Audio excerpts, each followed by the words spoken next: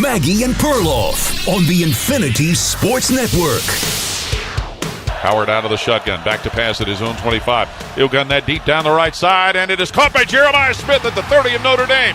He's taken to the Fighting Irish 10-yard line by cornerback Christian Gray. Howard to Smith, getting the Buckeyes in the Giant Eagle red zone.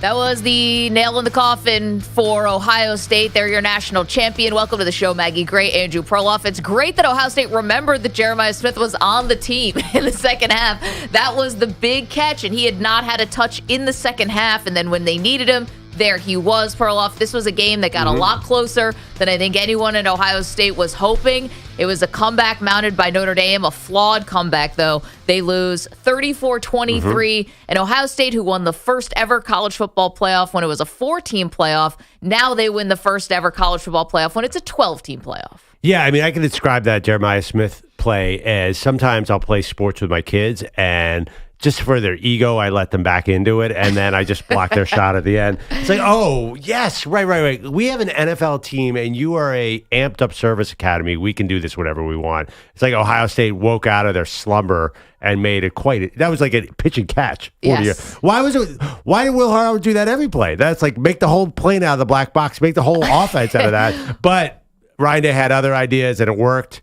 Luckily, it worked. Notre Dame's comeback was close. It was still, I felt like Ohio State had some control, but that was just a great dagger to the game, and that must have felt amazing for Ohio State fans. Oh, of course. I mean, considering the lows of losing to Michigan, again, a lot of, people in the fan base really questioning Ryan Day, almost like looking for more reasons to move on from him. We're questioning whether he would just walk away from the job, like take the North Carolina job. I mean, there were just so many things that were thrown out there.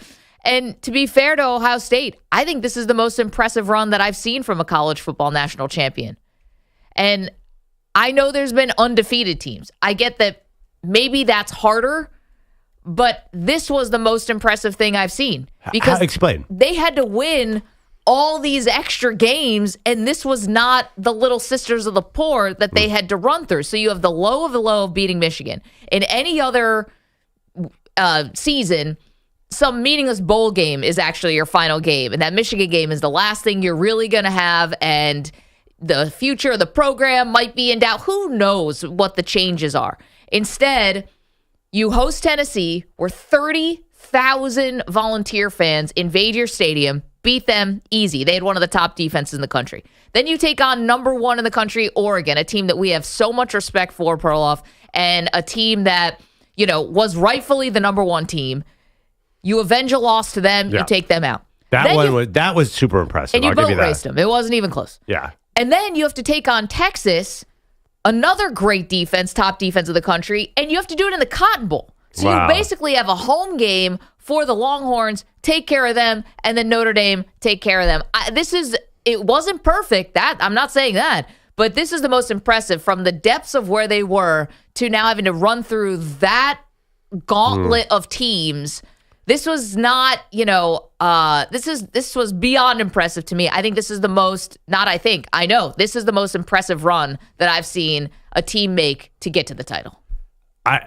I'm a little shocked at this. Like, most impressive run in the history of college football. Like, define your terms here. Well, because it just got so much harder. Having to win all these games. Won't next year's be just as impressive? Well, if maybe a number 8 seed goes on and wins, then maybe I'll say, all right, maybe that was equally impressive. But Ohio State did not come into this game. Yeah, they had expectations this season. People thought they'd be this great team. But then it didn't play out that way. They lost 2 games. But I don't understand. So the fact that they played below their talent level during the season, that's what makes it impressive that they rebounded from it.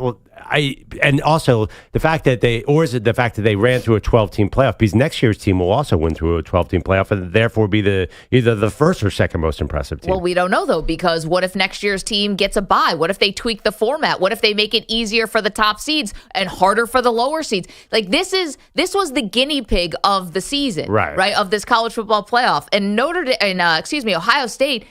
Yeah, they got lucky that they were able to get into this 12-team bracket, but then they drew a really hard assignment here. Tennessee, Oregon, Texas. Well, Tennessee and Texas.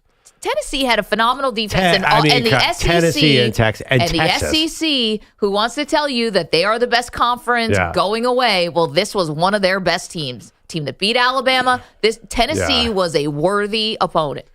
I think this is ridiculous because, like you're saying, when you say that, you have to clarify that you're not comparing them to Joe Burrow's LSU team, are you? Well, that's different. That team might have been the most dominant. Right. I think this team is most impressive because of what they overcame. Okay, but they're the one super team left in the entire sport. Like they created this situation that they had to overcome. It was only them. They created the problem and then they solved it. Yeah. I mean, that's how you get ahead in this country. They're obviously one of the rare national title teams not to win their conference. They're one of the rare 2-loss conference title teams. And and one of the biggest things, like their run was impressive, but I mean, look at the Notre Dame team they beat last night. That was not compare that Notre Dame team to the Manti Te'o Notre Dame team that got destroyed. Like this was a beat up, one-handed Notre Dame team. It's hard for me to look at that. It more felt like Ohio State won despite themselves, in the sense that like they are by far the most talented team, and then they just got out there and they were the superior team and held on for dear life. Like they played not to lose. We saw, as I mentioned earlier, they could have thrown that pass to Jeremiah Smith all game long, but we saw Ryan Day and Chip Kelly all year be so scared to use all their talent. Yeah, well, I think it was a little of what Notre Dame was doing too, right? I think that they were deciding nothing.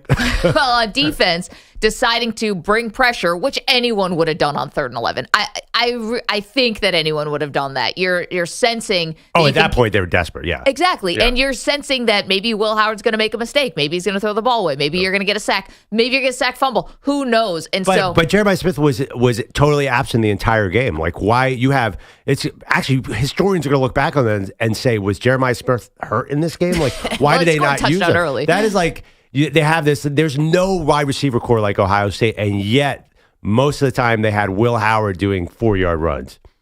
855-212-4227. I think this is the most impressive run that I've seen. Not to try to be prisoner of the moment, but no one's had to run a gauntlet like this. Now, is it different than going undefeated? Yes, very different. But you give any other team in the country and stack them up against an SEC team in Tennessee, Oregon, Texas.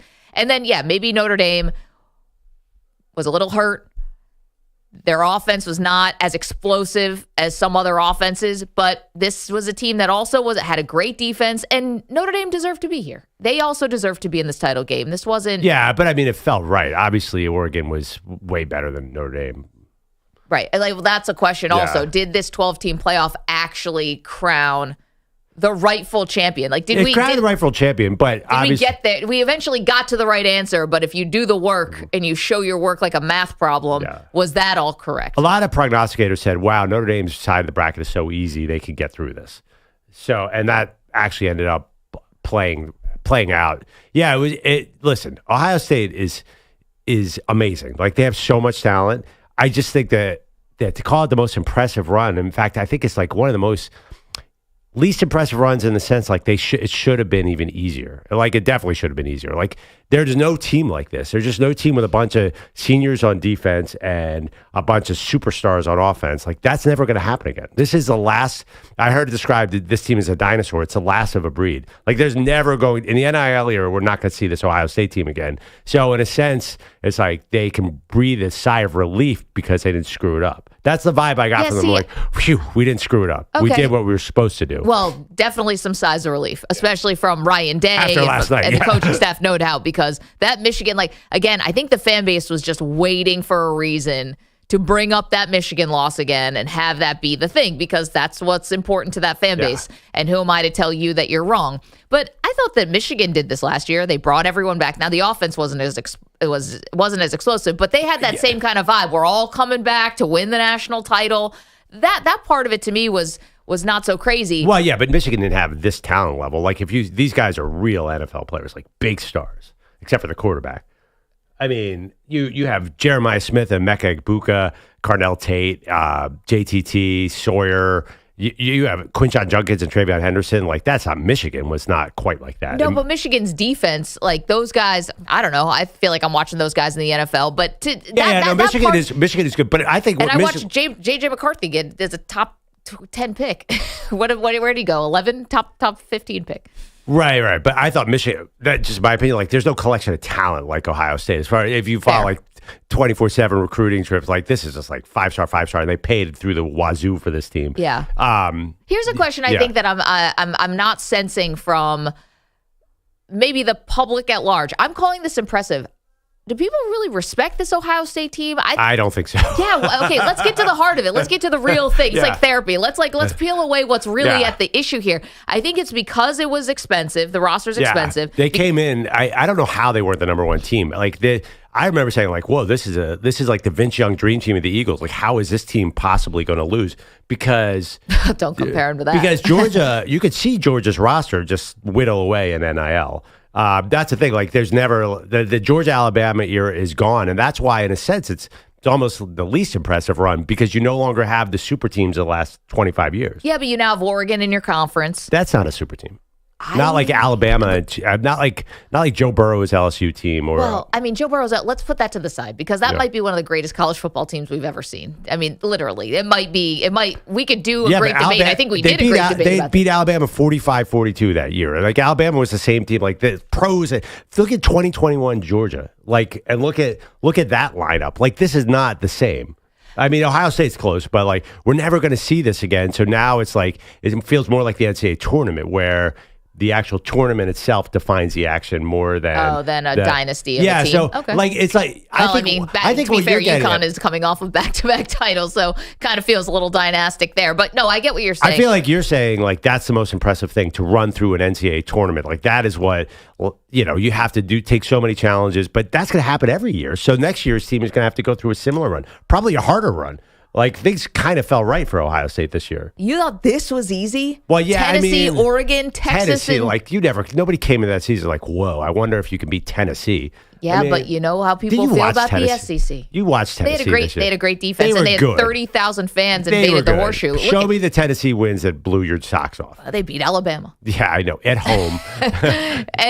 But let's put that aside for a second, because I think we're getting to the real part of this. I think this is the most impressive run for a college football team because of the gauntlet and because of where they were down in the dumps and resilience. Yeah, the resilience.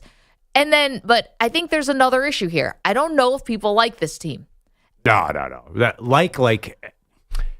define like they like the Fab Five Michigan team that was like a cultural. Or I'm just saying like there's a crossover into non-Ohio State fans. Like why would it?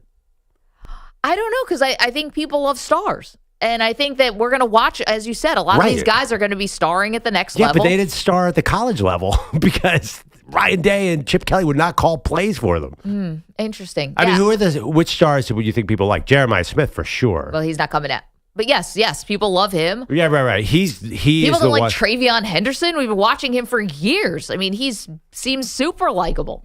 I think Smith is an interesting Jack Sawyer, JTT. I feel like, neutral fans those don't quite jump for me. All right. I mean, it's just this idea that there's something about Ryan Day. I think that. Okay, so it's the coach. No, I think it's the team and the coach and the style and Ohio State. Like, of course, people like a million people are Michigan fans, a million people are Notre Dame fans. I just don't think Ohio State is lovable ever. Okay. I mean, do you? Well, I've never heard anyone say like, man, I'm just a neutral, huge fan of this team. I don't know. I thought the polarizing teams are more of the Notre Dame. Notre Dame used to be polarizing. We talked about whether or not Marcus Freeman has turned them into a likable team. Yeah. And I think Michigan was often polarizing because they had this arrogance about them because the school is such a good academic school and Michigan man and all that stuff. I think Ohio State has a little of that too. A little bit of the Michigan man. They have a light version of that. They also have they remind me of the 2009 Yankees. That won a title with A-Rod. Okay. Just like wildly more talented than everyone and just happened to win. Okay, but since when do we not reward the wildly talented when it's sports? Because nobody liked that 2009 A-Rod Yankees team. Like, I mean, if you like that team, then you got something wrong with you. 855-212-4227. Manny loved that team. Well, if you're not a Yankee fan, it's like, man, I love watching Matsui and A-Rod back-to-back in the lineup. That's just like not like a neutral fan would never jump on that team, I don't think. You would like the Jeter team, but not that team. Man, I love Matsui, and I'm not even a Yankee fan. Let's go to the phones early and often. Why not? 855-212-4227. We all watch this national championship game together. Frankie is in California, says, I am wrong. This is not the most impressive run in the history of college football. Absolutely. I can't believe that Ohio State can lose to Michigan and then win a national title and then think that they've done something. Well, but here's the thing, Frankie. Don't hate the player, hate the game. Hold on, let me finish. Yeah. Let me finish. Can I please finish? Yeah, go ahead. So as soon as the pressure is alleviated from them to win, they start winning. Yeah, but That's Frankie, true. but that doesn't mean they didn't have tough opponents on the other side. You think there was no pressure for them to beat Oregon? None. To beat Texas? None. All they had to do was beat Michigan, and once they lost, they start winning because there's no pressure at all. The worst team. Oh, and by the way, this is the thing that I take personally. Okay. Is LeBron James is on the sideline wearing an Ohio State hat. Like he went to school. Well, I mean, he's from Ohio. Yes. He can't root for the state university. We should create. First of all, there's a university called Akron that won a national title in soccer. Where is he? The Zips? Frankie, clearly you're joking. No, I'm not. This is the most pathetic thing I've ever seen. Ever. There's a lot of pathetic things out there. LeBron James, who's been a staunch Ohio State fan. Frankie, listen. Notre Dame it's all bad. Okay, but hold on one second. Frankie, great call. You're making me laugh this morning because, listen, there's a lot of annoying things about LeBron James. He lies about insignificant things like seeing The Godfather. Right. Sometimes he gets, if you don't like athletes talk about politics, whatever it is. But LeBron James has been very consistent about the Ohio State fandom. Okay, the Cleveland Guardians and New York Yankees stuff, maybe we got to clear a little of that up. But you got to give him credit. He has been with Ohio State. He said he would have gone to Ohio State. He thought about it. He does a little. By the way, you're right. Also, the Cowboys and the Browns, he's sort of mixed up. He kind of goes back. But I got to tell you, if you're adding your list to likable or not likable, you think LeBron front running this Ohio State team is going to make this Ohio State team more likable? Then you're crazy. But all these teams have celebrity. Is Matthew McConaughey hurting Texas? He's annoying as anything. Come on. But he's there every game. It does feel. LeBron's got a job. He's got to play basketball. He can't just follow around Ohio State. But you're asking if this Ohio State team is likable. Like LeBron cheering for them to a lot of people like, oh, again, geez, you front runner. See, LeBron said to get a Yankee game. I get the dude's from Ohio. Yeah. No, he almost sent his kids. He almost sent his kids to Ohio State. He went back to Cleveland, guys. He loves it. He claims this part of the country. Right, but there's definitely a vibe oh, LeBron. He did show up at a Miami Hurricanes game to all of a sudden be like, I'm all about the U. Yeah, I mean, but I think, Maggie, you're missing. LeBron is 3 steps away from Drake. If he had a chance, he'd be on the sideline. Watch him next year. I'm sure he'd root for Oregon. I've seen him root for Oregon. If the Oregon makes it all the way, you don't think he'll be up there? I think he's contractually obligated because of that. Nike. That really might be in the contract. Yeah, I don't know. Yeah, so he goes to watch Oregon. That's funny. And wherever. We're 18 minutes in the show, we already got to LeBron James. Where did I can't even remember. Where did Bryce go? Some random place. Bryce, he's still in high school. Oh, Arizona. Arizona, right? He's going to Arizona, but he's still in high school. So he's going to root for Arizona. Yeah, there is LeBron definitely has a fandom that annoys people because it does go all over the place. I think Ohio State took some shrapnel from the whole conflict over the Yankees and the Cleveland and the Cowboys. I mean, of all people, though, Perloff, you cannot be the one who has a problem. You are Mr. Listen, I don't have a problem. You're an Eagle fan who loves Dak Prescott. This is it's so sacrilegious. I can't even. Prescott. I personally think he's a nice guy. He seems a person. I met him for 35 seconds. Yeah, but again, there's a couple good debates here. Is Ohio State likable? I don't see why not. They're a good team that delivered on expectations. We normally reward that kind of thing. But they're also kind of I compared to the 09 Yankees, I kind of feel like they bought this team. I think that vibe's out there. And you want to know what? Actually, a lot of guys came back, so it's not even like they bought the team. This was a team where dudes had felt like there was unfinished business and could have gone to the NFL and came back. So I don't think that applies. And every team is a bought team. Yeah, but Ohio State, this feels like a particularly bought team. Like this, even coming in the season, people were raising their eyebrows at the payroll of this team. But don't you think that's like saying you don't want to root for the Yankees? Yeah, it's the same vibe. Well, they're just not as good because they always come up short. I was saying it's like you don't want to root all of a sudden for the Chiefs because everyone's getting a paycheck. Like it's professional sports now. Totally different vibe. No. I'm comparing Ohio State to the Chiefs to the other. The Chiefs don't overpay. They don't outpay the other teams. They use ingenious and grit and just guts to win the title every year. They don't outpay everybody. Ohio State clearly just outpaid everybody. But why do you think JTT and Sawyer came back, by the way? Because of their just love of the alma mater so much? Get out of here. They got cash. Yeah, but they would have gotten at the NFL. 855-212-4227. I don't understand where the Ohio State backlash is coming from. It's not backlash. James, that's what you're going to. That, by the way, that's a big part of it. That definitely don't get it. That definitely does not help. I mean, a lot of people don't like LeBron. That's fine, but I don't remember this backlash when he's sitting. Literally, there's a question about whether he's a Yankee fan or a Cleveland Guardians fan. But he's sitting there rooting on Cleveland when they're in the World Series. Was there a backlash to that when they were playing the Cubs?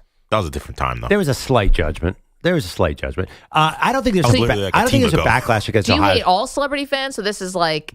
No. Just LeBron jumps around too much. I think that's what people think. But the other thing about Ohio State, it's not like there's backlash against Ohio State. There's sort of just a mild, they're all right. Like a mild antipathy. They're not even interesting enough to have a huge backlash.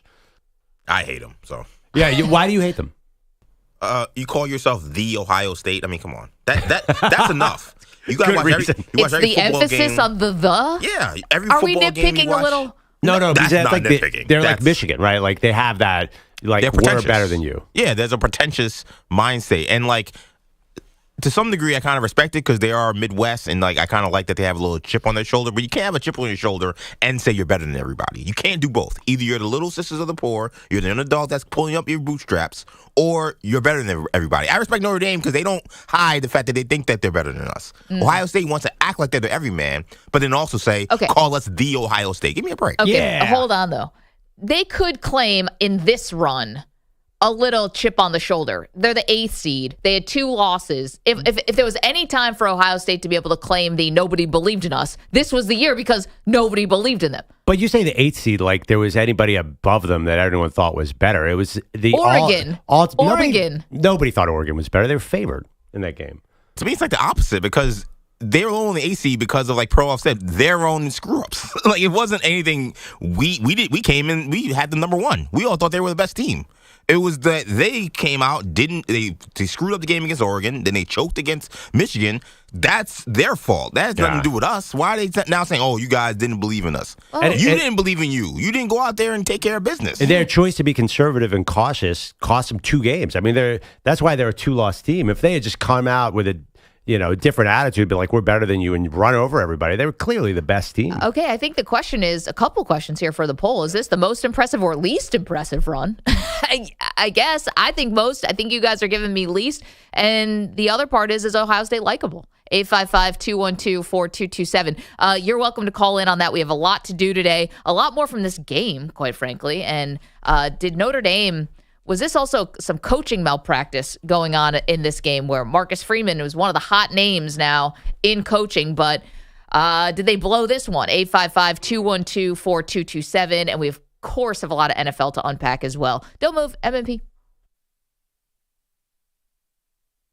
You're in a 5-minute break.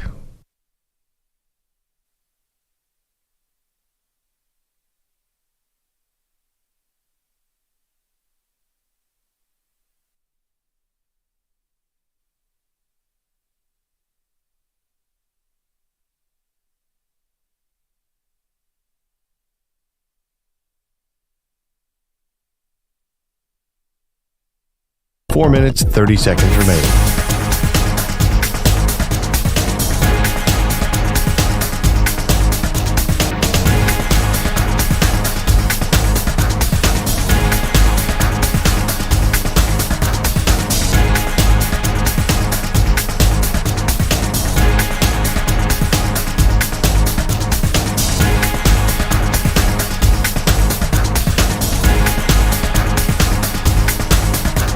4 minutes remaining.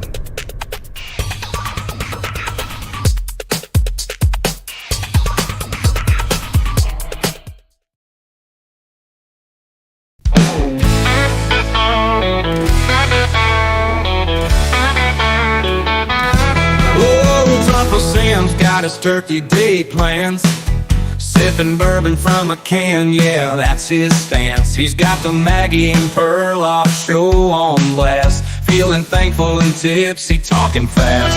Drunk Uncle Sam, he's the man with a drink in his hand and a wild family plan. Chatting up a storm about freedom and fuss, complaining about censorship and making a fuss. Daly's in the chat, shouting out loud, hey, let us speak free, don't censor the crowd.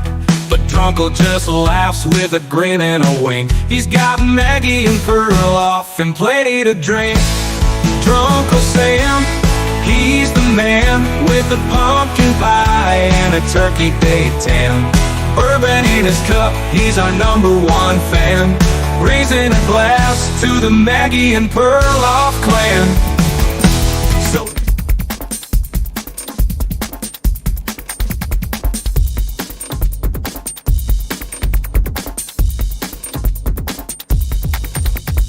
2 minutes, 30 seconds remaining.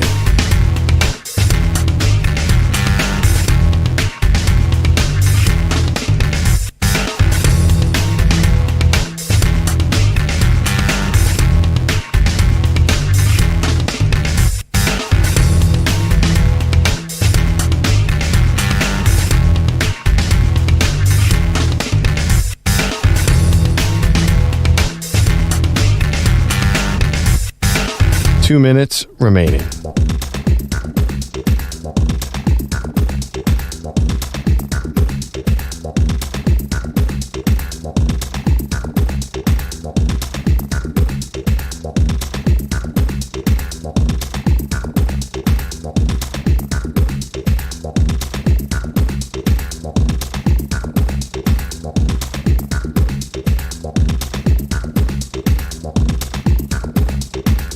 One minute, 30 seconds remaining.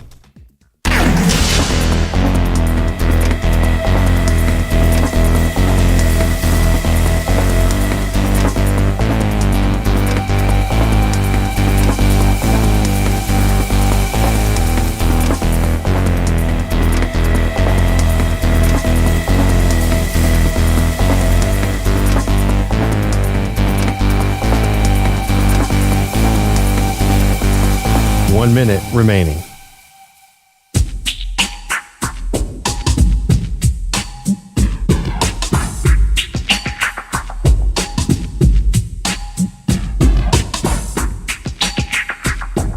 $45 seconds remaining.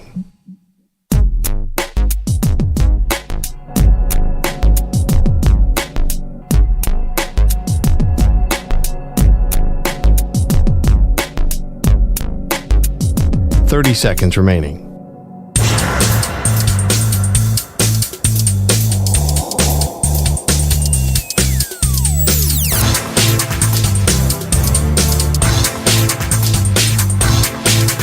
$15 seconds.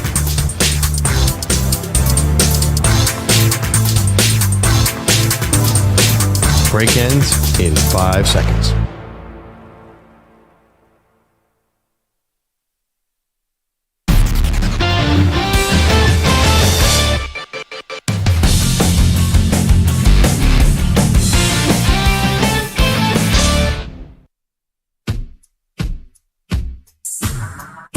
The stories of these guys will be told because they've cemented themselves in Ohio State history. The 9th national champ and the 3rd, really, in the last 50 years. There's been some great teams in the last 50 some odd years at Ohio State. Great teams, great players. Only 3 have been national champs, and these guys are one of them. Welcome back, Maggie and Perloff Show. Ryan Day, of course, is stating that because he knows 37% of the fan base still wants to fire him, even though they won the national title. Yeah, he's sure not a it's that dummy. low? He knows that he's actually doing PR. He's trying to do spin on this. Yeah, yeah. I mean, we won the national title. What do you want us to do? Because there are probably people like, yeah, but 4 in a row, that ain't good. It's amazing. Yeah, You have to win a national title to save the season. That is a unique situation. I always wonder sometimes, like, about his safety. The way that Kirk Herbstreit was getting emotional last night after the game ended. Oh, that was not all well received, but go ahead. No, but he's like, I know what goes on behind the curtain here and how much. I'm like, is he in danger? Well, physically danger? Well, I wasn't sure. Well, okay, everyone gets fired. You're a head coach in football. I see. You are hired to be fired. That just comes with the territory. These guys get super rich. I'm not worried about that. But it kind of made it implied like that their safety was at stake. Got it. Yeah. Who knows? I mean, this is an intense rivalry. It's the intense rivalry. It's the only intense rivalry left. And to keep losing the way you're losing is tough. This obviously makes up for it. It's just it's such an interesting dynamic that you could have such a high and such a low in the same season. And I do think, believe it or not, I still think the resume has that Michigan loss on it. I think there are probably people in Ohio who are like, yeah, they won the national title, but they did lose to Michigan. Like, there's no other national title team I could ever think of that has a little asterisk next to it. That's crazy. Now Ryan Day has as many titles as Jim Tressel, as many titles as Urban Meyer. His record overall is 70-10. It's like, I don't know about this guy. Like, the fan base is still in wait-and-see mode. It's so funny. Like, there was a great argument. The 2014 team that won the first Final Four, like, they might not have been in that. Like, that committee easily could have left them out. They could have put in TCU or I think it was Baylor were right there. They kind of snuck in just like this Ohio State team snuck in. There's no 12-team format. We wouldn't even be talking about any of this. There'd be 4 teams and they would not be Ohio State. Question, was this the most impressive or least impressive run for a college football championship? I say most. Perloff leaning least. Charlie is in Texas. We're also wondering, why is Ohio State not seem to be likable? Charlie, you have a theory. Well, here's the deal. Coming from the Northeast and being around Ohio State people, Penn State people, the fact of the matter is that going back to the theory of the Ohio State, that is the mantra that they all live behind. Ohio State fans, students, everybody that goes there. I've been to plenty of keggers and stuff. And the fact of the matter is that they have that mentality all the time of either, you hate us because you ain't us. Yeah. But they live that mantra all the time, whether they're the best or they're the worst. And they never really think that they are the worst. They always think that they're the best. So I think they have that constant chip on their shoulder. But they also don't really give you an embracing feeling. I think that's why some people despise this win, because they just don't really like Ohio State. It's not a whole thing where, they're the most hated franchise or anything like that. Yeah, right. But they just don't really embrace you and pull you into where you're like, yeah, I'm okay with them winning. Okay, Charlie. I mean, listen, it's as good a theory. I kind of lean more towards Charlie's theory than the fact that LeBron James is there rooting him on, turn people off. Maybe there's it's like an insular thing. Like it's either, if you're not with us, you're against us. In sports though, I feel like these are the things that are touted as like good things. What do you mean? What good things? Being the favorite? Well, no, just like having confidence, thinking that you're the best team, doing a little us versus the world, But I think people are saying everyone does that. They say we're the Ohio State, whether the results are good or bad. Well, I understand, they have a pedigree. Michigan, Notre Dame, Ohio State, like a lot of these teams have this arrogance thing. That's fair. I can. So people don't like Penn State because they go, "We are." Well, Penn State though, it feels like lately the little sisters of the poor, like they're underdogs that keep losing big games. Little sisters of the poor. I mean, they made the national semifinal. yeah. And like everyone's like, "Whoa, good job, little Penn State." All right, they just keep getting killed by Ohio State and Michigan, but. Regardless, I do think, Penn State doesn't have it. It's Ohio State, Michigan, Notre Dame are the 3 teams. USC, when they're good, they have it a little bit. USC is glamour, though. That's a Hollywood type of thing. Who else has it? Like, there's certain programs and certain teams in sports. Like, the Yankees are at the top of the mountain. They're the Duke basketball, Notre Dame football. Those are the 3 most famous, these people are so Cowboys. arrogant. I mean, the Miami Hurricanes also were major villains. And but that's different. Yeah, it's totally different. Different dynamic. They were actual there, but yeah, they embraced their villain role. Where the other one, other teams just sort of thought come off like they're better than everybody. Yes. Interesting. Bogusch is here. He's got headlines for us. Very busy Tuesday. What's up, Bogusch? All the headlines are sponsored by Progressive Insurance. Insurance for motorcycles, boats, and RVs for protection on the road and on the water. See how much you can save at 1-800-PROGRESSIVE and Progressive.com. You suck, Bogusch. For a while, it looked like this was all we were going to get from Notre Dame. First and goal from the 1. Here comes the 18th play of the opening drive of the national championship. Leonard takes it. He'll keep it. He's in! Touchdown, Notre Dame! It's the opening drive of a lifetime! We're still waiting on confirmation of that, but it definitely was an 18-play, 75-yard TD drive that ate up the first 9:45 of the national title game in Atlanta. The problem was Ohio State scored 31 points on its next 5 possessions, but the Irish did make them sweat. 2 touchdowns, 2 two-point conversions to make this a one-score game until that 56-yard pass to Jeremiah Smith on 3rd and 11, which eventually led to the clinching 26-yard field goal. The Buckeyes win their first title since 2014, number 6 overall, 34-23. Here's head coach Ryan Day. There's been some great teams in the last 50 some odd years at Ohio State. Great teams, great players. Only 3 have been national champs, and these guys are one of them. On the hate front, guys, I feel like we kind of dodged a bullet with this team because they should have probably been undefeated national champions, and they weren't. And if they were, though, we would have had a lot more angst about them. Like, this is a hate. This could have been a more hated team because they're so good and they spend so much money, and they should have pillaged people all year long. And they messed around and didn't. And even last night, you saw a little bit of that attitude where they got conservative on offense. Yeah, I mean, they're up by 3 scores. Right. I mean, and Notre Dame doesn't I exactly think even have an Ohio State explosive was like, offense. "Oh, darn it, we got a little too conservative. We let them back into that game." I think even Ohio State thinks that. Probably. I guess if they were undefeated, Bogues, I think people would respect it more. I think there's a lot of people who believe that because they messed up, like EJ said, they messed up at Oregon. They were a 20-point favorite against Michigan and blew that. And kick save and a beauty to win the national title, but it was a problem they invented. I think it's impressive.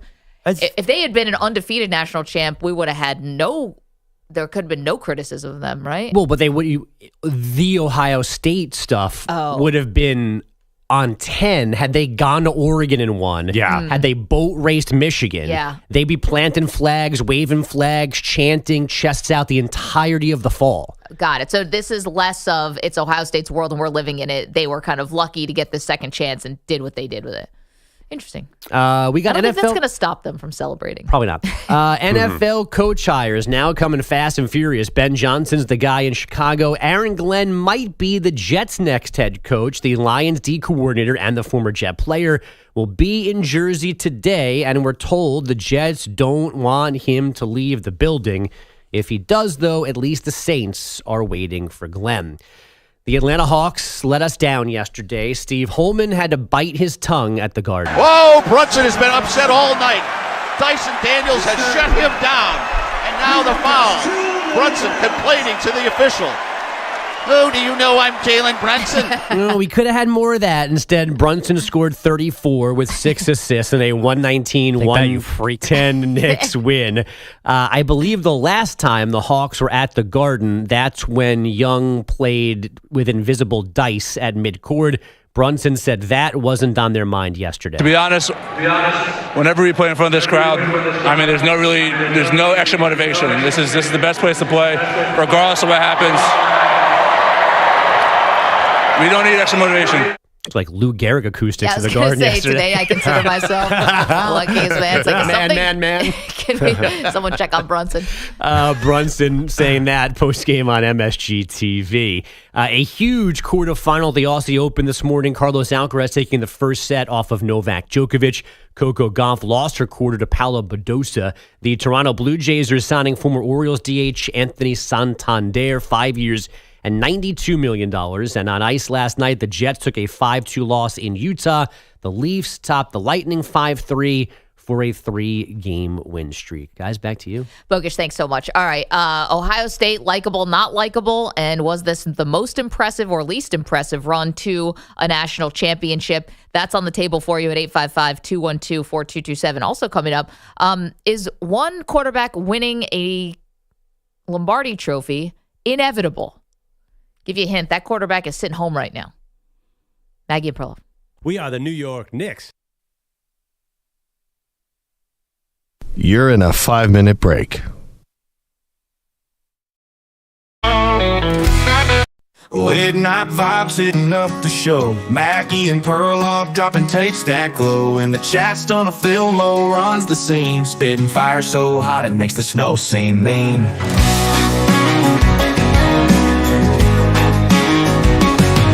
Down in Louisiana, drunk Uncle Sam's lit. Rare snow on the ground, but he don't give a shit. Snow in the South, man, what the fuck's this? While Bilott's ghosting work, he's always dismissed. Stunner film mode, dropping shit like whoa. Drunk Uncle Sam's buzz, snow on the floor. Daily says time to bust the plow now. While Bilott's at home, chilling somehow. Almost spitting truth, he's the chat's big hitter. Drunk Uncle Sam's slipping whiskey in his glitter. Maggie's crushing stats, Perloff's got the flow. And Bilott's at home, chilling somehow. Philmo spitting truth, he's the chat's big hitter. Drunk Uncle Sam slipping whiskey in his glitter. Maggie's crushing stats, Perloff's got the flow. And Bilotti, he's like, work, hell no. Daly's cracking jokes, where's that one plow? Louisiana snow, it's rare as Pete somehow. Stunner's calling out, Sam's laughing out loud. Bilotti's excuses bury them in a snowbound cloud. Philmo talking shit like whoa. Drunk Uncle Sam's buzz so on the floor. Daly says time to bust the plow now. While Bilotti's at home, chilling somehow.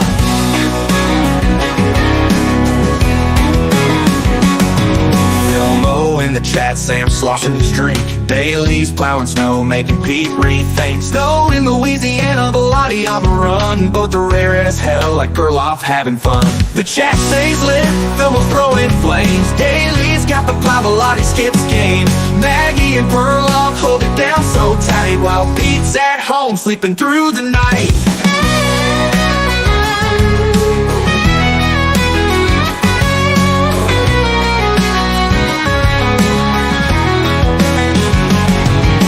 Uncle Sam's laughing, snow falling slow. Daly's on the grind with that plow in tow. Filmo's running things in the YouTube show. While Bilotti stays MIA, status quo. Time to bust the plow, Daly screams in the chat. Louisiana snow ain't built for that. Maggie and Perloff, the MVPs of the day. While Bilotti's legacy just melts away. Son of Filmo dropping shit like whoa. Drunk Uncle Sam's buzz so on the floor. Daly says time to bust the plow now. While Bilotti's at home, chilling somehow. So here's to Filmo, Sam and Daly too. Maggie and Perloff, they'll carry the crew. But Bilotti, man, fuck that guy. And no show forever, just waving goodbye.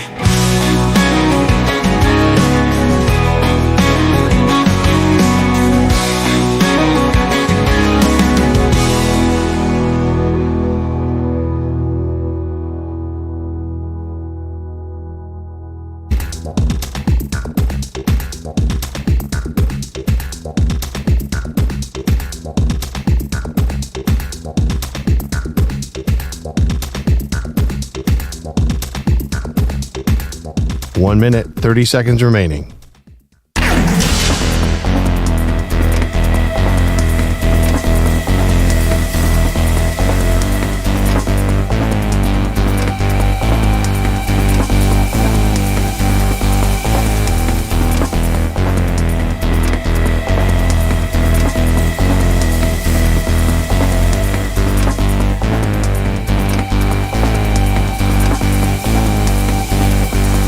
One minute remaining.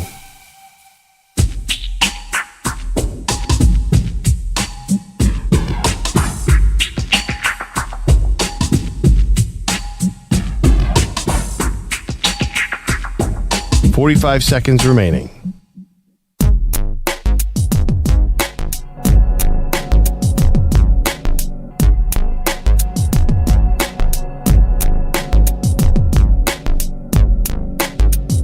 .30 seconds remaining.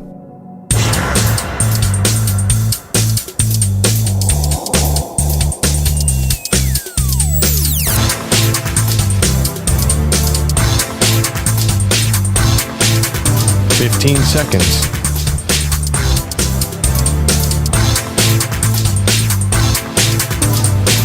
Break ends in 5 seconds.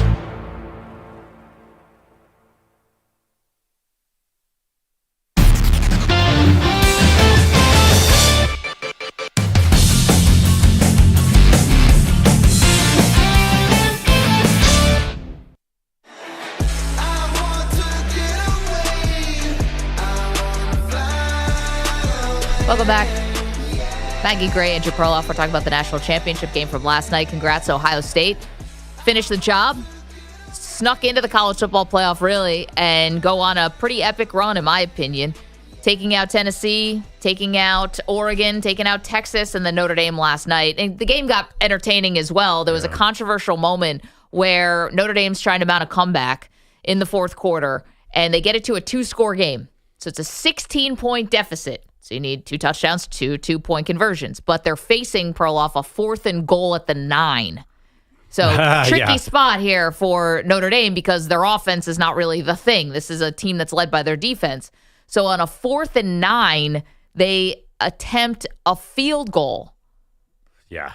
And it doinks off the left upright. But the idea is you would kick a field goal and it would still be a 2-score game. It would be a 13-point deficit. Marcus Freeman said afterwards, it's easier to get 14 points than get 16 points. Yeah, definitely. I mean, they did hit the 2-point conversions, but not only that, it actually did work out time-wise. But then if Ohio State got a field goal, then the game's still on. Like they were still, if they'd hit that field goal, you could argue, you could squint and say, well, if they could have kept enough time on the clock, then they still would have been 8 points down because they lost by 11, right? So, yeah, I mean, it was crazy, though. I don't think anybody liked that field goal call, except nobody liked that field goal call, but nobody on earth thought Notre Dame was going to convert that 4th and 9. Well, that's the tricky spot if you're Marcus Freeman. It's like, I get what you're talking about, but at the same time, like, you kind of had to go for it there. No, I think that's 100% of everybody thought he should have gone for it. I don't think anyone. But no one in the world thought they were going to convert that. No, it's a catch-22. Although this guy, Greathouse, Jaden. Yeah, he made some crazy plays. He has had the college playoff of a lifetime. I was trying to think of who are the really big like winners and losers from this whole run.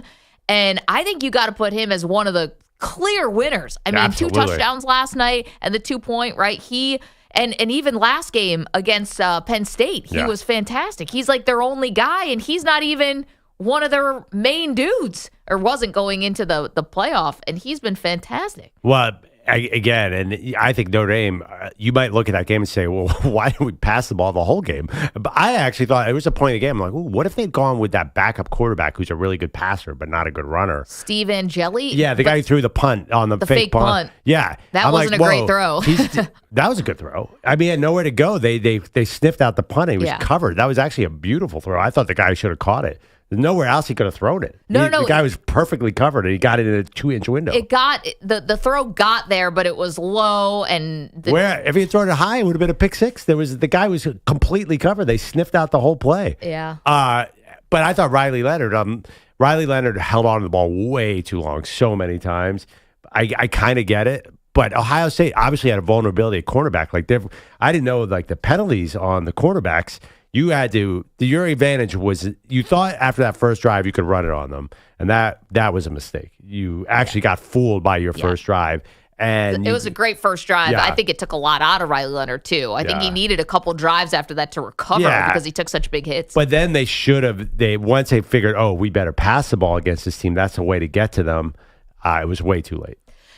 Marcus Freeman, even after the game, said, we can't win if we're just going to do QB sneaks the whole time, which is ironic because it got him this far. But Mike Denbrock is their offensive coordinator who is really well respected. I don't think he was throwing him under the bus, but I was surprised that he said that and had that pointed criticism. Anybody watching that game, it's like, what offense are you running? This is not an offense. The QB sneaks, QB runs in every level of the sport go for 8 yards a gap because no one's expecting the quarterback to run. I've never seen more two-yard quarterback options in my life. Never seen in a football game where the quarterback keeps running and goes for 1.5 yards. What are they doing? Jeff is calling from Tucson. Jeff, do you realize this morning people are saying your Buckeyes are unlikable? Come on, Maggie, really? It's not me. I called this the most impressive run to a college football title I've ever seen. Okay, so I've been calling in for weeks. Yeah. Leading up to this, right? Because I'm a graduate. But look, if we went undefeated, I would agree. We'd have been land to flag, everywhere. But, we snuck in there, just like a couple other teams snuck in there. And we did what we had to do with the roster we had. Now, granted, it took a big play at the end to seal the deal. Yep. It made a lot of the bettors happy. We kicked that field goal. And the other point I want to make is, and then I'll leave you go, Will Howard, he did more than manage the game. And why are people talking about Will Howard going to the Browns at number 3? About him, going into the NFL in the draft? Yeah. Jeff, congratulations, your Buckeyes. I thought it was impressive. Everyone's trying to throw cold water on you today. I thought it was impressive. To be fair, your pal, and I think now my pal, Jim Nagy, Perloff, he was really your friend when we started this show, and Jim's been a great friend of the show now. He comes on with us all the time, executive director of the Senior Bowl, was a longtime NFL scout.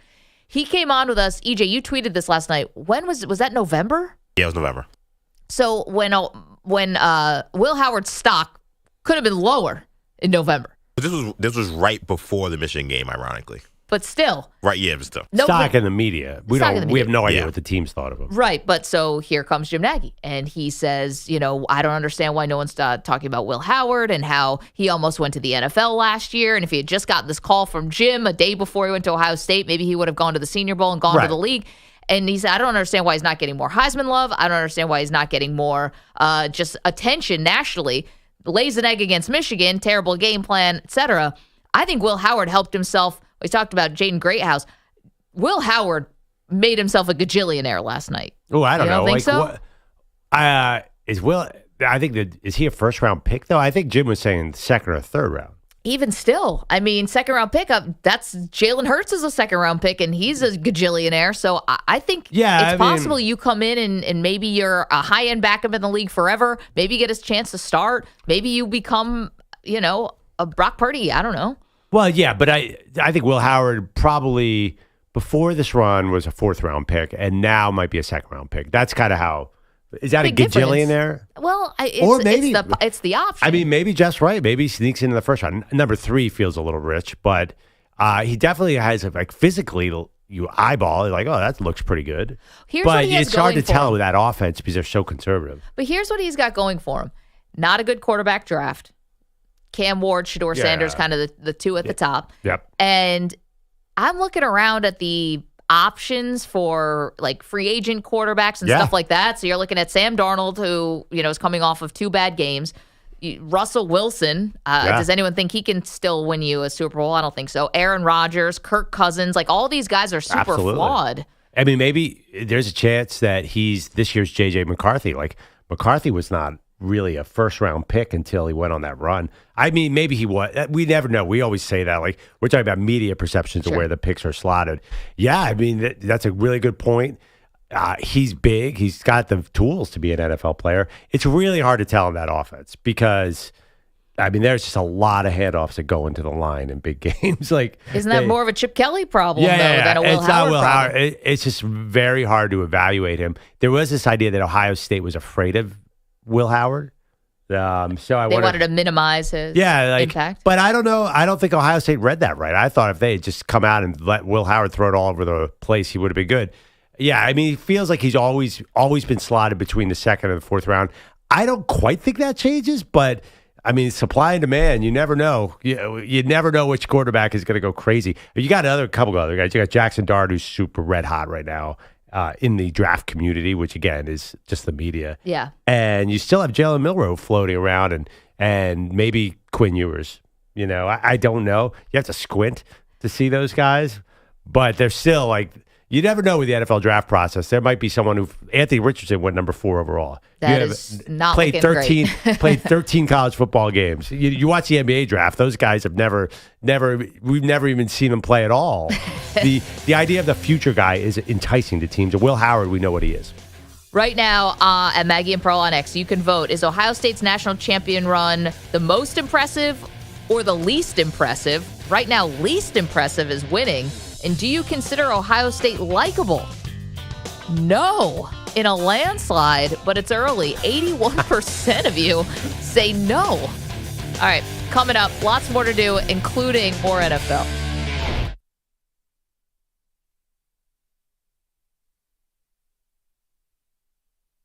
You're in a 5-minute break.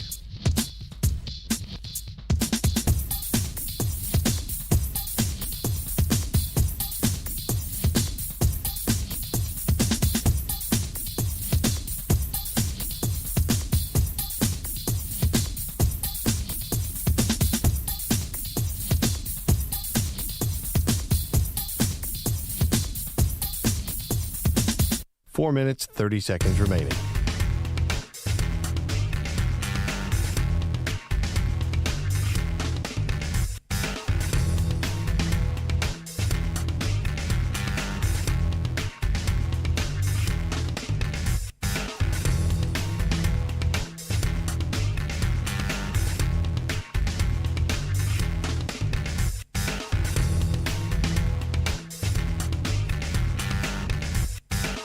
Four minutes remaining.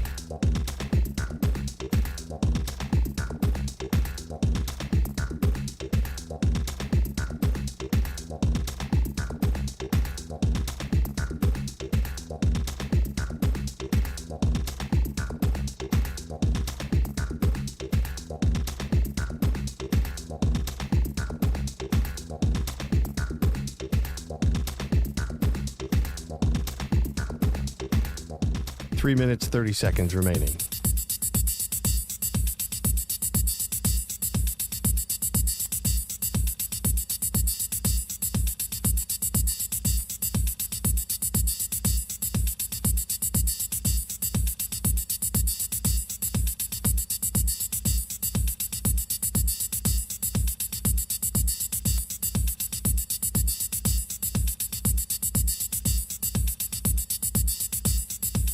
Three minutes remaining.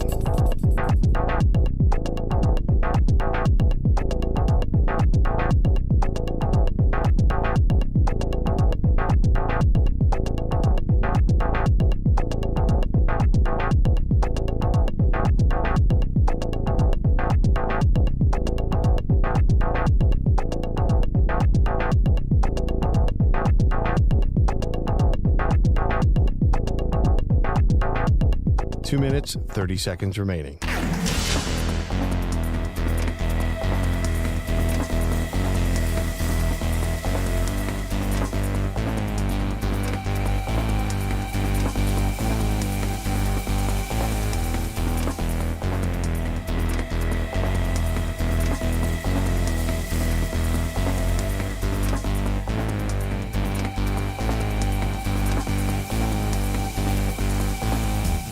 Two minutes remaining.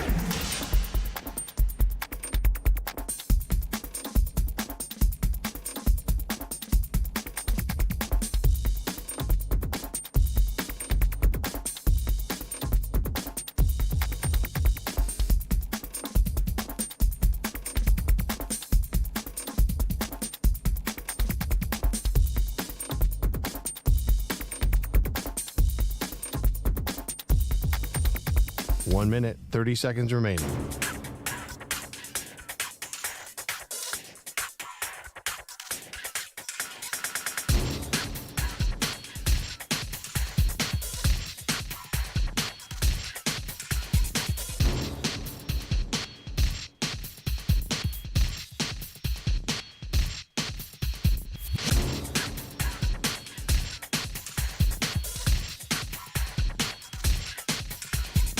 One minute remaining.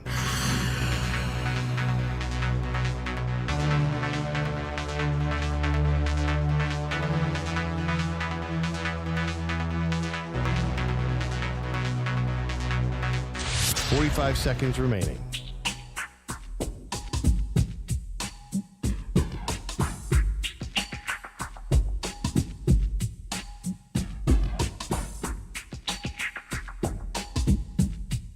Thirty seconds remaining.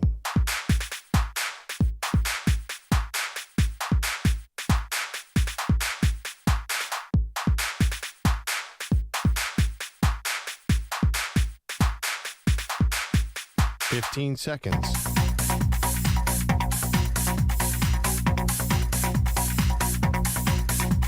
Break ends in 5 seconds.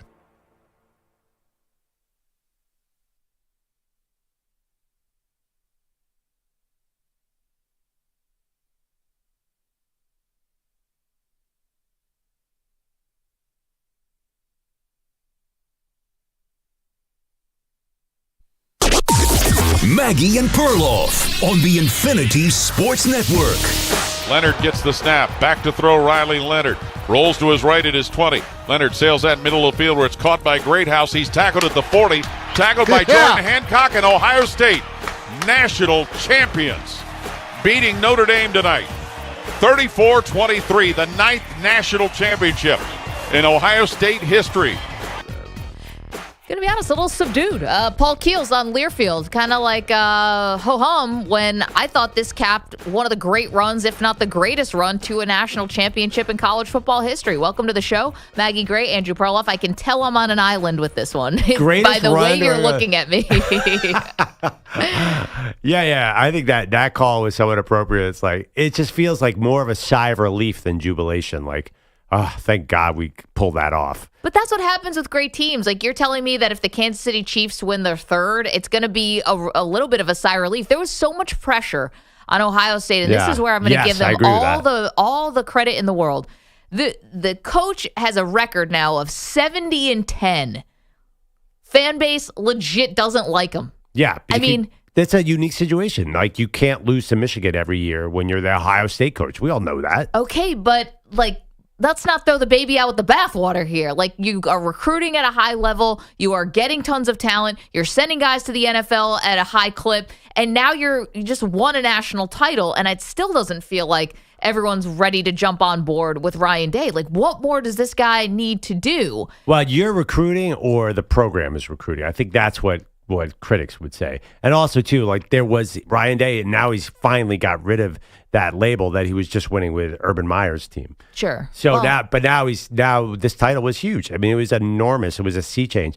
But this idea that this was an impressive run, they were favored in every game. They were the favorite of the whole tournament coming in. Like, I feel like the take on this is like, yeah, they should have won. And even last night, you saw a little bit of like the Ohio State experience. Like, they were obviously the far superior team last night because Notre Dame had injuries. Like, there's no doubt. Like, there's no one who watched those two teams and said Ohio State shouldn't kill this team. But they got conservative on play calling and let Notre Dame scrap their way back into the game. That's why I think this team frustrates people a little bit. Because they're not maxing out their potential. They just won the title. Like, does it really matter about the style points? I mean, they won it. They beat Tennessee. They beat Oregon. They beat Texas. And now they just beat Notre Dame. I mean, find a bigger run. I mean, Tennessee, Texas, and Oregon, I don't know. I feel like Georgia had to beat like Alabama at their peak in 2021. Like, it just felt like this was kind of an easier run. You got to be kidding. No. I mean, like, yeah. I mean, obviously, for Georgia to beat a fully loaded non-NIL era Alabama team is clearly more impressive to me than Ohio State running through this field. Yeah, but see, here's the thing, though. If you're talking about the pre-NIL era, well, Georgia was stacking 5 stars also, just like Alabama. Yeah, but Ohio State is the last pre-NIL era roster we'll ever see. This is never happening again. You're never going to see all these superstars in one place. Well, I don't necessarily agree with that because these dudes could have gone other places and made a decision to all come back. And they probably could have gotten maybe more money, but I'm just wondering if, is an extra 10 grand worth it for some of these guys? Maybe an extra 100 grand is worth it, but extra 10, 20, it's not like Ohio State is not being competitive here. In fact, they had the most expensive roster, but it also took dudes saying no thanks to the NFL to come back. Now, maybe it's easier because you do have this, you are making money in college, but they're going to make more in the NFL, guys. Right. Like, but I mean, they weren't.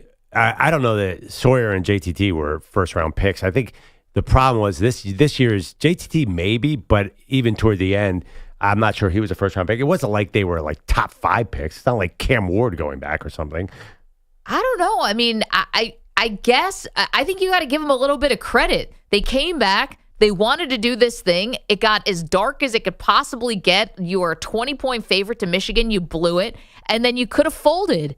And everyone could have gone their separate ways. And instead, they band together. And I'm just not going to agree with you that this was not an impressive run. Tennessee was a top defense playing in the top conference in the country in the SEC. Oregon was the deserving number one overall team in the country. Texas was basically playing a home game at the Cotton Bowl. And Texas also had one of the great defenses. And then, listen, was this Notre Dame team a little compromised? Sure, but you play who you play. Like, does anyone think that Georgia's championship over TCU is less impressive? I mean, but you can't do this as the most impressive run and say you play who you play in the same paragraph. Well, you had to win 4 games to get through this. So is next year going to be the second most impressive team by that definition? So I think they're going to tweak things. Like, I think that you are going to get I think the college football playoff is going to tweak stuff to make it better for and a little bit more deserving, I guess, for the top seeds, because I think they want to keep the conference champion as a thing because conference championship games are such a cash cow. So I don't know if you're ever going to get this hard of a run where you're an 8th seed and you have to take on all these higher seeds and you end up getting to the title. That you're favored over in every single game. Well, but you know what? Like, I can't just play this by what Vegas says. Well, they were clear. I mean, that wasn't just Vegas. Everybody thought they were favored. I mean, why would you not think they're favored? Look at their team. Look because they lost to Michigan. Jeremiah Smith's 19 years old, and he could be a Pro Bowl wide receiver in the NFL right now. Yeah, but I know he had one catch in the second half. They handed that game to Michigan. I know. Their choice. It was the biggest catch of the game, by the way. Put the nail in the coffin of Notre Dame. I there's so many points I did, little points that I would take a different way that I can't even remember all of them now. But just this run, next year's run might be harder because I think the committee came under a lot of pressure for ignoring strength of schedule. What if they bring that into play next year and it's a harder field? Because I don't think you're going to have your Indianas and those teams anymore next year. But no one you might bring in like the big SEC teams again. Like you might have to go through like an older Ole Miss team like Alabama. Like you might have to play a much harder schedule next year. Okay, but I understand maybe if you want to nitpick Notre Dame's side of the bracket, and even I wouldn't do that because they had to beat Georgia, but Georgia was with a backup quarterback. But I don't think you can nitpick Ohio State's part of the bracket. This is 2 SEC teams, Tennessee and Texas. I keep saying SEC teams, but they're not Georgia and Alabama. You understand that, right? Well, but this Georgia team was not the Georgia team of years past. So even if they did get by this Georgia team, I don't think you would give them a lot of credit. But you beat 2 SEC teams in Tennessee and Texas, and you beat the number 1 team in the country. Yeah, but that is like impressive. I don't know what more you want here because they didn't beat Alabama. Alabama didn't deserve to be in this bracket by these rules. I'm just looking at like the 2019 LSU team. Like they beat Alabama at their peak, and then they beat like a really good Georgia team, and then they beat Clemson. Like it just felt like there used to be a battle of titans, and these now is it's just a way different sport. It's much closer to the NCAA tournament where it's teams are much closer in talent level. You're not seeing the giants floating around throwing haymakers at each other anymore. Like that era is gone. Now it's much more just like it's going to be matchup oriented. It's going to be thin margins. Like Ohio State was able to just bully Notre Dame because Notre Dame was hurt. Like Notre Dame just didn't have the talent or the energy to pull that off last night. But I think you're going to have a lot more like 2010 to 2020 college basketball where you're going to see teams like Butler get through the final game. It's just going to be matchup oriented. I don't know. I just like there was nothing about this run that's most impressive. There's got to be more impressive. It's like even 2014, like they rolled through some good teams. They blew out these good teams. 2014, thank God Ohio State wasn't conservative. Like they just got out on the field and just whooped everybody. This team was more like, all right, we're gonna win, and we're gonna make sure we survive this gauntlet. It just didn't feel like. And you said like other teams are relief. Like remember when Joe Burrow won the title and they all were smoking cigars? That team was like a win and excitement, and it was really fun, and you went along the ride. This Ohio State team is completely different. That 2014 Ohio State team lost to Virginia Tech. I don't know. They got it. Okay, fine. I don't know. They had Cardale Jones throwing for 350 yards. That was amazing. He was on the sideline, by the way, yesterday, so that was cool to see. And Maurice Clarett was also on the sideline, has been welcomed back to Ohio State. And I like to see Jim Tressel back. Like these guys, I didn't think anything they did was so egregious that they shouldn't be back and welcomed in by their alma mater. That always seemed kind of crazy. We're asking you a question, a couple of them. Most impressive or least impressive run to a national championship for Ohio State? I'm saying most, Perloff saying least, or thereabouts. And also, is Ohio State likable? See, I did not think we were going to be asking ourselves that question today. I get polarizing teams, New York Yankees, Duke basketball, Dallas Cowboys, Notre Dame at one point. I'm surprised. Like, Ohio State is definitely in that group. I didn't realize there was like a backlash. I don't know. Like Scrappy Ohio blue collar. What are you talking about? Ohio State football? Well, they are the cream of the crop, but in terms of like the fan base, I don't, there's like it feels like more of a blue collar crowd than an arrogant Michigan feels like more of the champagne crowd, right? Notre Dame, a little more the champagne crowd. Yankees, Dallas Cowboys. What are these associated with? Just being super rich. I think that Ohio State is always like we're going to I don't know, just there's a toughness that they rely on that's not a, like, I don't know. Is it arrogance? Is it earned? I don't know. They have a confidence. I'm not sure what college you're talking about. It's like one of the 2 or 3 biggest colleges. It's definitely one of the 2 or 3 richest. It's gigantic. I mean, it's not Texas rich, but it's super rich. Like Ohio State. That's some snooty crowds. I've been to the shoe. Like, there's some big parties. You know how rich Ohio State alumni are? But snooty? Nothing from the state of Ohio is snooty. It might be just LeBron, but there's like a bit of a Yankees vibe with Ohio State. Like, we're going to just sort of buy this great team. That's going on with this Ohio State team. Like, they're definitely not Rust Belt team is a snooty team. I don't get that. Well, Michigan's a Rust Belt. If you don't call them snooty, then you're not watching Michigan. Yeah, but there was always this thing about the Michigan men and their academics are so good. It's impossible to get into Michigan if you're not from in-state and stuff like that. I don't know. I didn't think that Ohio State. I thought they wanted to be the anti-Michigan. They're not that. According to Business Insider, Ohio State is number 4 on the list of richest public institutions in the U.S. Yeah. All right. Ohio State. What are the first 3? A lot of. It's got to be Michigan and Texas. You got number 1, Texas A&M. Number 2, Michigan. Number 3, Virginia. Wait, what's the question? Oh, public universities. Yeah. Where's North Carolina? They're not in there. They're number 10. Huh. Okay, let's endowment $2.6 billion for North Carolina. Ohio State's endowment $3.6 billion. Listen, good work if you can get it. Big Dave is in Kentucky. He's got a perspective on Ohio State and whether or not they're likable. Hey, Dave. Morning, guys. As someone who lives in a border state to Ohio, the great state of Kentucky, I live exactly 3 hours south of Columbus, Ohio.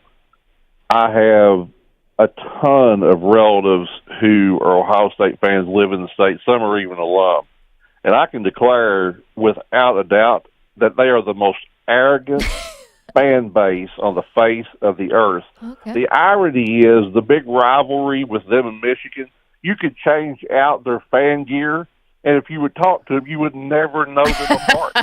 They're exactly alike. Yeah. You would think by talking to an Ohio State fan that they have won 20 of the last 50 national championships. They're the most arrogant people. And, Max, I cannot believe. See, here's what happens. Once they lost to Michigan, then people like you start looking at them like they're some kind of an underdog. Well, they should have been dominating the entire year. And it's compelling because of Ryan Day. Ohio State fans are so arrogant, they hate each other. They're trying to run this coach out of town. It's just, they're the worst. They are the worst. Dave, I get it. I get your unique perspective. I think that's funny about if you change clothes, you wouldn't know who's Michigan and who's Ohio State. And don't you need a little bit of that lack of self-awareness to make a rivalry truly great? Dave, before we let you go, we know that at one point you were a diehard Dallas Cowboys fan. You kind of wrote them off, picked up the Cincinnati Bengals. That didn't go great. Who do you want to be the next head coach of the Dallas Cowboys? You're going to laugh when I say this, right? Well, who I would like to is not going to happen. I would like to see Mike Tomlin. That's not going to happen. You know what, Maggie? I'm all in. Bring primetime in. I mean, bring all the elephants in. Let's just take this circus to a new level. And you know the thing about it is, in all reality, I will say this: if primetime Deion Sanders, does come to the Dallas Cowboys, then it probably means that he's laid the law down to Jerry. I'm not coming unless I get this, and this. Whether or not Jerry will ever do it or not, I don't know. But yeah, if I was a Dallas Cowboys fan, it would be prime time because if he comes, it's going to be with the stipulations to jury that this is my show, keep your ass in the office, and y'all don't care how many press conferences a week you do, but I'm running the team. Yeah. In other words, don't come, because I don't think Jerry's saying yes to that, Dave. Do you think Jerry would do that? I don't know. I mean, who knows? At this point, who knows? It's so comical. And listen, one more thing real quick, too. Yeah. So I guess the Bears are finalizing the deal with Johnson. I find it really interesting. Like, there's a debate over, well, is this automatic? Do we know this is going to work? To start with, Thank you. There's been a long track record, okay, of offensive coordinators who have bombed as head coaches because it's two separate jobs. Yeah. It's a coordinator's job and a head coach's job is two entirely different things. A head coach's job, he's the field CEO. He has to manage the whole corporation. He has to be a leader of men. He has to hold people accountable. It's not an offensive coordinator's job. I don't know. I see a lot of Kyle Shanahan, Andy Reid, and Sean McVay in Super Bowls, Dave. I'm sorry? I see a lot of Andy Reid and Kyle Shanahan and Sean McVay's in the Super Bowl. It feels like play calling is a big deal. Yeah, you see a lot of Gates who aren't, right? Who? Gase? Adam Gates. Oh, yeah. Gase, right. Gase, yeah.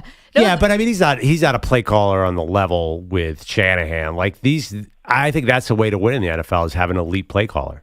Dave, I'm with you. I think we're crowning Ben Johnson way too soon. Dave, thanks for the call, for the perspective. Always love talking to the Warden. We're going to get into Ben Johnson taking the Chicago Bears job. Reported. Yeah, I mean, Crowdy, I do think everyone's excited about Ben Johnson. Everyone also is counterbalanced by, like, they think that the Chicago Bears will never have a good offense based on 105 years of history. And so, actually, no, 80 years because Sid Gilman was good. Sid Luckman, who was the Bears quarterback? Manny, who is that? The 40 was it? Which Sid? Sid Gilman or Luckman? He's like, Manny's like, there was a quarterback named Sid. Sidney Crosby? Sid Vicious? I'm actually impressed you knew Sidney Crosby. I don't think you know who Sid Vicious is. I've never heard of that name in my life. See, told you, EJ. EJ, I'm kind of surprised you know who Sid Vicious is. I'm familiar with Luckman. I don't know who that other dude is. Victorious, what'd you say? Yeah, that's not Andrew Luck. Sid Vicious is a wrestler who was named after the original guy. I don't know who the original guy was. There we go. Sid Luckman. I knew EJ, there's no way you know who's, well, not no way, I'm sure there's a way. But I would have been shocked if you knew who Sid Vicious was. That's way before your time. No, I was watching Sid Vicious wrestle for the WCW title in 1999. Yeah. And then I was informed later in life that he was named after someone else. 99?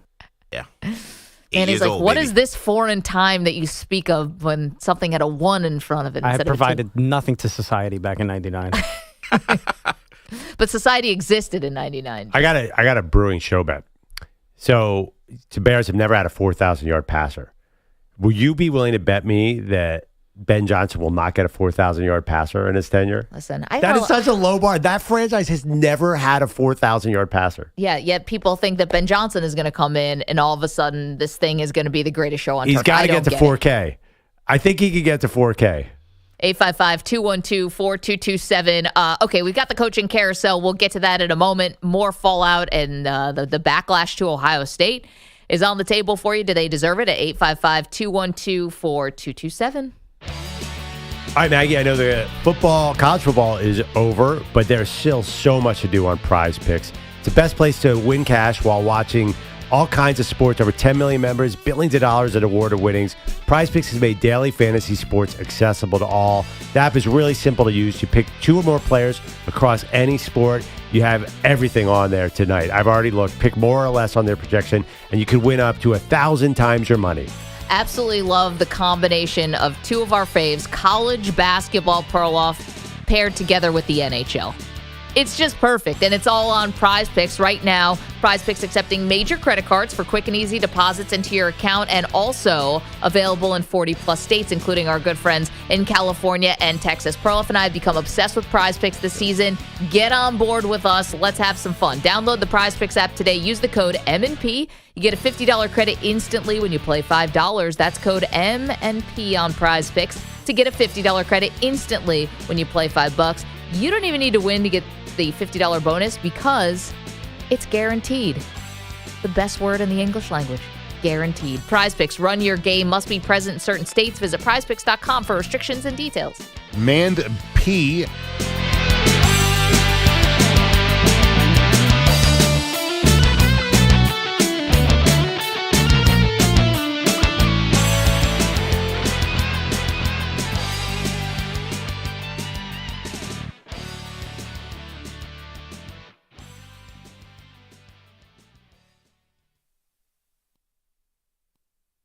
You're in a 4-minute break.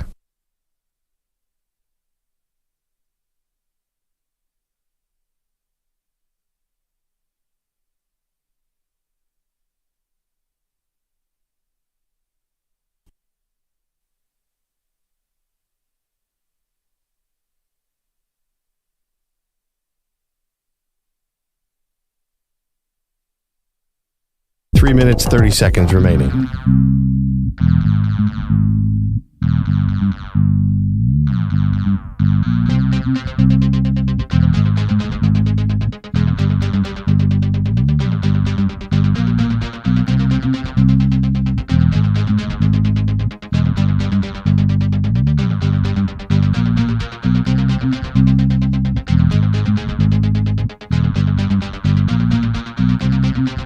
Three minutes remaining.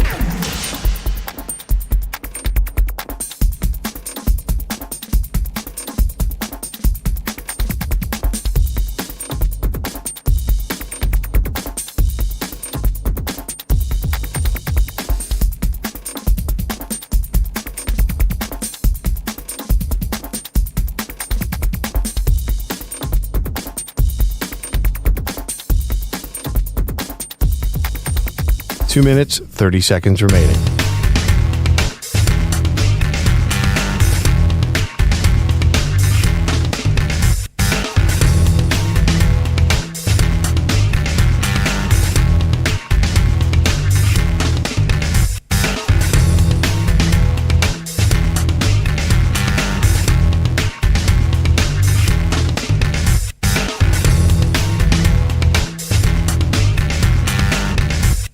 Two minutes remaining.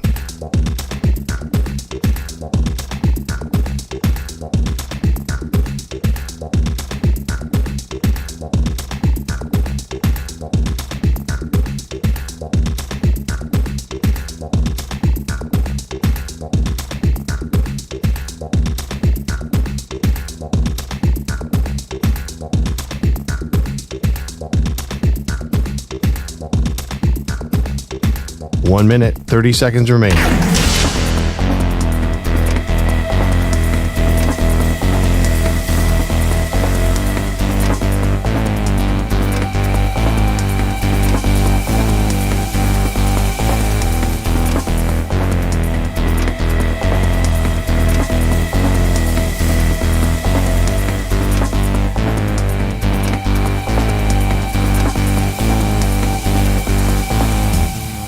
One minute remaining.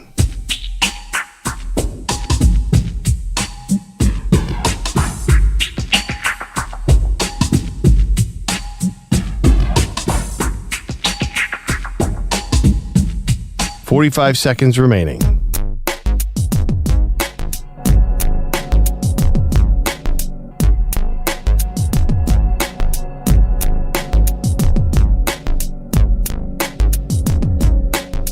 Thirty seconds remaining.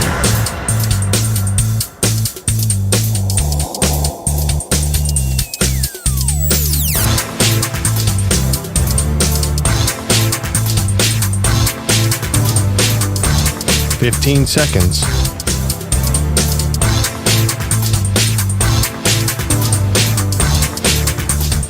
Break ends in 5 seconds.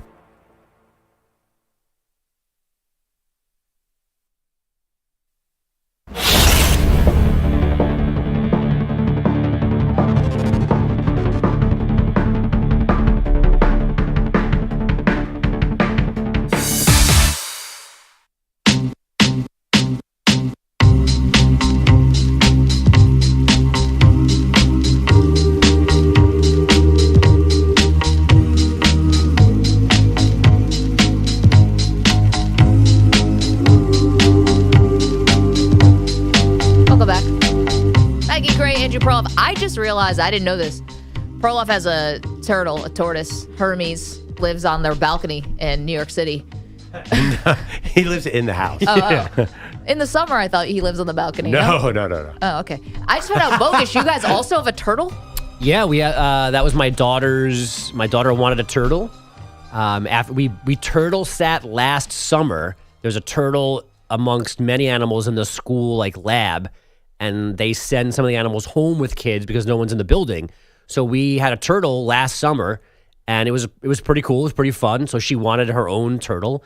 It took a while to find the correct type for our setup, but we have the same species as the Perloff family. So this is the tortoise that like outlives the humans. By the way, yeah. I'm sorry. I'm going to call BS on this. Yeah. A turtle's not a fun pet. A Labrador Retriever is a fun pet. So relatively speaking, the turtle is, at least in my estimation and my daughter's, surprisingly entertaining. What is going on? Most tortoises don't do anything. We're not playing catch or fetch, obviously. But the turtles, it's moving around, it's climbing stuff. It climbs like crazy. I think your expectation is so low that it does anything, and you're like, "This is awesome." No, I think you have the wrong. You've got the wrong read on turtles. I totally understand what Maggie is saying, because I thought that until I owned a tortoise, because we had one at the local science center and never did anything. I'm like, why would anyone want one of these? They just sit there. But then what happens is, you take care of it. I feed it lettuce every day. Mm-hmm. I've come to love it. I call it my third child. And it's and it has the brain the size of a pin. I actually fantasize about, like, well, if the crap ever comes down and we got to get out of town fast, how am I going to get Hermes out of here? He's definitely the third child. I always say you said you'd throw him over the balcony. I might, because I don't want him to suffer. But honestly, you can't mercy kill a tortoise. Well, I don't know if the tortoise would die if you threw him off the balcony. Right. 8 floors. I have no idea what would happen. He'd probably bounce right up and he'd be like, "Where's my dandelions?" By the way, PETA shouldn't come after us. Nobody is going to be throwing a tortoise off the balcony, but you did suggest it once. I can't believe that a tortoise is actually a fun pet. Pets are like, I don't know, cool fish or maybe not fish. Yeah, cool fish. Dogs. Tortoises are cooler than fish. Right. And the allure might wear off, but like I just watched the dude live. It's fun. We actually had a funny text. This all happened during Christmas break, and that's why I think that you were. Oh, okay. We forgot. We should have brought it back, but my tortoise had never met another tortoise, and that was a subject. I don't know if we talked on the phone about this. Did you guys have a play date? Well, I don't know. Is it a play date or is it a date? Mating season? Is it Bow Chicka Bow Wow? I don't have the slightest idea if my tortoise is male or female. I believe ours is a male. Did they tell you, or? Because I don't see anything going on down there. There's a tail. Yeah, I think the guy lift up in like the reptile store said, "I don't know how old it actually is, but it's a guy." And he rings the doorbell, and it's the pizza man going after Perloff's tortoise. The guy we bought it from in a neighborhood called Sheepshead Bay, Brooklyn, because it was the only tortoise we could find. Yeah, like they're very hard to find. I don't know why. Especially a dry land. Dry land one. Yeah. So we drove to 4 Petcos and ended up in a neighborhood that was 2 hours away. And it was some teenager who gave us all sorts of dubious facts about pet care. He was like some. It's like feed it Big Macs. Yeah, he was just trying to make a paycheck. He's like, yeah. He's like, what do I have to do to put you in this tortoise today? He basically said, I think it's a guy too. So I don't know. And you don't take a tortoise to a vet, so we've never seen a doctor. So we didn't do the traditional pet store, wasn't helpful because most of those are aquatic turtles, which we didn't want. That's a whole other level of care and commitment. So we went to out on Long Island, basically Reptile World. This place that had all covering on the windows so they could control the atmosphere inside. You walk in, and you're in a rainforest. Wow. There's snakes. There's are they in cages? Lizards. Yeah. Okay. No, they're all caged. And there's 8 different kinds of turtles, and the guy behind the desk is basically. To catch one. He's basically you can catch it, you can keep it. Whatever you get your hands on. If you survive. They just give you a bag. Yeah. You actually pay by the half hour. The guy's basically like an American Steve Irwin. He's got all these facts. And it was amazing. It was great. We was here, take this, take this. Sounds you like need a money, this, like a this. front for money laundering, especially Long Island. Don't go in the back. If there are any parents listening and the kid wants an aquatic turtle, do not do it. Because basically, it's harder to feed your aquatic turtle than your child. I think they have to eat living things. Yep. And a lot of reptiles have to eat living things. You have to feed frozen mice to snakes. You have to feed some animals need live mice. This is crazy stuff going on out there in reptile world. Yeah. I know because I spent a lot of time in pet stores. That was an activity for my children, or like shelters. And there's cat cafe. My kids just want to go anywhere where animals are. But you don't walk into a shelter and see a turtle. But no doubt. Oh yeah, there's a huge turtle giveaway in Brooklyn, turtle/tortoise, because they live for 110 years. Yep. So you have to. There's a story in the Wall Street Journal about people willing their tortoise, and Bogusch and I will have to think about that. In fact, the tortoise will outlive my kids. Maggie, you have no idea. By the way, it's better than a dog because I don't have to wake up at 4 o'clock and take the darn thing out to the bathroom. Not chewing my shoes. I mean, it's not peeing in the corner. Nothing. Okay, but how about dog is man's best friend, and Yeah. you guys are trying to convince me that a turtle is exciting? It gets even weirder in my family. My kids want a dog desperately, but my youngest daughter's like, I can't do it because the thought of losing that dog in 15 years is too much for me to handle. I was like, oh my Pre-grieving God. a dog that she doesn't own. She's like, I can't. I've just had friends who've lost dogs. I don't want to do that. And I was like, wow, that's a really good reason. Yeah, no, I relate to that. Yeah, I still have Lita. And our boss, Spike Eskin's a huge dog advocate. We don't follow Twitter. It's heartbreaking. It's like losing a family member in some ways. I know. I've lost a dog. It's really, really Yeah, sad. But I have too. But what about the memories you created along the way? Like when I think about my awesome dog, I think about all the fun that we had. I don't think about it. Nah, I think tell Emma that. She wants nothing to do. She's like, give me the tortoise. Even that is a little emotional for us. Just give me the tortoise because I know it'll outlive me. The third child. Yeah. Also, it's super fun to figure out. I'm like, oh, okay. Is he in a romaine this week, or is he like arugula? Yeah, is arugula? No, arugula's way too bitter. Hermes is, come on, for his delicate palate. What are you crazy? Do you like feeding your tortoise organic lettuce? Oh, definitely. Yeah. Little spring mix. And I actually thought about this has, again, I'm sorry. We'll get on to sports in 2 seconds. I was like, should I pick some of these dandelions out on the street and give them to the turtle? You know how many dogs have taken a whiz on those dandelions? Yeah, but that's nature. That's how they eat. They don't eat clean food out of nature. But I was worried about pesticides.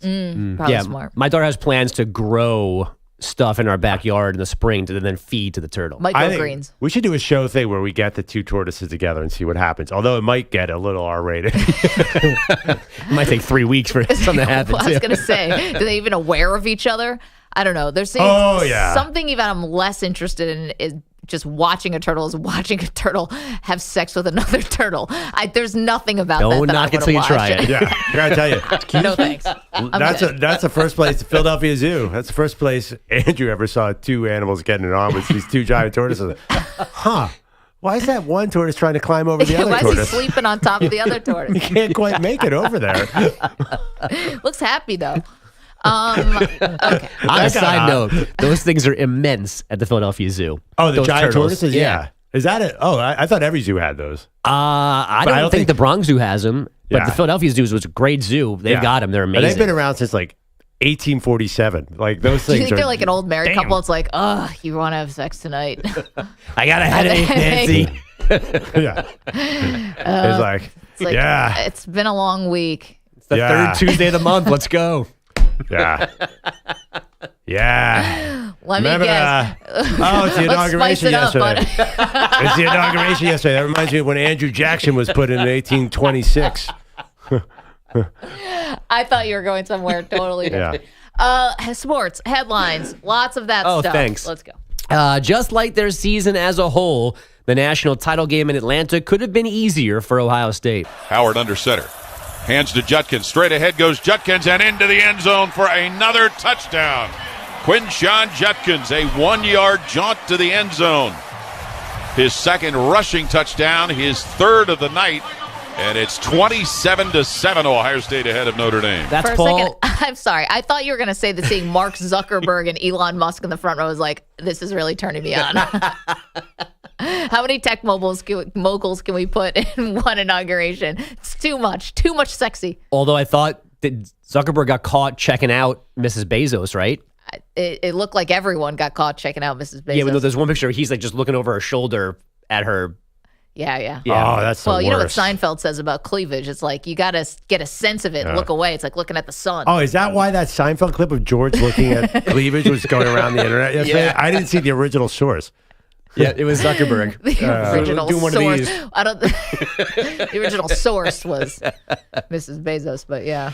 That football highlight was Back Paul to you. Keels from Learfield. Quinshon Judkins scored 3 times. The Buckeyes scored on their first 5 possessions for a 31-7 lead on the Irish last night. But it was 31-23 late in the fourth until Jaden Fielding's field goal with 26 seconds left finally settled things. The quarterback of the Ohio State is Will Howard. You get into big games like this, whoever is able to, have the poise and the noise and be able to, overcome adversity, because it wasn't always pretty today. It wasn't always perfect, and it's never going to be. But I think we, the team that we have and the leadership that we have with Coach Day, just the resilience that this team has shown all year. It's just unbelievable. Howard had 2 touchdown passes last night. Notre Dame QB Riley Leonard accounted for 3 in the loss. This is Ohio State's first national title since 2014, number 6 overall. By the end of the day, the Jets could have their head coach and their new GM, Lions D coordinator Aaron Glenn, and Commanders assistant GM Lance Newmark appear to be a package deal, both getting their second interviews in Jersey today. Newmark was in Detroit with Glenn up until this season. The Bears, meanwhile, picked Lions OC Ben Johnson yesterday, shortly after Dan Campbell predicted he would lose both coordinators this cycle. We've got guys on staff that I think are more than qualified and would be outstanding in those roles. But that does not mean that I'm not looking outside either. So I want what I believe is going to be as close to what we have been as possible. As long as it doesn't involve Jamison Williams throwing passes from behind in the divisional round of the postseason. Yeah, I was wondering about that. Ben Johnson has a great resume here. Obviously, he's got a good body of work with what he's done with Detroit, but that was such a dumb play call to me that you guys are ridiculous. They had, how many times did that play work? The play call. That play run it worked with Amon-Ra all St. year Brown. long. Don't run it with Jameson Amon-Ra Williams. St. Brown has a better arm than Jameson Williams. I'm just saying, smarter. Yeah, right. Anyone but Jameson Williams. If that had worked, there's no way you guys would be calling out that play call. You might have. If that had worked, then we wouldn't even be playing the result, in my opinion. But to me, it had no chance to work because you were asking Jameson Williams to do that. That's the problem. KYP, know your personnel. He should know James Williams is a knucklehead, and he was not going to throw the ball away. To their Commanders' credit, they had that play scouted out, too, because the Lions had been running it multiple times. Shouldn't have gambled on that one. Well, Jameson screwed it up, but I got it, Manny. Very good. Jameson Williams got suspended for a parlay. Same here. Yeah, I think you guys are playing the result because obviously trick play. Do you think trick plays in general were good for the Lions? It's just that they call that guy's number? Well, because I love their trick plays. So here's the thing. And you've said it from going back to the season. The one thing that gave you hope for your Philadelphia Eagles was Dan Campbell's risks on 4th down. And I think you can extend that to the risks of a trick play is fine when it's week 4 or week 12 or whatever. I think when you're down 10 in your season's on the line, I'm just letting Jared Goff do the passing. Wow. Not Jameson Williams. And on Sunday, I don't know. But or Saturday night. I'm giving you credit, You're though. making the quarterback do the passing. I don't know if you want Jared Goff doing the passing. Well, I don't know if Teddy Bridgewater could have done the passing either. But here's the thing.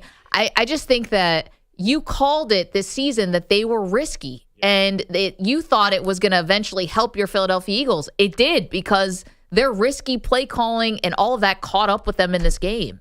And the turnovers. Why they lost the game is they're up 7-3, driving 3rd and 1. Jared Goff fumbles on one of the dumbest plays ever. Next drive, I think it was the next drive, he throws a pick 6. They were down.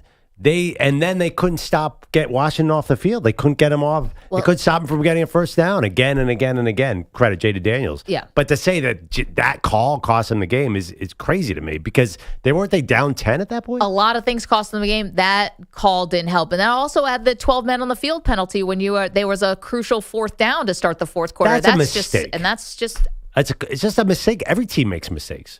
You don't think and those teams lose in this situation. Even the Chiefs will probably have 7 procedural mistakes. It's the NFL in 2024/25. Everybody makes. I don't know. That feels like that was the only 12-man penalty of the weekend, right? You make mistakes, but that's an avoidable mistake. Lane Johnson jumped on a tush push. that Right, was but they a could've- huge. but That they was a could've much prevent- bigger play than anything. But they could have prevented the mistake by calling a timeout. Right. That's the problem. Is that They the didn't whole see it. sideline? Whoever called the timeout, like the right guy didn't see it. Other That's the thing, problem. too, The guy who needed to see it didn't see it. Eagles were ahead. Well, This just was generally. trailing. I think it's a little bit different. It's one guy making one like athletic mistake. The 12-man penalty is a team penalty. Like that's And the play call and the trick play is totally in your control. Like you're calling the play. Right. But trick plays are like honestly, like it's one of the reasons they were so good. yeah. They picked the wrong time to do Well, that. they did one. 3 trick plays in the game, and 2 were awesome. But you always said your personnel is good enough just to beat you straight up. That's what you always said Yeah, about the but- Lions. Why do they do this? Why do they do all these fourth down decisions? did- You're good enough just to win just by being who you are. I didn't see Jared Goff choking. I just didn't know it was going to happen. I mean, then they had to adjust immediately. Like they had to adjust fast. If they had gone down and gone up 14-3, then it would have been Jahmyr Gibbs and David Montgomery all night long. But they had to try something. And honestly, like I don't think you could have all the other trick plays and not that trick play. That's just my take. I understand what you guys are saying. Yeah. And listen, Jameson Williams. I thought there were 2 things that were going to kill the Lions. Was a fourth down in their own territory and Jameson Williams' personal foul. Now, I did not know that he was going to throw a pass. Yeah, you were in the general area of what went wrong. You just had the what and the who. Well, the who you had right. It was the how and the what. And they'd also just come off a touchdown drive. Like their offense looked like it was getting back into rhythm. I know the Commanders just scored, but like you didn't give Goff a chance to try to settle into that game because you're screwing around with Jameson Williams throwing his pass. Yeah, but were you screwing around when you had David Montgomery throw a shuttle pass? No, but I think that's a way lower percentage. That's a higher percentage play than Jameson Williams throwing the ball 30 yards down the field. Yeah, but you know the Lions do that stuff all the time. All the time. They've almost faked a fumble, Right, but for it God's sakes. It doesn't mean that they're always right. Like I'll defend their aggression, but doesn't mean every single one can't be questioned. Oh, man. Okay, if that had worked, there's just no... You guys would probably be sitting here praising it. I probably would have said, I can't believe they did that. They were lucky it worked. I think I would have said that. And people would be like, have you watched the Lions? Because they'd be like, that is totally, like, that's who they are. They run trick plays. Yeah, I don't think every trick play, every fourth down decision is created equal. Like, I don't think you get What if blanket. David Montgomery, who's not a quarterback, that shuttle pass was in the middle of 7 guys. It was an incredibly dangerous play. Yeah, no. What if that had gotten picked off? Would you have called that out? All of those things are dangerous. Sometimes it's worth the danger. I didn't think that having Jameson Williams throw a pass in that situation was worth the risk. It was a really low percentage play. Not for the Lions. I mean, they hit. Jameson they Williams hit had not 80 attempted a pass. How is that a high percentage play? I think they hit. I don't know if they might have hit every single non-quarterback pass play. They missed one because Penny Sewell was throwing it, but I don't think their trick plays are low percentage. I would like to see the data on that. Jameson Williams had not attempted a pass all season Yeah, long. neither had Amon-Ra St. Brown. Neither had any of the other guys. And don't you think week 10 is different than the divisional round? When you have See, Super Bowl expectations? Not if you're the Detroit Lions and you're that team. No, I don't think they treat week 10 in the divisional round any differently. I think they're like, we're pedal to the metal all the time. I also think you're saying we're playing the result, but I also feel like part of the reason why it did not work was because it was Jameson Williams. That's, I think, the point that maybe we're off on. Like, maybe if you do it on my same brand, I feel like he would throw the ball away, or he may make a more accurate pass, because guess what? I've seen him throw passes. Jameson Williams... How many have you seen him throw? He had the trick play earlier this year. Yeah, they did one earlier this year. I've seen that on my same round. And how many? But he didn't have any before that. I mean, like...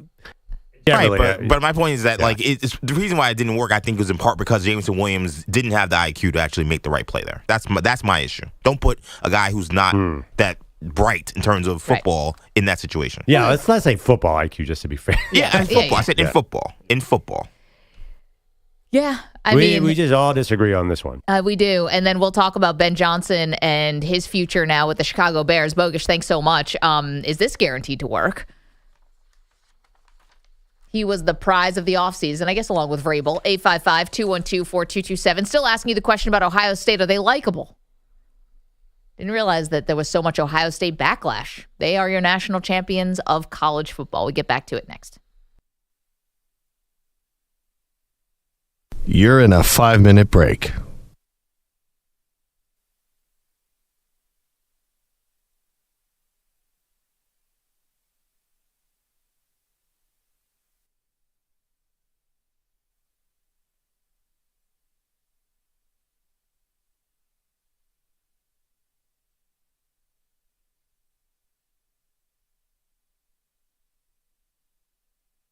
4 minutes, 30 seconds remaining.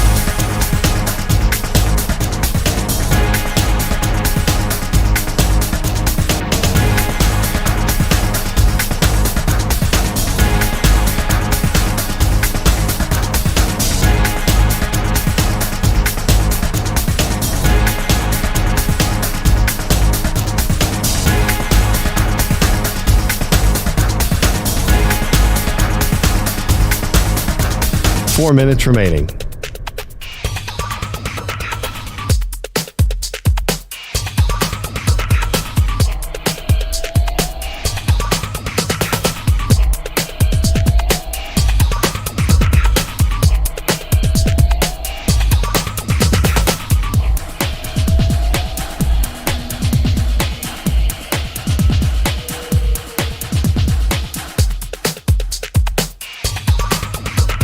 Three minutes, 30 seconds remaining.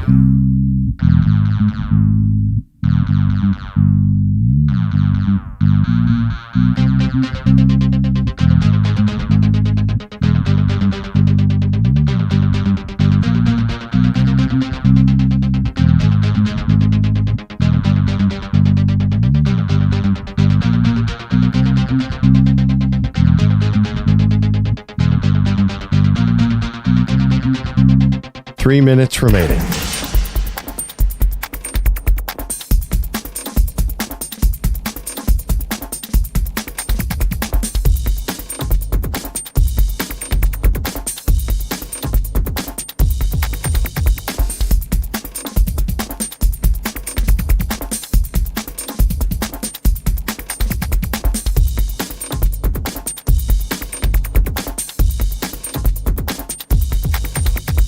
Two minutes, 30 seconds remaining.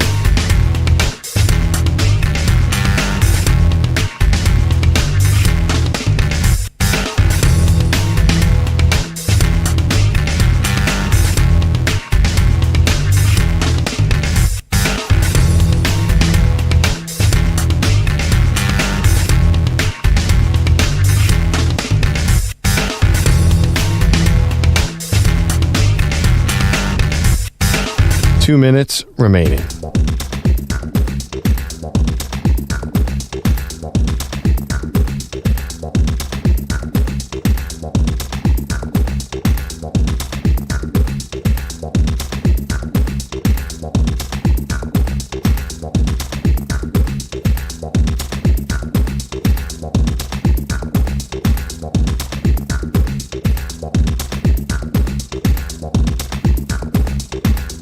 1 minute, 30 seconds remaining. A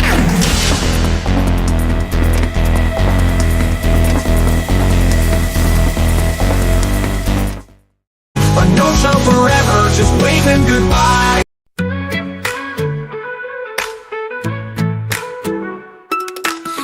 Night vibes, hitting up the show. Maggie and Perloff dropping takes that glow. In the chat, Stunna Filmo runs the scene. Spitting fire so hot it makes the snow seem mean. Down in Louisiana, Uncle Sam's lit. Rare snow on the ground, but he don't give a shit.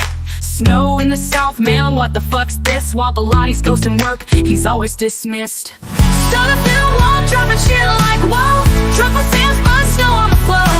Daily says time to bust the plow now. While the Lottie's at home, chillin' somehow. Filmo spittin' truth, he's the chat's big hitter. Drunkle Sam slipping whiskey in his glitter. Maggie's crushing staff, Perloff's got the flow. And Lombardi, he's like, work? Hell no. Daly's cracking jokes, where's that one plow? Louisiana snow, it's rare as Pete somehow. Stunna's calling out, Sam's laughing out loud. Lotties excuses, bury them in a snowbound cloud. Stunna Filmo dropping shit like whoa. Truckle Sam's buzz, snow on the floor. Daly says time to bust the plow now. While the Lottie's at home, chillin' somehow. Filmo in the chat, Sam's sloshing his drink. Daly's plowing snow, making Pete rethink.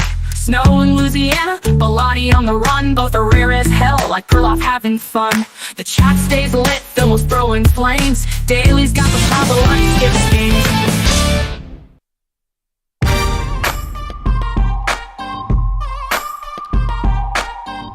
The Defensive Player of the Week is sponsored by the Navy Federal Credit Union, who proudly serves the Armed Forces, DoD, veterans, and their families. Their members are the mission. Learn more at NavyFederal.org. Normally we have EJ picks a defensive player of the week and we debate and we talk about him, but it's so obviously Jalen Carter this week that I don't even know why we're doing this. Philadelphia Eagles defensive tackle, please, hello. I was trying to think if there was somebody from last night, though. College football national championship game. Big The offensive coordinators who called a bunch of ridiculously boring plays. I thought Caleb Downs had some nice plays last night. Dude, he's so good. I want him on my pro team, but not last night. Last night there was no defense to be had because when Riley Leonard runs 47 times into the line. Well, I mean, he still has to run into the guys. Yeah, but it's hard to pick out which one tackle. You know, who punched out the fumble? Bernard. Yeah, that's a good one. No. Oh, that was in the Bills game. I was talking about last the Notre night. Dame guy. Bowen. Yeah, but you can't give it to him. I mean, you can't give it to Team loss. loser. He played well. He played well. With Eddie, okay, let's go to the 4 NFL games. The Eagles, Rams, the Bills, Ravens. How about the fumble? There you go. Yeah, well, that's what he said. Just said Terrell Bernard. What about, Texans defense was great, but now this is tough. Jalen Carter, let's go. Hit it, Manny. Fly, Eagles, fly, on the road to victory. Fly, Eagles, fly. Okay, all right, Manny, turn it down. I thought that we all agreed that the audience is going to be turned off by that fight song. Look, Didn't we all say it's the worst one? We all don't like it. Perloff doesn't even like it. I concur. I love it. What was it compared to? What was it? It just sounds like a marching band. What was the bill? What's the Bills on Bishop You make me Brightside wanna shout. and you make me want to shout? Yeah, I mean, listen, it's old schooly. I don't like it as much as the Sixers song, but the Eagles, obviously, the Fly Eagles Fly. You could do the chant at the end. That's pretty cool. EAGLES or however you want to spell it. I like the fight song, and I like the way Jalen Carter played this weekend. The huge sack at the end of the game, of course, on Matt Stafford, one of 2 sacks he had in that game. The guy's an absolute monster. He's the Navy Federal Defensive Player of the Week. Yeah. This entire segment has wanted me to dry heave. He is. He's deserving. I just don't love that fight song. Although, if we are going to rank them, I think the chant in Kansas City, the chop. First of all, you share it with the Braves. And, I don't know how it's just, and FSU. I think it's annoying to everyone who's not doing it. And it's just the same thing over and over again. So I think that would probably be number 1. Fly, Eagles, Fly. Number 2, if we're doing our Mount Rushmore of annoying fight songs and fight things. Right. I don't know what the Texans do. Yeah, some Lions. Battle Red kind of thing. Commanders, they have a song. We're talking about how impressive was Ohio State's run over to win the national title. Jalen Carter didn't even start on the national title team for Georgia, I believe. Like, he was a backup. That's how, and he's the best defensive tackle in the world. That's how good teams used to be before NIL happened. Wait, Jalen Carter was a starter on the national title team? Because then he got in all that trouble because of what happened afterwards, right? Well, that was this. Maybe he was. Yeah. Well, the second one he was the star, but it was such a crazy defensive line. He was would rotate in early on in his career because there were so many. There was Jordan Davis. There was 20 pros on that defense at all times. That was Jalen Carter, Georgia. That is a dominant national title college team. Never going to see that again.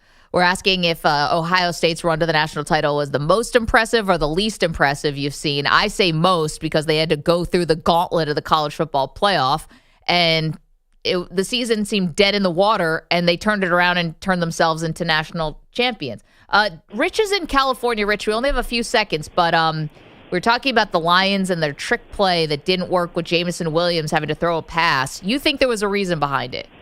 I actually do. That'd be that helmet that Jared Goff took to the jaw, because his play calling and his execution shortly thereafter was not the same as the beginning of that ball game. That actually, and while he may have passed the concussion protocol, I'm sure he was seeing maybe 2 or 3 of whatever it is he was looking at.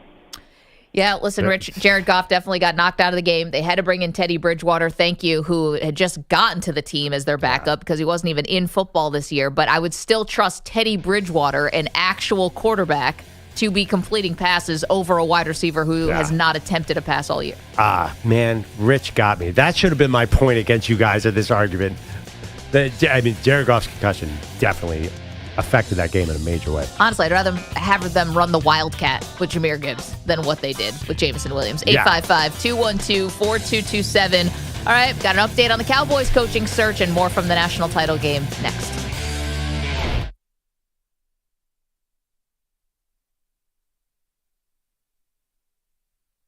You're in a 5-minute break.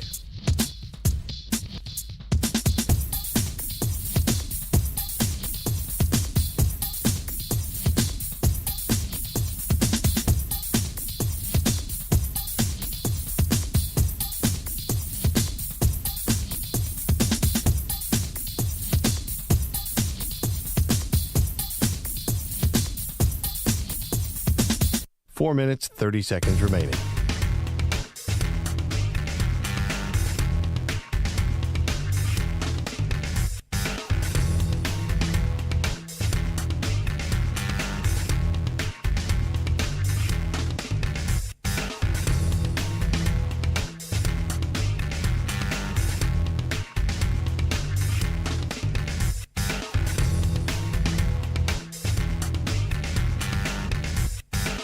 Four minutes remaining.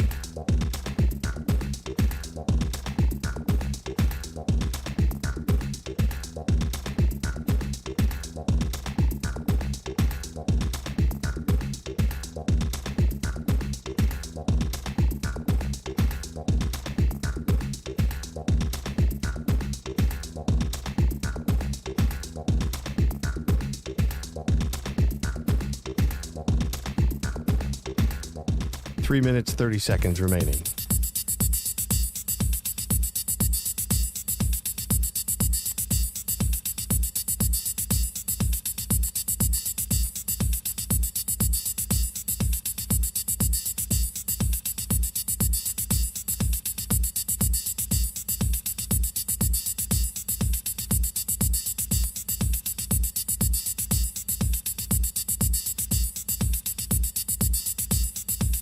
Three minutes remaining.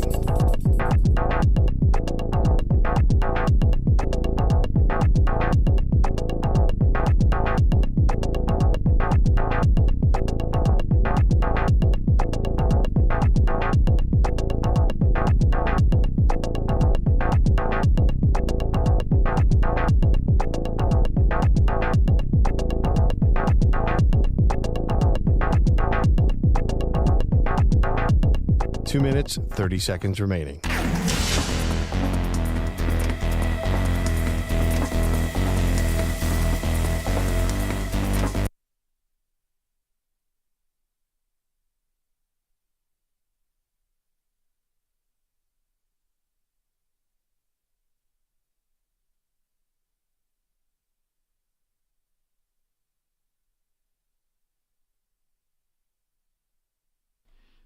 Okay.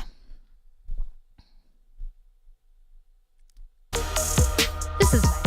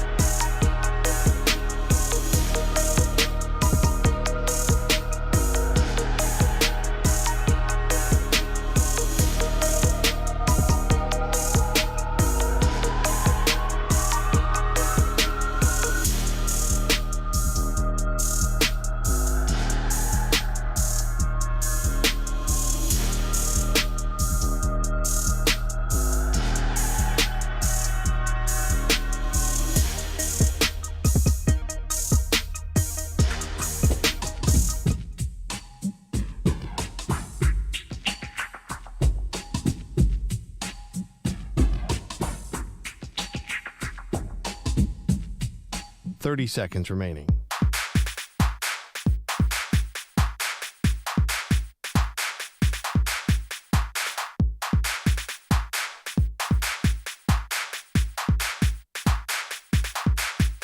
15 seconds.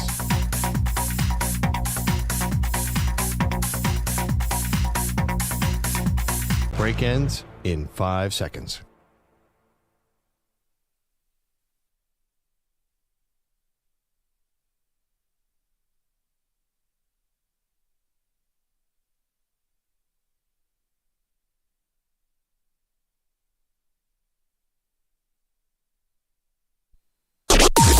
Maggie and Perloff on the Infinity Sports Network. Howard out of the shotgun, back to pass at his own 25. He'll gun that deep down the right side, and it is caught by Jeremiah Smith at the 30 of Notre Dame. He's taken to the Fighting Irish 10-yard line by cornerback Christian Gray. Howard to Smith, getting the Buckeyes in the Giant Eagle red zone. All right, there you had it. Paul Keels on Learfield. That was the play of this game because it finally sealed it for Ohio State. Perloff, they had not gone to Jeremiah Smith in the entire second half, and then there he is, Johnny on the spot when they needed him. Single coverage, tested him on a 3rd and 11. He comes up with a massive, massive catch, and the Notre Dame comeback, as furious as it was snuffed out. Yeah, the Notre Dame comeback that existed because they didn't throw that ball 6 times earlier to Jeremiah Smith. It's like having like a mid-career Julio Jones playing against college guys, and they did not use him, which is insane. Yeah. I know Ryan Day hit his first 15 passes, but weren't they all like 4 yards each? Yeah, not Ryan Day. Will Howard. Yeah, he came out slinging. Yeah, slinging. No, not slinging means throwing downfield. Like, what was that? Screen pass. They basically, Notre Dame took a 10-minute drive of all run plays, and Ohio State's like, well, we're going to match that energy. And I was frustrated because I wanted to see a more wide open game, but I guess I shouldn't have wanted that.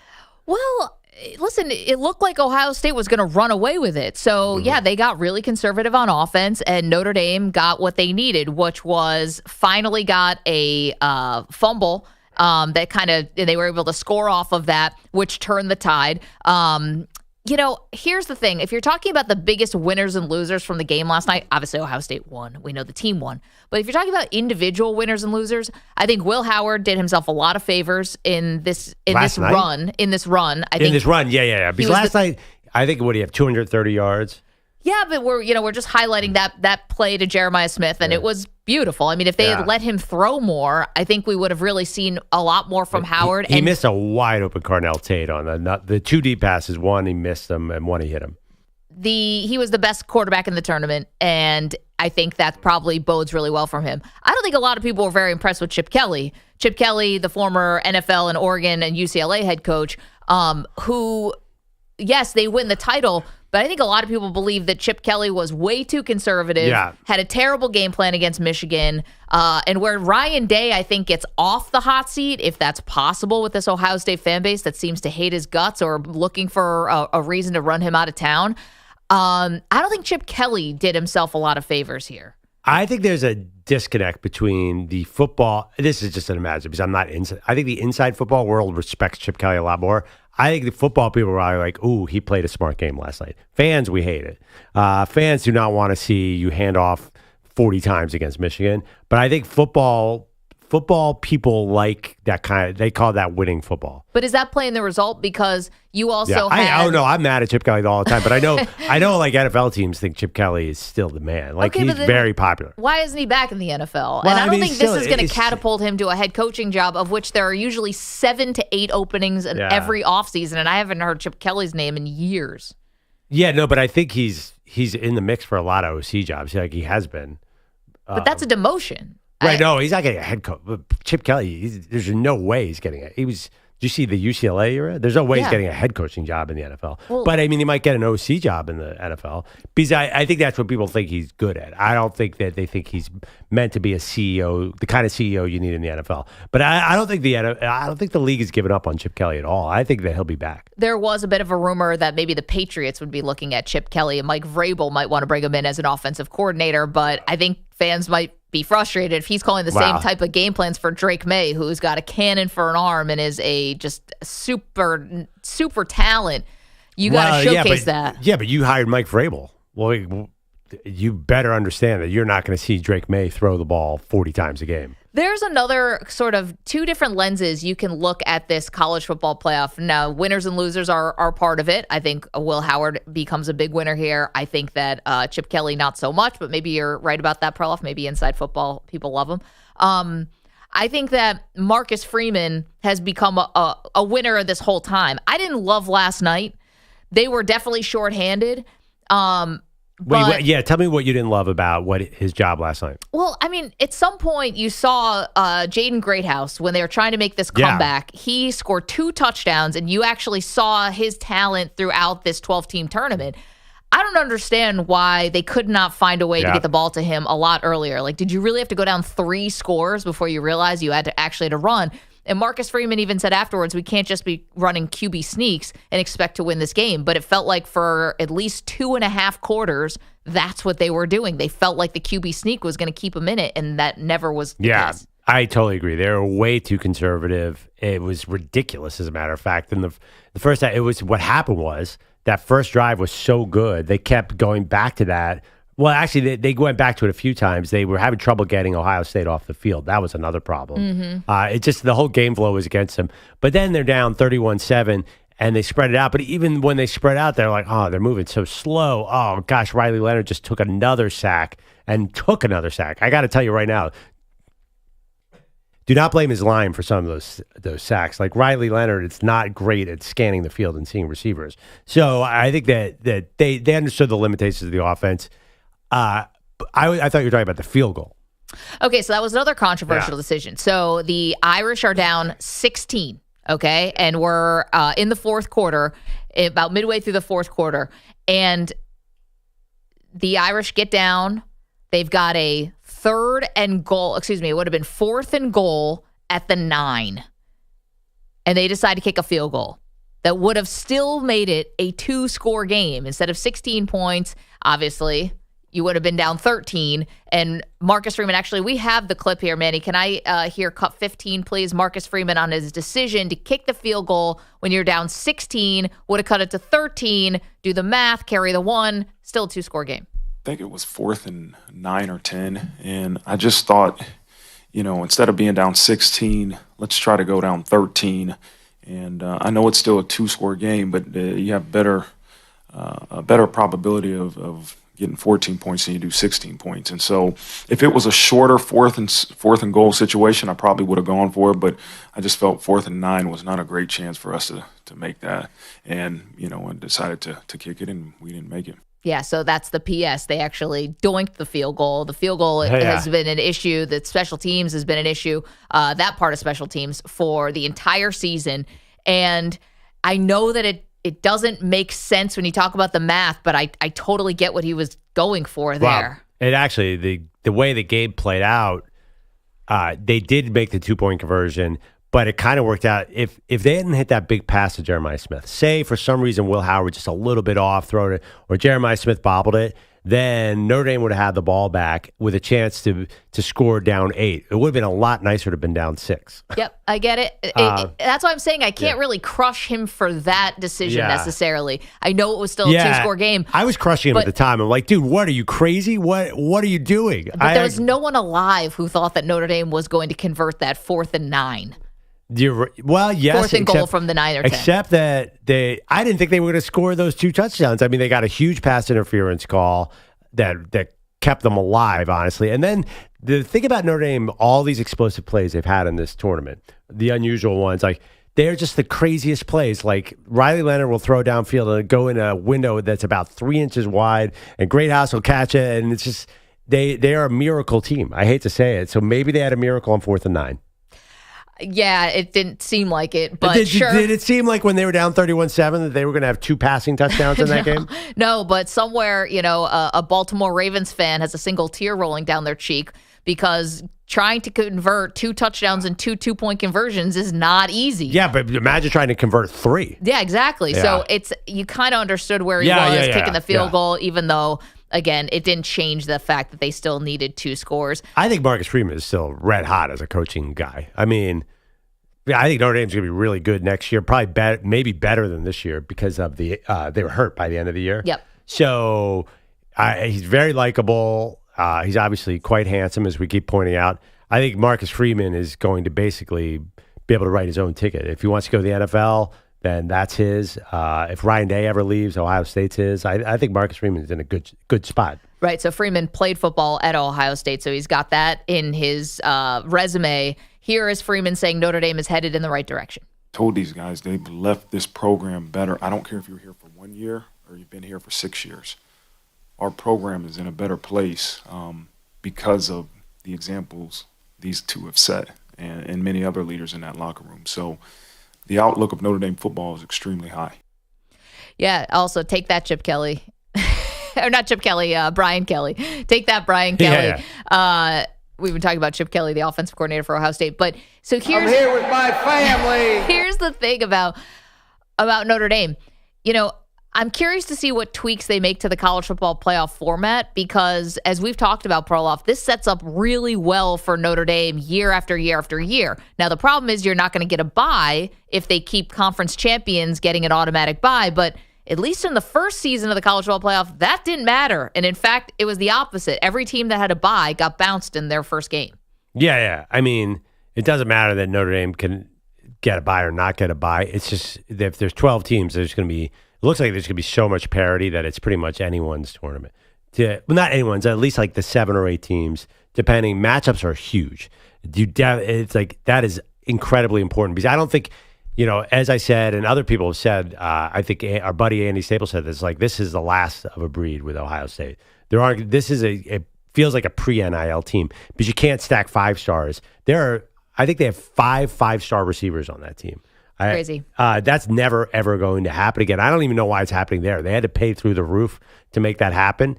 So I think that next year it's going to be a very parity-oriented 12-team playoff. I think it's going to be crazy. Can I say something about last night's game?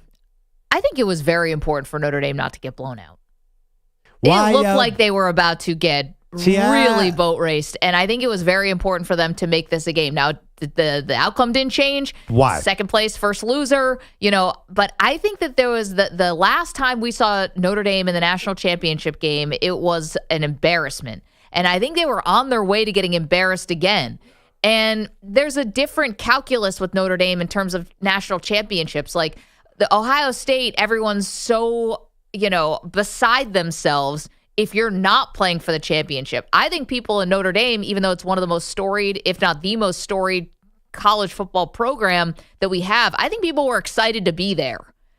And I don't think every year people are going in saying, man, Notre Dame better win the championship this year, else Marcus Freeman's going to be out on his butt. No one's saying that. It's a different calculus. But if they had gotten blown out, I'm not sure what difference it would make. Like, isn't the point to win the game? And honestly, like, yeah, that team was probably, if you actually pull back, that team was probably just as good as this team. The Manti Te'o team? Yeah, the Manti Te'o team that lost to Alabama.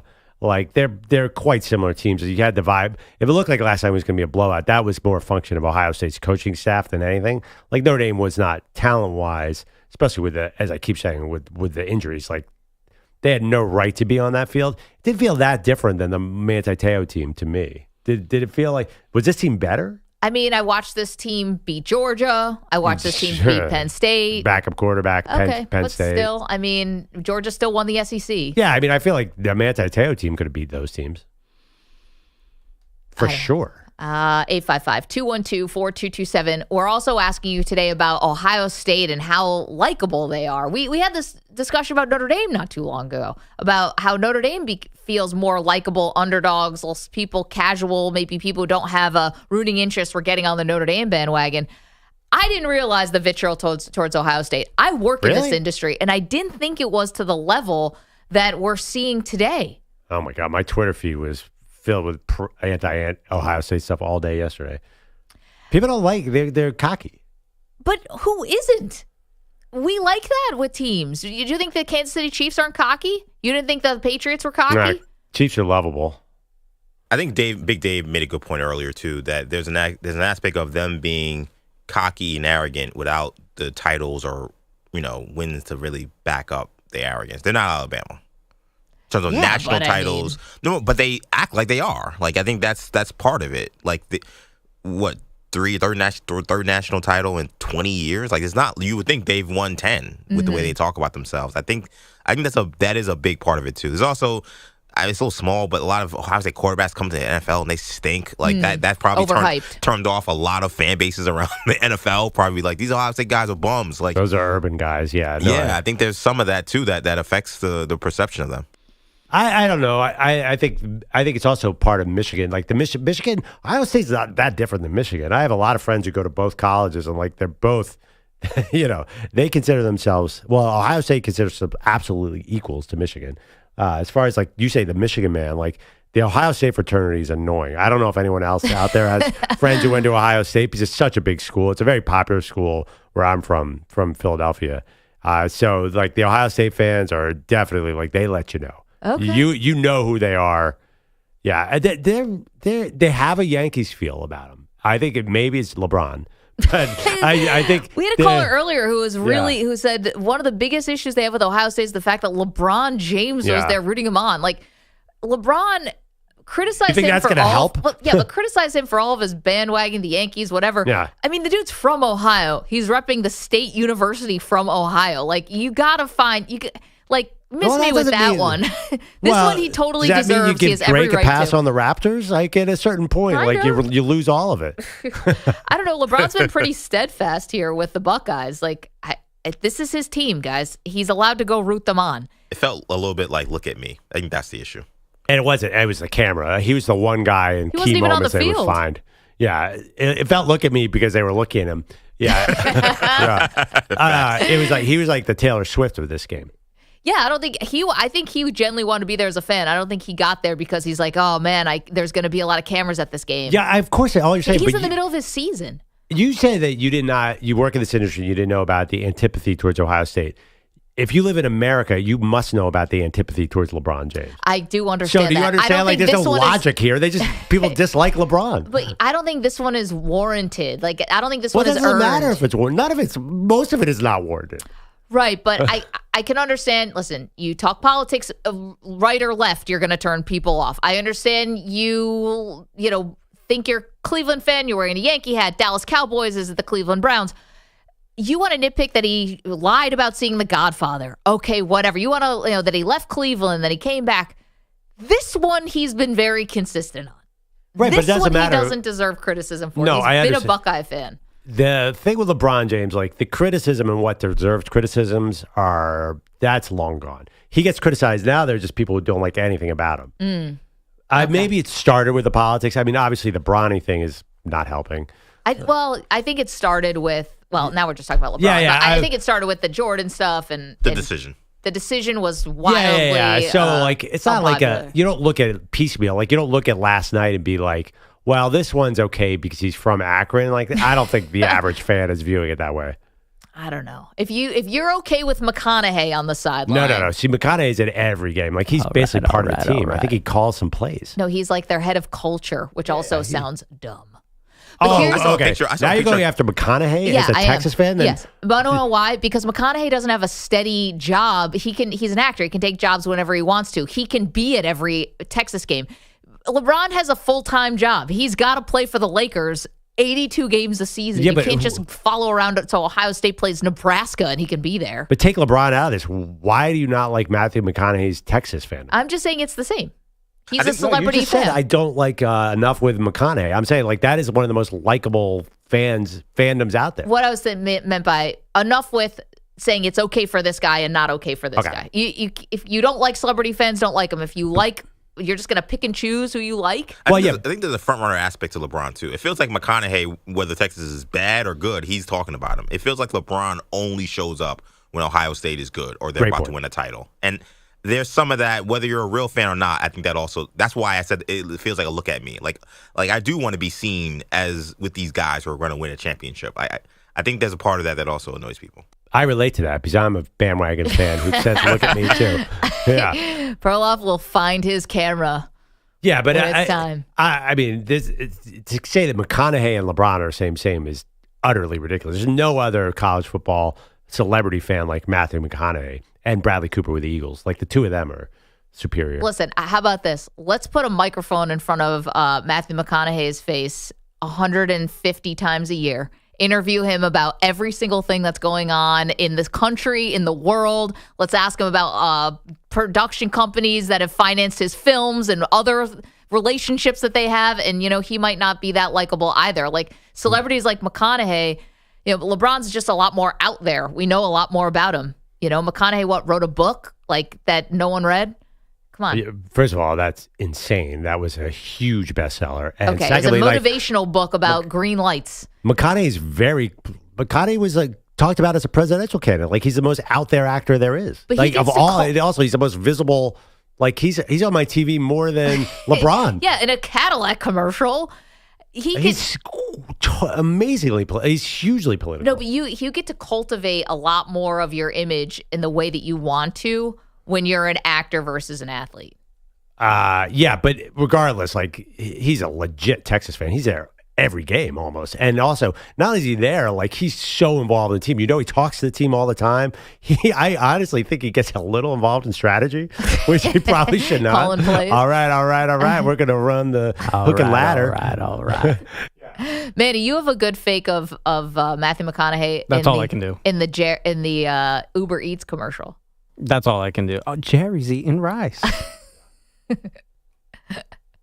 I mean, how could you not like that guy? I'm not. Even I turned around. Because remember, I crushed McConaughey a couple weeks ago. But you know what? I saw a picture of him yesterday, random old picture of him at a practice of Texas with Ricky Williams. I was like, wow, this goes back that far, his fandom? I was all right, respect. I take back everything I said about McConaughey. That's a real fan. Okay, You don't think that there's a picture somewhere of LeBron James with Eddie George? I bet I could find it. You're that impressed? Wait. I mean, LeBron doesn't have time to be like McConaughey. Thank you. Yeah. But McConaughey's a much more diehard. McConaughey went to Texas. It's totally different. Listen, LeBron didn't go to Ohio State. Because LeBron didn't go anywhere because he was the number one pick in the draft. We all know he was not going to Ohio State, no matter what he says. He was definitely going to Duke. Well, whatever. He's there. He was literally, I'm sure, even if we won't admit it, he was going to Duke. 855-212-4227. It's a huge difference between LeBron and Ohio State. I mean, put it out there as a poll. We don't even need to. There's nobody except Maggie who thinks those are the same. I don't get LeBron getting the hate for this one. And it was our first call of the day. You know what I really didn't like? That LeBron James. What? That's what you took away from that? That hat was so red, and that Ohio State logo was so huge on the hat, too. I was just like, wow. What else were you going to take away from that game? It's oh, God. Is Notre Dame, are they just going to run the clock out and just go down 31-7? Oh, Ohio State fell asleep. We'll take some easy plays. It wasn't those are the fun things of a national title game. 855-212-4227. Was this the most impressive or least impressive run to a title? I think most impressive for Ohio State because of the 12-team playoff, who they had to get through after they lost to Michigan. Season was dark. Definitely a black cloud. Yeah. You think it was least impressive? Well, no. I don't speak in hyperboles. I think there's been 100 national title games, and it never dawned on me that it was on one spectrum or the other, where it was the absolute worst or the absolute best. So don't say I thought it was the least impressive run to the national title. It was a run to the national title. It felt. Your reasoning is very interesting. You have a whole system here about the 12-team playoff. But I think it's flawed because guess what? Next year's team's going to have to run through a 12-team playoff. It's probably going to be harder. Was this yesterday or was it Sunday? A major gaffe. This one was embarrassing. Do we have sympathy for this person or no sympathy for this person? We will play the audio for you next, and you be the judge. It's M&P. Jerry's eating rice. You're in a 5-minute break.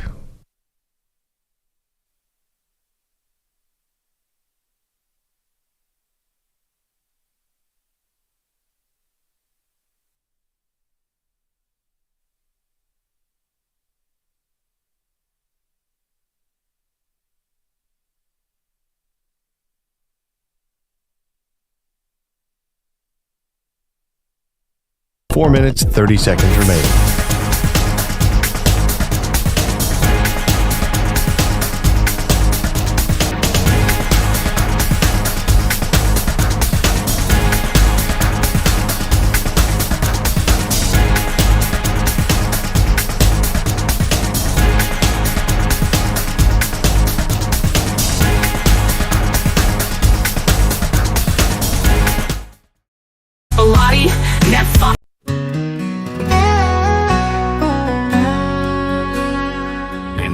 Miami Gardens where the Orange Bowl shines. Manny Rodriguez and Andrew Perloff's hearts entwined. With Penn State's pride, they wore their blue. But Notre Dame's resilience cut their spirit in two. Oh, Miss Cheaters kids settled through. Andrew Perloff, the nerdy king, lost a bet, now he's in his thing. Tom Brady's name was on the line, now he's dressed like.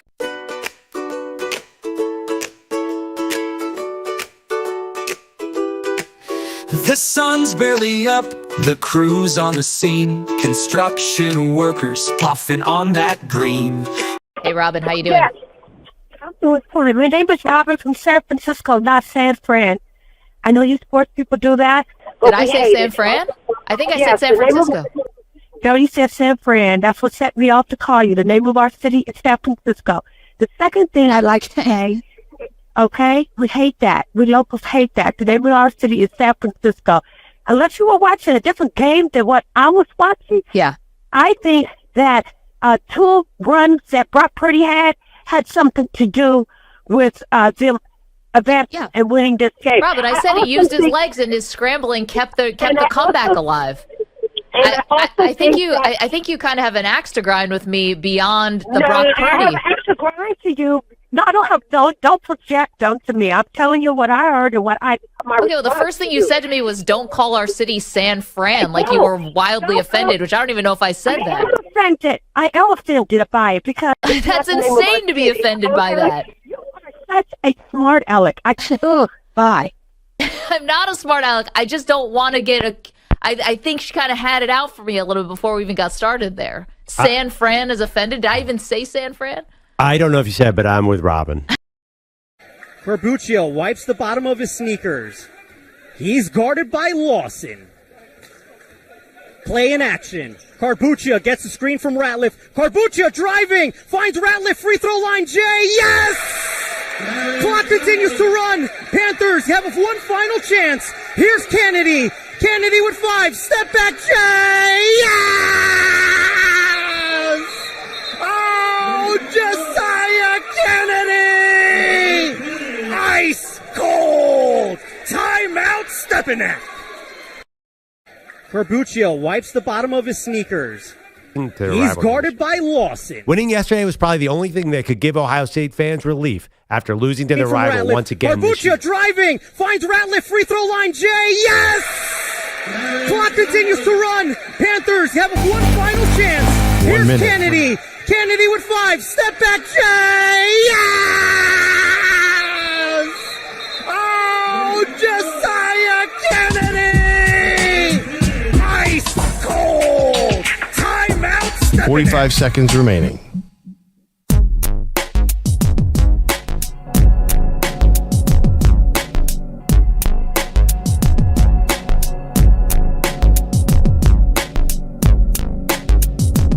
Seconds remaining.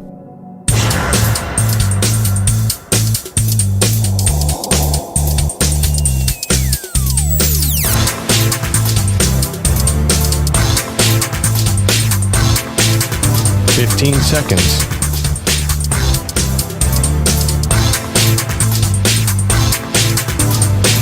Break ends in 5 seconds.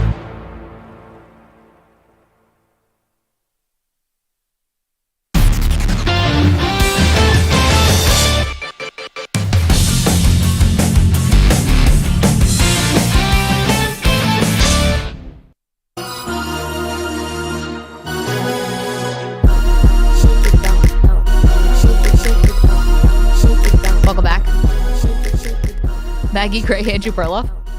Oh, I thought a little miscommunication That's there. okay. Welcome back to the show. So we've been talking a lot about Ohio State, and congratulations. Buckeyes are the national champions, although it feels like they're getting a little backlash here. There's not really a lot of love for Ohio State outside of the state of Ohio. And we're asking you, love or hate Ohio State? And also, was this an impressive run to the title? Yeah, if you're not an Ohio State fan, it just feels like a team to me that general fans do not pick up. For some reason, I think that there's definitely like a little bit of unlikability to them. Just a little, though. They're not Duke. Let's be clear. They're not Duke There's basketball. levels to this thing. It's not the Yankees. Yes. It's not Dallas Cowboys But it's level. funny, Alabama was like that. They were the dominant. I don't remember a lot of people disliking Alabama. There's something special about Ohio State. Okay. I didn't see it, 855-212-4227, but you're welcome to weigh in. We also will get into the coaching cycle that heated up yesterday where the Chicago Bears reportedly found their man, and it is Lions offensive coordinator Ben Johnson, and so now he gets paired with Caleb Williams. However, we had to get to this because in some ways I felt a little bad for this person. The mayor of Philadelphia, Perloff, your hometown, her name is Sherelle Parker, and I don't know where this was, EJ. This was at some kind of rally? I assume so. I also don't know where it was. Okay. Out in public, talking to Eagles fans. And if you want to get people in Philadelphia on your side, you got to hit them with the Eagles chant. Here is the mayor of Philly. Let me hear you all say, E-L-G-S-E-S, Eagles!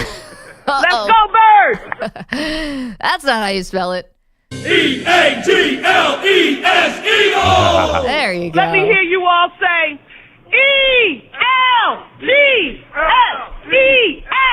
Eagles! Let's get a couple things Let's clear. go, Birds! Let's go, Couple Birds. things clear. The let's go, Birds at the end. Just so much confidence. There's two things that's fine.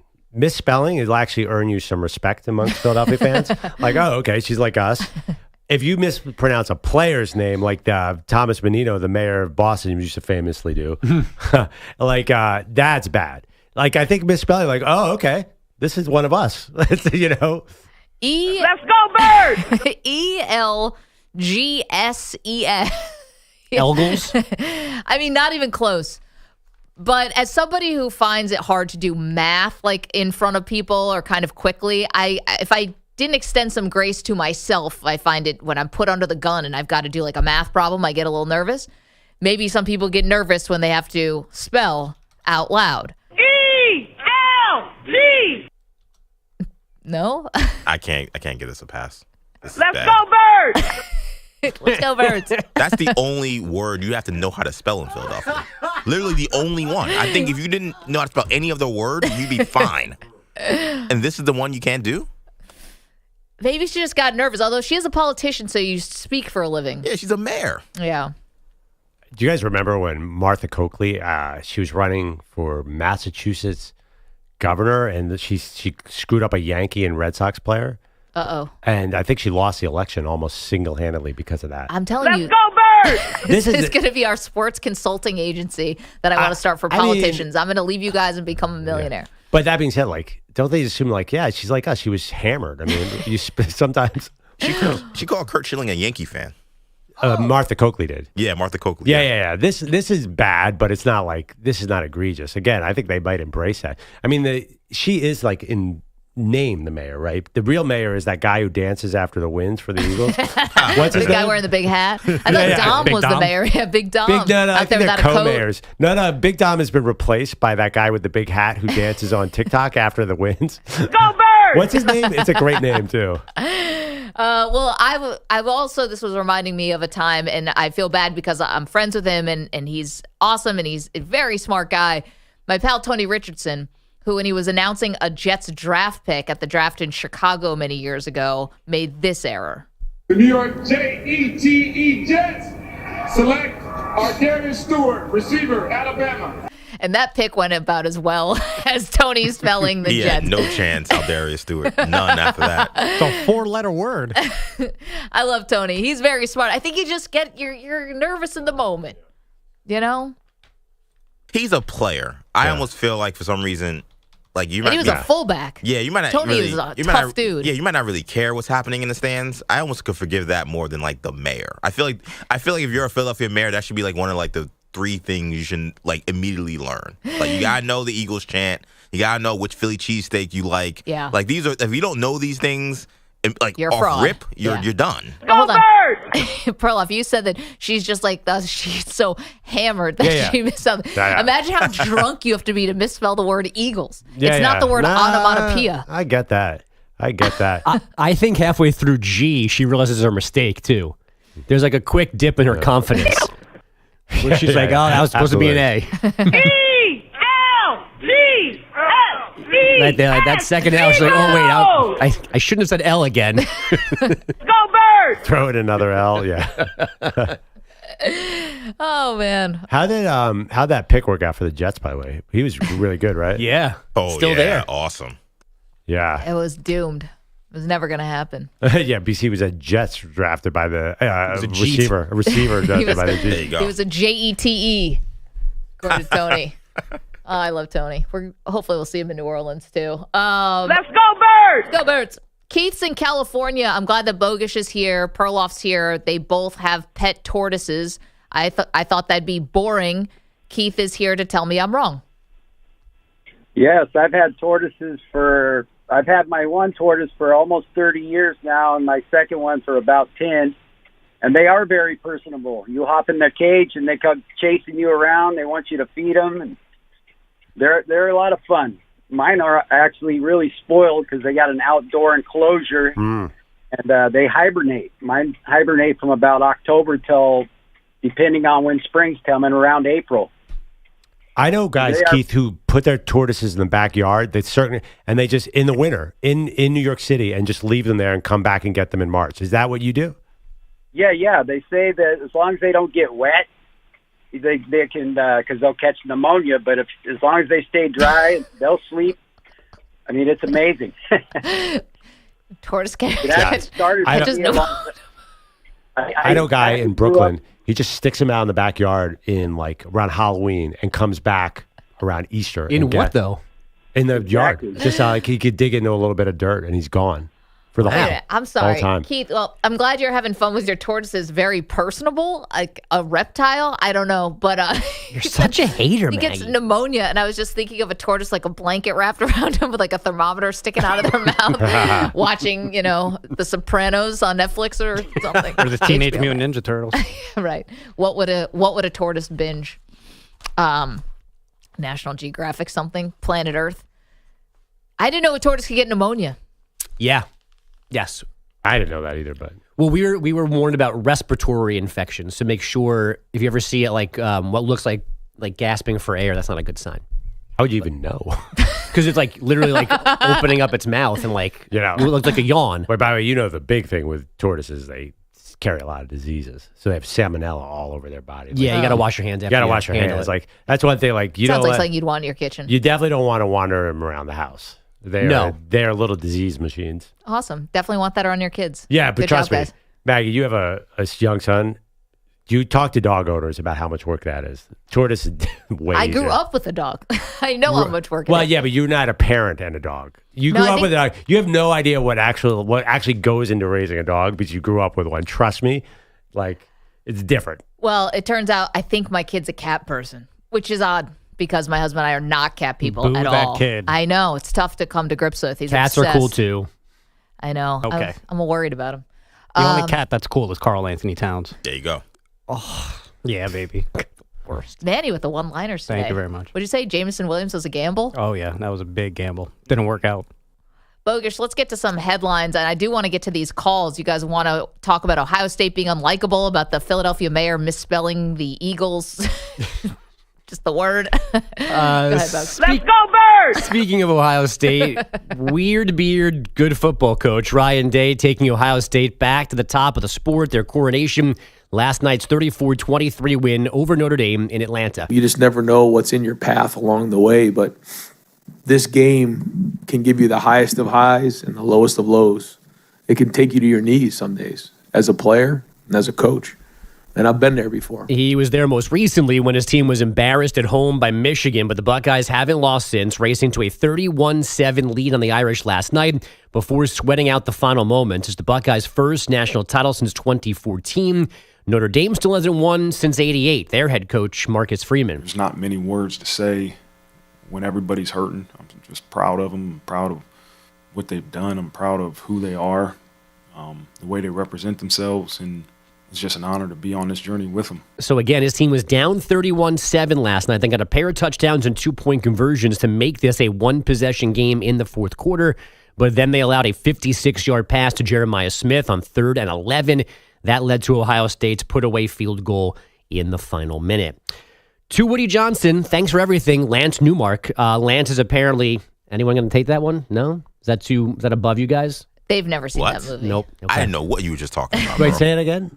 To Woody Johnson, thanks for everything. Love Lance Newmark. To be fair, I've never seen that movie either. It was a Patrick like Swayze love. vehicle. To Wong Fu, thanks for everything. Love Julie Newmar. Julie Newmar, right? Yeah, because that was the first name for some reason that popped into my Got head when it. I met Lance Newmark Got it. yesterday. That's a deep cut. Who You the realize. hell are these I think people? I think it's an unhealthy English, cut.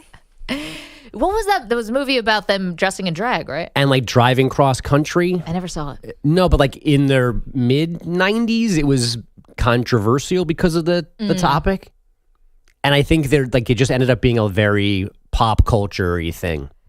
Yeah, it's a silly title. Yes, it is. And Lance Newmark might be the Jets' new GM by the end of today. He and It's a Lions. stretch, folks. That's fine. It's a Tuesday. Lions D coordinator Aaron Glenn get their second interviews in Jersey today. Both expected to be hired, barring a last-minute snag. Newmark spent 2 decades in Detroit before serving as the Commanders' assistant GM this season.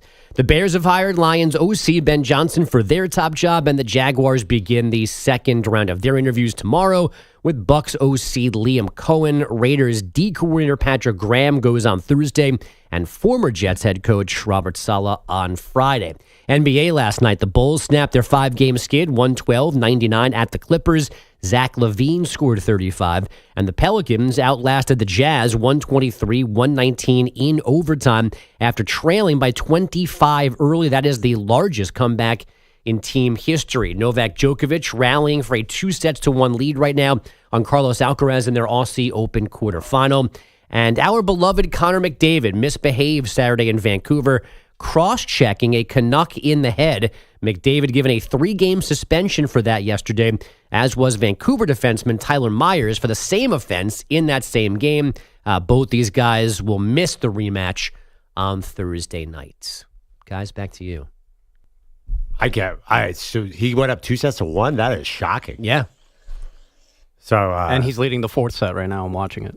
That is crazy. I assumed like there's no way he had enough left to win another one, but that would be bananas. And today he lost the first set. Yeah, took a medical when timeout. you came in the first hour, I thought that was this is over. Yeah, took a medical timeout, came out, and has been superior for 2 sets. Yeah, sure. Maggie used to use those at competitive tennis. Medical timeout. It's called change the momentum timeout. Yep. It's the oldest trick in the book.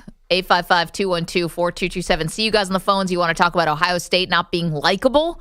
Sounds a little sour grapes by you guys. The day after they win the national title, all of a sudden, here come all the haters. And also, more politicians misspelling team names. What? Oh, we got a lot to do. Don't move. It's M&P. Let's go, Birds! You're in a 5-minute break.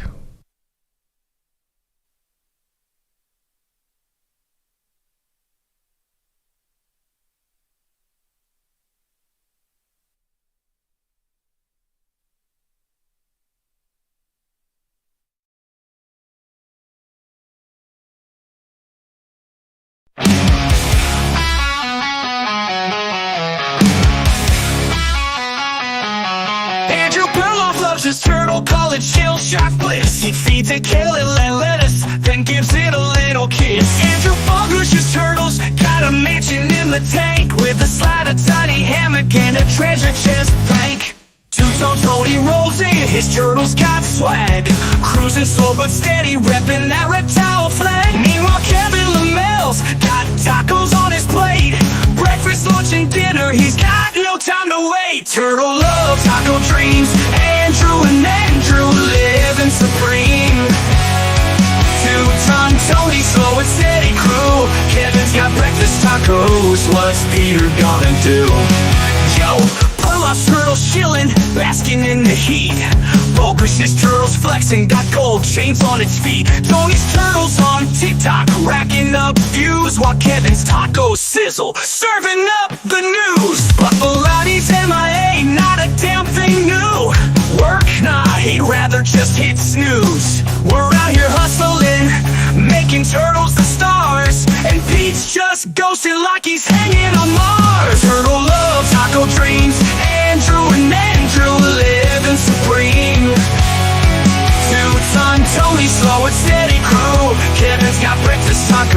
tacos, what's Peter gonna do? Yo, Perloff to the spotlight, tacos taking the stage, while Pilates excuses keep showing his age. Perloff's turtles named LeBron, Bogusch calls his taco just for the show. Tony's turtles trained in breaking the mold. Kevin's got a taco so spicy it's gold. And Pete, yeah, fuck that guy, still a no-show. The legend of Lombardi always laying low. Taco dreams, Andrew and Andrew living supreme. Two-ton Tony's slow and steady crew. Kevin's got breakfast tacos, what's Peter gonna do? So here's to Turtles Tacos and the crew on the grind. Except for Bilotti, who's always lagging behind. Perloff, Bogusch, Tony, Kevin, y'all are the best. But Peter Bilotti, man, he's failed the test.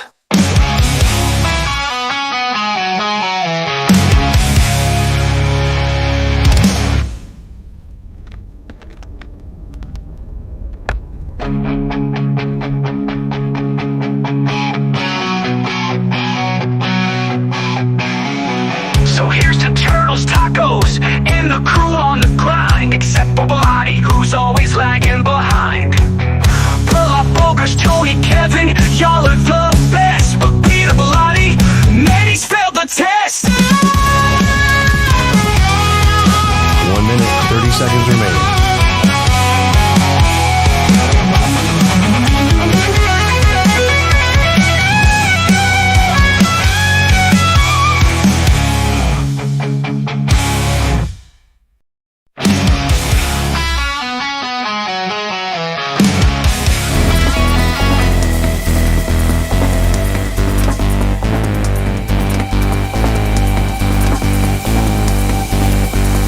One minute remaining.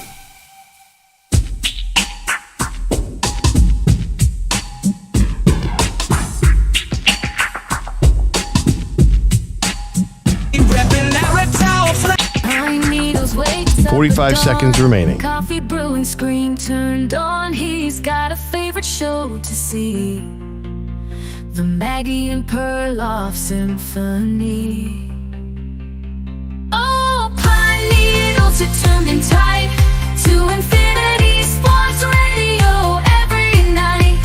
Maggie and Perloff, your daily delight. In their words, you find your life. From highlights to the breaking news, every take you can't refuse. In the chat, he's always there with comments, questions, wisdom to share. Oh, pine needles are tuned in tight to infinity. Sports radio every night.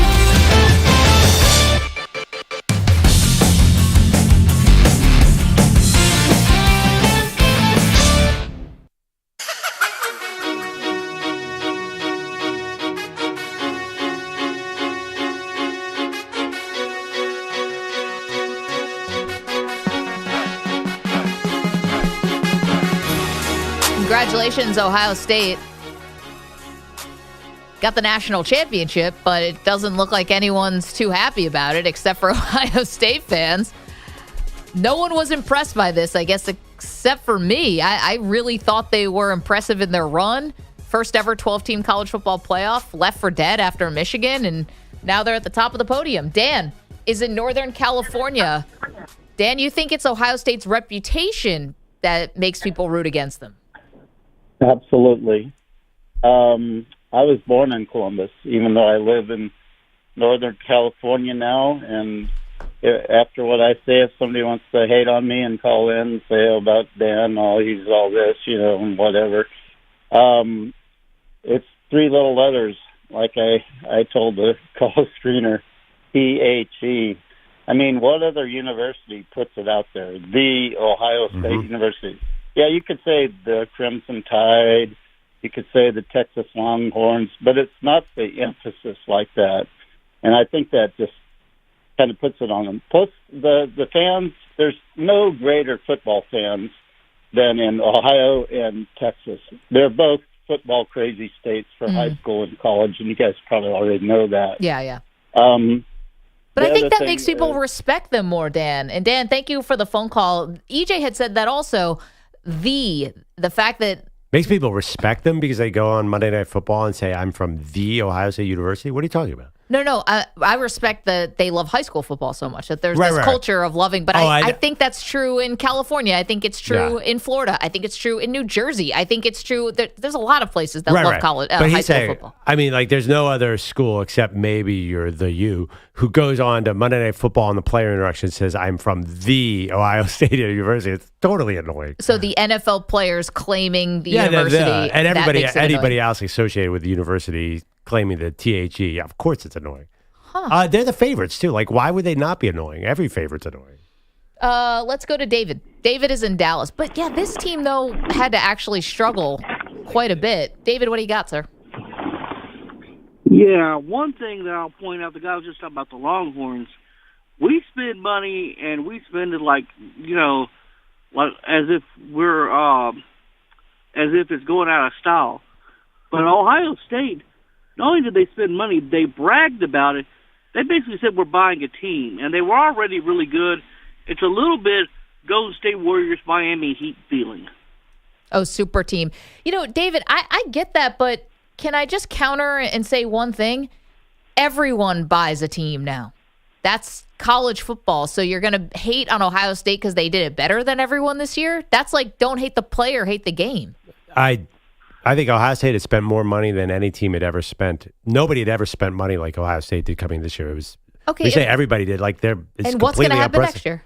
Maybe some other team's going to have it, and you're just going to hate on that team. What if it's SMU? We're going to hate SMU because they spend more money. Hate Texas A&M because they spent most money. I'd be shocked. SMU will spend a lot. If they get up to number one overall, that would be impressive. But no, I definitely think the big spending teams are going to draw like the typical like anti-favorite behavior. And yeah, I think you should get used to this. If you buy your team, it's kind of be like how now everybody hated the Yankees for years. Now I have friends texting me saying like, "Can you stand the Dodgers?" Like the Dodgers are now making people mad by overspending. Okay, too. but I kind of feel like we're doing whack-a-mole here because I also hear fans who have rooted for Clemson calling in to saying, Dabo Swinney, what are you doing? You're not going into the transfer portal and our program is dying or something. Right, those are Clemson fans. They made the college football playoff. And no, Dabo Swinney gets criticism throughout the national media, at least, for not going into the transfer portal. So how do you want it here? You want guys just doing high schools? And I don't understand how you're going to get around not paying. Like, this is it now. This is the sport. Well, it's just if you overspend everybody and have the most talented team and then find a way to lose 2 games during the regular season, people are going to criticize you. And then you go out because the Miami, like there is no way they were playing a Michigan team without a quarterback and no Jim Harbaugh and lost. Like, and they had a $20 million payroll and an advantage at pretty much every position, every offense position on the field. So yeah, I mean, obviously, I think they're like a heavy favorite. And again, you say like no one had ever done this. They're the first. Yeah. The first $20 million team. So that was like... Oh, I thought it meant the first, and going through the 12-team college football playoff. And to do it as an 8 seed... Well, there's never been like... Alabama, I think, was quietly doing it on the side. But this is the first high-spending team we've ever seen. So I understand. People are like, okay, they won, but would they have done it without the money? And the answer is obviously... Okay, but... No. Okay, but see, here's the thing about that. I watched Ohio State do this pre-NIL, and now I've watched them doing it post-NIL. Did you see Ryan Day do it pre-NIL? Well, but whatever. He now has the same amount of titles as Urban Meyer did and Jim Tressel did. And I was told that Ryan Day is not the secret sauce here. The program recruits. Yeah. So, like, they've done it in different eras. How is that bad? How does that mean that they're just some front-running team that buys all their talent? They have a football-rich state. They keep dudes in-state. This team... They keep dudes in-state. I mean... Guys who grow up there go there. That's what I'm talking about. And they found a way to win when they were at the bottom of the bottom and losing to their big rival. Like, shouldn't that be celebrated? I don't understand why it's a knock. Who are their... this is actually ignorance. Like, who are their players from Ohio? How many kids from Ohio are... I think Captain Jack is, I believe. Jack Sawyer. Jack Sawyer. I was thinking like he's the only non-Uber talent there. He's got to be an Ohio kid. No, that he had a Ohio State bib on or something when he was, 6 months old. I'm thinking like they're great players through the years. I'm like, oh my God, they're mostly California, a lot of Texas, some Florida. That's how I jumped to mine, but they definitely got this Miami connection going now that I think is going to be one of the reasons they're going to be good. Bane of my existence. 855-212-4227 is Ohio State. Unlikable. People dunking on them the day after they won the national championship. You guys sound like sour grapes. Thank you, Perloff. Let's go, Birds!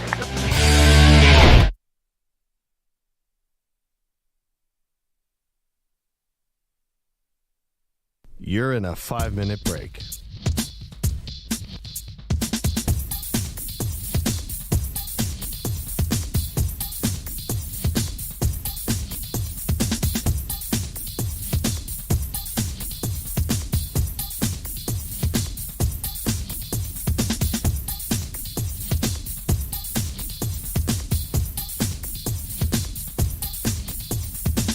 Four minutes, 30 seconds remaining.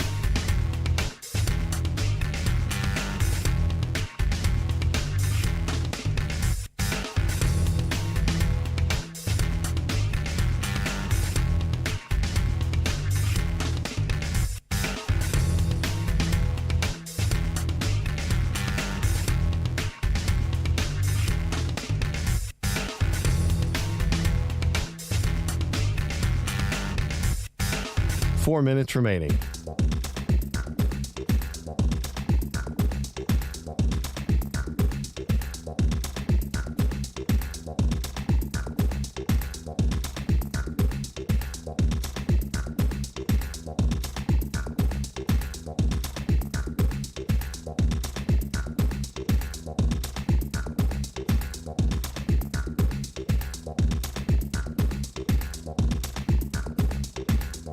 Three minutes, 30 seconds remaining.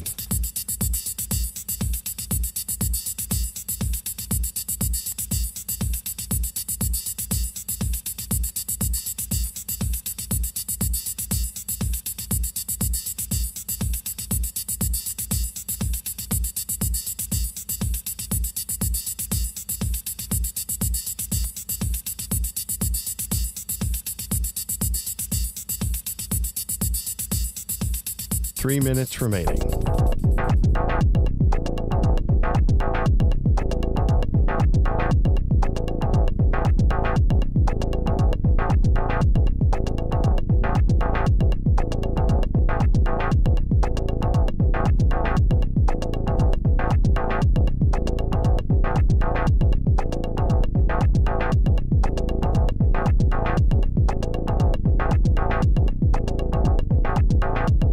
Two minutes, 30 seconds remaining.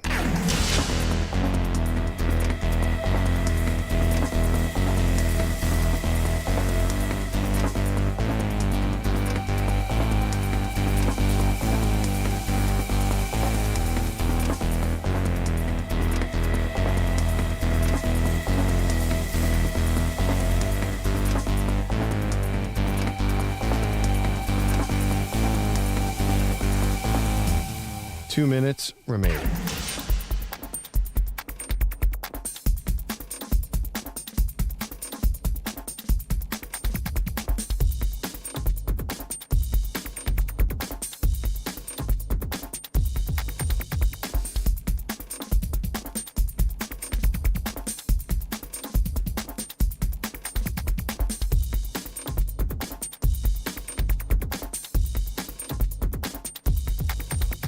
One minute, 30 seconds remaining.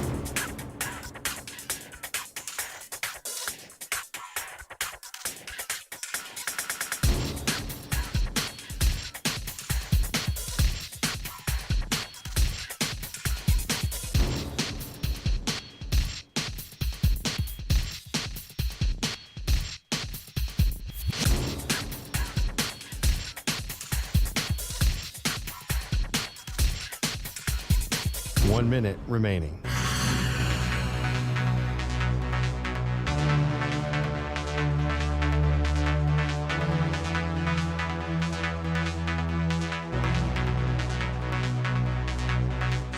Forty-five seconds remaining.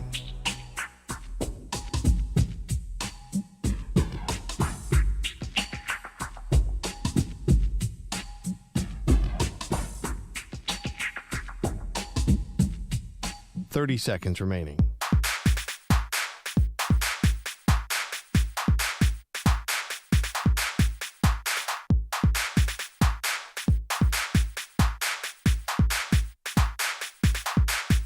$15 seconds.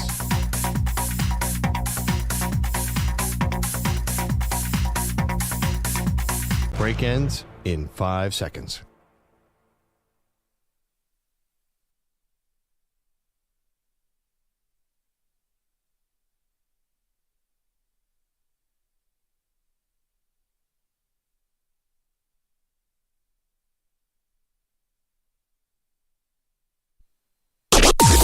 Maggie and Perloff on the Infinity Sports Network.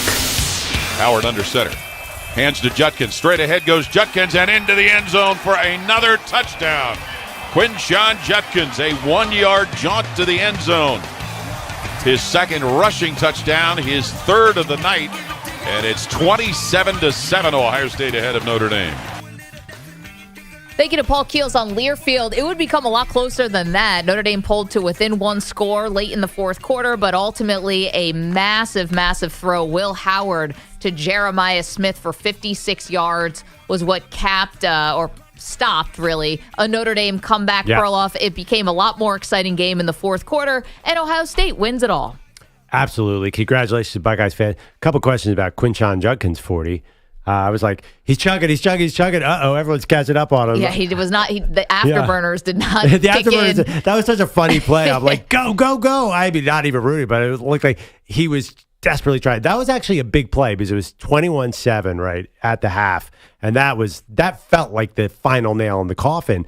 2 minutes or like 2 seconds into the third quarter, then Ohio State relaxed. There's just no doubt about it. They played the clock, and one of the funniest things, to me, one of the big plays of the game was the Emeka fumble. Huge. And the thing is, that was the best play of the game. Like, he basically caught the ball in traffic, broke about 4 tackles, broke a 5th tackle, and then fumbled the ball. But It was a little Mark Andrews-esque. I mean, not to go back into... no, but I think like Ibuka put his draft stock up 10 picks with that play. It was incredible. No, it was incredible. Oh, I see. Because, you had the ball, you're making a play, and then here comes the punch-out seemingly out of nowhere. Mark Andrews had the first down, had the play, and then here comes Terrell Bernard out of nowhere. But Ibuka's play was fantastic. It was great. Crazy that he did that. Like, all those moves were amazing, and then he blew it. Exactly. And so... It was weird because you weren't saying go down. No one was saying that. It looked like he was going to break free for a touchdown. Right, and if they had just hit a field goal there, the game would have been out of touch. Yeah, there was so many little key moments that kept Ohio State from putting the finishing touches on the game. The pass interference on was a third or fourth down, a huge pass interference. The Notre Dame touchdowns were by the narrowest of margins. It never felt like Notre Dame was going to really be able to mount a rally. Then they did it. They did. They got it to a score. Again, there was a controversial call by Marcus Freeman from Notre Dame when you're down 16, but you have a 4th and goal from the 9. Decide to kick a field goal, which still would have kept it a 2-score game, but albeit easier because you wouldn't have had to do the multiple 2-point conversions when you're down 13 as opposed to 16. But they missed the field goal. Oh, this has been a problem for Notre Dame all season long. And then in the playoff, their field goal kicker had been absolute nails and then missed a 20-something yard. It was a chip shot and missed it. Then on the other side of things, again, I mentioned that Jeremiah Smith finally, Ohio State realized we got to just end this thing. And it was that big play, as I said, 56 yards to Smith. He was in single coverage. It was 3rd and 11. Notre Dame brought the house, trying to get to Will Howard, try to get him uncomfortable and bring pressure, and he found Smith. So then they kicked the field goal. Let's talk about one of the big narratives at the end of the game. And I know you picked Ohio State at 8.5, right? I did. Scott Van Pelt gets on the sideline and says, I know we're all watching this game, wink, wink. And so it was an 8-point game, and they were at the 10-yard line, 1st and goal with about a minute left. Do they kick the field goal? And all of America was watching desperately, like doing math in their head about how long the clock was. But I looked at the clock and I'm like, there's no way. They obviously are not going to be able to run out the whole clock. Of course they're going to kick the field goal. No, they couldn't run out the whole clock, but I feel like if this was an NFL game. An NFL game, for some reason. Sunk. Yes. Yeah. NFL reason, Jeremiah Smith would have gone down at the 1 or something. It was very funny to everybody. I think someone in the announcer mentioned Al Michaels. It was just a great national betting moment. It worked out for you at 8.5. By the way, you were talking about that spread on their text thread earlier. In my wildest dreams, I did not think Notre Dame was going to cover that spread. Like the scenario didn't even cross my mind when it was 31-7. I was going to text you like, where are you going to spend the money on that pick? Like, did it feel like the bet was over? Unfortunately, I also had the under. So that one. No, that wasn't so great. So kept me from having a really big night. But yeah, listen, I don't want to say credit to Notre Dame. I'm sure they probably don't feel that way this morning. They probably don't feel like we almost covered. Yeah, we almost covered. I think they don't feel like participation trophy, but to be honest, I think Ohio State just had way more at stake because the expectations were so high for them coming into the season. They had 2 losses. If this was any other format, they would not have even been playing for a national title. Ryan Day, God knows where he would be now if they couldn't avenge that Michigan loss and by steamrolling this tournament. Yeah. Just the sliding doors of this is all so fascinating to me. What I'm really curious about is just this Ohio State blowback. Honestly, I would have understood the blowback if Notre Dame had won. They're the polarizing program. But Ohio State, to me, nobody seems happy that this team won or impressed with their run. Obviously, outside of the Buckeyes fans, congrats to you and people who live in Ohio. But I thought they were going to get a lot more respect here. Can I quote a friend? Not a friend. He's not a friend at all. But an oracle of the sports world, and I'd say the national cultural scene, Robert Griffin III. You never know what's going to come out of RG3's face, but he tweeted after the game, he goes, moral of the story, spend $20 million and win a title. That is the vibe out there. Okay, but let's not pretend that Texas spent $2 million. That's not true either. So I don't understand why Ohio State, who's simply just existing by the rules that we have today with NIL, that all of a sudden people are mad because they're NILing to the most. Yeah, but the Yankees were spending within their existing rules, and people called them the evil empire and hated their guts. Now people hate the Dodgers, not for actually possibly breaking the rules. Everyone's mad at the Dodgers for deferring money. People don't like the big spending teams. They never have. Okay, but here's the thing. It's not like Ohio State's been doing this for decades. It's not like they've built a dynasty on spending. That's not. That was the Yankees' MO. That was the ethos. You want to talk about $100 handshakes? Let's go to the SEC. You're going to look side-eyed at Ohio State? Let's talk about Alabama. I don't think Ohio State's roster was exactly bargain basement back when Zeke Elliott was there. But I hear what you don't think Urban came from the SEC, Maggie. We don't have to connect too many dots. Okay, but then you can't be happy for any big-time college team because I think they were all doing it. No. But I think this was the reason this Ohio State team particularly is getting blowback because they're the first openly $20 million team. So they just feel like they should have won this one.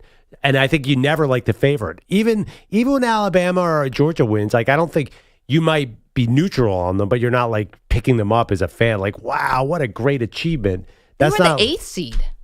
It wasn't exactly rooting for Oregon. The 8th seed. That means nothing in this particular field. Okay. I mean, what do you have to do to get a little respect after you win the freaking title? Who were the 3 and 4 seed when they were an 8 seed? Arizona State and Boise? Yeah, if Arizona State, who was a 4 seed, had beaten this 8 seed, it would have been like Chaminade beating Virginia. So don't tell me 8 seed. Listen, you weren't even impressed with Arizona State in the comeback against Texas. So nothing impressed you in this whole 12-team playoff. No, if Ohio State had come out there and really played their A game and just said, we're awesome, we're going to throw it all over the field, and we're going to try and win this in a blowout, I think I would have been a little more excited about Ohio State. Okay, so your issue was Chip Kelly. Your issue was the offensive coordinator. Ryan. I don't think it's Chip. I think it's Ryan Day. I think they played not to lose after a certain point, and I get it. It actually was effective. They didn't want Will Howard to risk throwing a pick six against that outstanding Notre Dame defense. We're talking about two different things. Talking about the manner in which they won this game. That bothered me a little bit. You want to nitpick about how conservative they got. That's one thing. That's not what I'm talking about, though. I'm talking about this feels like very emotional response, like people were waiting to come out of the woodwork to dunk on Ohio State, and doing it the day that after they win the title feels like sour grapes to me. Oh, but people have had problems with Ohio State forever. But and think ever. about what you're saying. Yeah. Like, what are some of the calls that we've gotten today and what you guys have said? Because they put an emphasis on the word the. Like, that's of pretty course. flimsy, dude. Wait, the fact wait, that wait. LeBron James is one of their celebrity fans, like, this isn't real stuff. The Wait, fact wait, they wait. spent $20 million, so Texas spent $18 million. What's the difference? Do you telling me the doesn't annoy you? What? It doesn't. It's a the. Are you A the. kidding me? More like a It's the. not any the. It's the Ohio State. It annoys everybody else. I thought that was like a universal. Nobody liked that thing except Ohio State fans. I agree. That's what I thought too. I'm Yeah. indifferent to it. What does it matter? So, guys. Wait.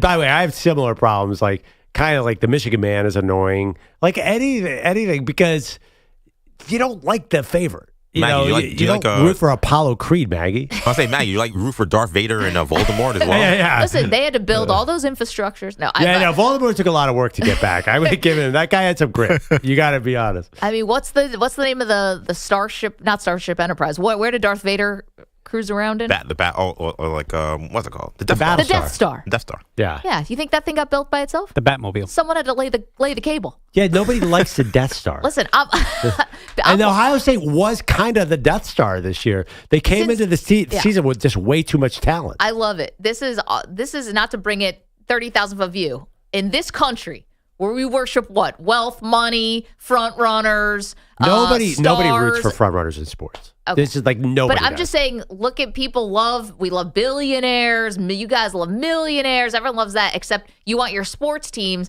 to be what? Doing 50 cents on the dollar here? And you're gonna crush them for that? Are we really having this debate that you think that people like big spending teams? No, I just don't understand crushing a team after they win. And I don't think that Ohio State was so outspending the other teams in this tournament. I don't think that what was Texas's payroll? Yeah, but I mean, Texas they are not little sisters of the poor. They're not that good though this year. They played the wrong quarterback. That is crap. They went to the Final Four 2 years in a row. They're gonna be way better next year. They just paid their head coach, gave him a 7-year deal. Next year's Texas team would kill this year's. Yeah, Texas and they have team. Arch Manning. Like this is Yes, not. but they didn't play him. This is not some like upstart team. I mean, listen, Ohio State got through the field without the two Giants floating around, and we don't even know if they're Giants anymore because Nick Saban retired. So Georgia and Alabama weren't there. So it's kind of they were like the lone team to focus on. I mean, Georgia was in the Georgia playoff. won the SEC. Yeah, but they were in the playoff. But I'm saying they weren't in the final game. Like, of course, Ohio State's going to be perceived as the favorite, as the David versus the Goliath of Notre Dame. I mean, vice versa. Yeah, I just Notre did it. Dame.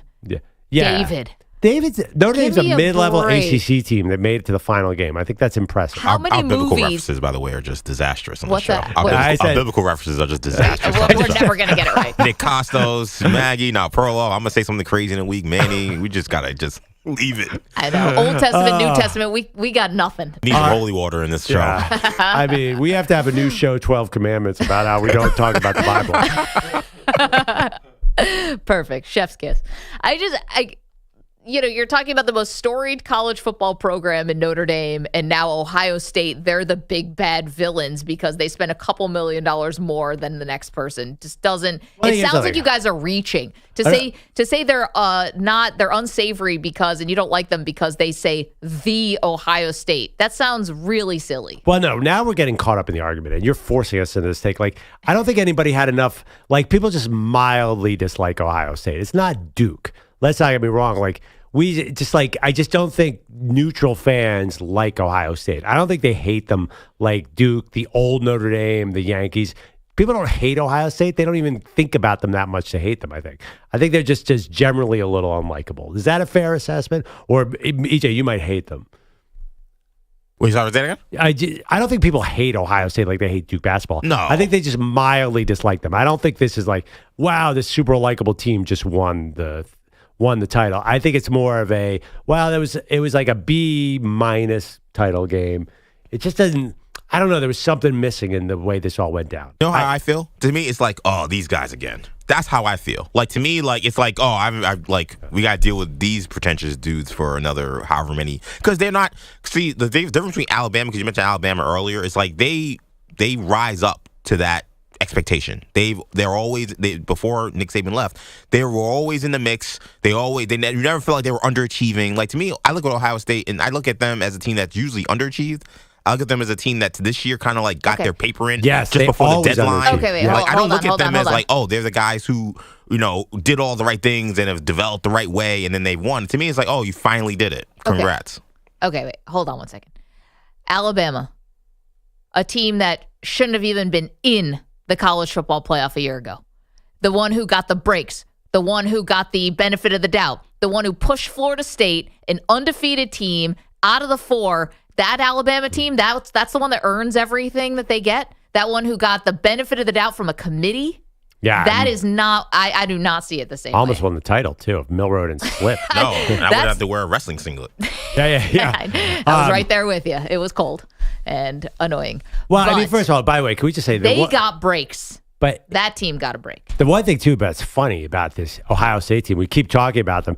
This is an incredibly likable group of guys. Like, watch Buka in an interview. Like, he's personally, yeah. He's I think we're talking incredible. Will about football Howard's hate, incredibly not- likable. Jeremiah Smith is a pleasure. I mean, he's a superstar, and he's got nothing but positive energy. Like, the kids are great. JTT, Captain Jack, that's a really great team. It's the program. There's something about these powerhouse programs that invite antipathy.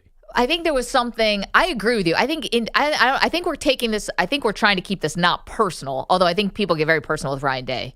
But but he represents the program and something else. there was something about maybe the losing to Michigan, and then Michigan goes to plant the flag, and it turned into a post-game scuffle. I don't know. And I thought, I don't know. It depends, I think, how you came down on that. Was Michigan in the wrong for trying to plant the flag, or was Ohio State in the wrong for, turning it into a brawl? It was funny. A caller earlier in the show said, Maggie, how did you do this? You turned Ohio State into an underdog. Because you mentioned their grit and resilience to come back from that Michigan win. I agree with what EJ said. It felt like they should have never put themselves in that spot anyway. What'd you say, EJ turning in the paper 5 minutes before it's due? Yeah, and then getting an A+. It's like, all right, we know you're brilliant. Yeah. And by the way, they wouldn't be here if there was a 14 playoff. That's the amazing irony of this thing. We wouldn't have LeBron on the sideline. Yes, we would have had LeBron on the sideline for Oregon. Wearing green and yellow. He would have been there. To be fair, Nike's giving him like $100 million. He definitely he would have been in the crowd cheering, wearing green and yellow. That's why people have a problem with LeBron. That's a fact. Yes, but you can't have a problem with him for that because you're the bandwagoner of all bandwagoners. No, I just find it entertaining. Just of course LeBron's on camera. Like I think he was the first person they went to in the crowd after they sealed the win. They go. LeBron, who's like the biggest person in that box by about 1.5 feet. It was high comedy. What's the Lakers' schedule? When do they play again? Tomorrow, I'm assuming. 855-212-4227. You can vote on our poll. Do you consider Ohio State likable? 80% of you say no. Yeah. That one. They don't hate Ohio State, though, but they're just definitely not likable. 855-212-4227. You can watch the show. YouTube.com/Infinity Sportsnet, Twitch.tv/Infinity Sports Network. Perloff and I and EJ are all matching today. So we are all in sync now. EJ. Eagles green. Perloff and I are infiltrating your brain. I'm wearing Eagles green. You're wearing Eagles green. I can't, EJ. Also green. Let's go, Birds! But EJ could be arguing he's about the Jets, meaning that he knows that there's something happening today. There's going to be a hire. Is that why you wore green? I almost wore this sweater yesterday, and I just didn't. So then I was like, I'm going to bring this one back. No reason behind Eagles or Jets or anything. No. I'm not celebrating the Jets until Aaron Rodgers retires. I told you guys. You'd be lucky to have him. And we're not wearing green this is not if you're not watching, it's not a Kelly green. This is not a Notre Dame green. No, it's just we're all in sync together. E-L-T! Should have won silver. Should have worn silver and red. We screwed this up. Scarlet and I'm not wearing garnet, those. at least what they say, Pearl. I'm not wearing those colors. Why? Because 90% of Manny's wardrobe is Knicks related. That, number one. And number two, Penn State keeps losing to these losers in Ohio. So I'm good on the Buckeyes. No, they're not a likable team, Maggie. Salty Manny. Maybe next year. Some of Manny's worst nightmare fuel keeps happening. I hate football.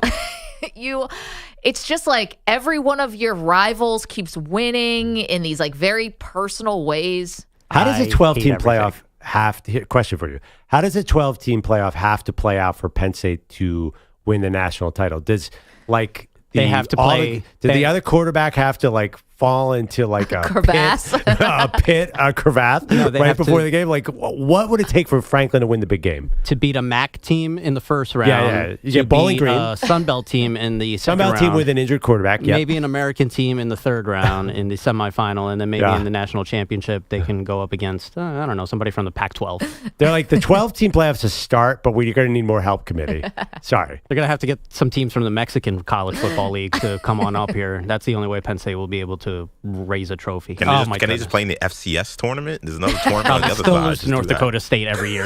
They're not being North Dakota State. That program's a wagon. Maggie and I had a pre-show debate who's the best quarterback in this tournament, and we were saying, well, it seems obvious that anyone compete with Drew with Will Howard. We were like, well, what about Drew Aller? Then we looked up his stats. Oh dear God!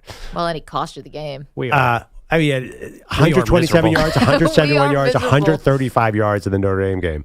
Manny, at least he's your supposed mom. to be a first-round pick. The guy can't throw for more than 130 yards. Manny, your mom was enjoying the game last night. My mom is clueless. She saw a picture. She saw Marcus Freeman on the screen, saw the ND on his chest, and promptly, without hesitation, asked, "Oh, is that the coach for Nostradamus?" Is that a school? That is the person who lived like in the 1800s who predicted everything. I don't think it's the 1800s. I know who Nostradamus is. Is there a school named after this man? Not probably it's a psychic wherever he's school. from. You couldn't have seen that coming? The stories I hear Clearly you couldn't go there, Pearl. Stories I hear behind this glass about Manny's parents and what they see in the world. Nostradamus University. It's crazy. Also, after Ohio State made it 21-7, she again, without hesitation, asked, "So it's 3-1, right?" Yeah. Game 7 coming up in a couple That's weeks. what I thought. I was like, she thinks this is a best of 7? No. She thought it was she thought it was a 3-1 score in the game because 3 touchdowns to 1 touchdown. So in her brain, it's 3-1. We need more of your mom on the show. Been watching the sport 20 years. Still doesn't understand a first down. I want more Mrs. Rodriguez. Not less. More. I want all of her opinions on Marcus Freeman and everything else. The head coach of Nostradamus. I like ND's chances this year. They have a good squad. Go Nostradamus. It's so good. 855-212-4227. Okay, coaching carousel. Perloff mentioned it. Big decisions coming today. We had a big domino fall yesterday. And, of course, you're welcome to weigh in. Is Ohio State likable? Give us a call. You're in a 5-minute break.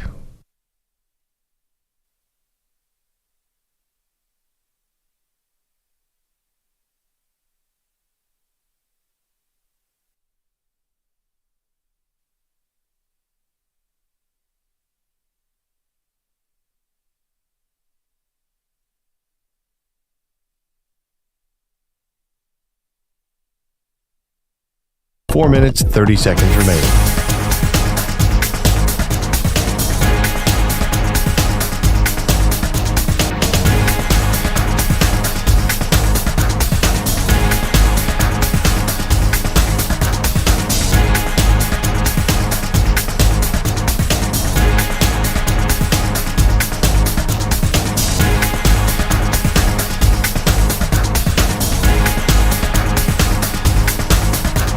Four minutes remaining.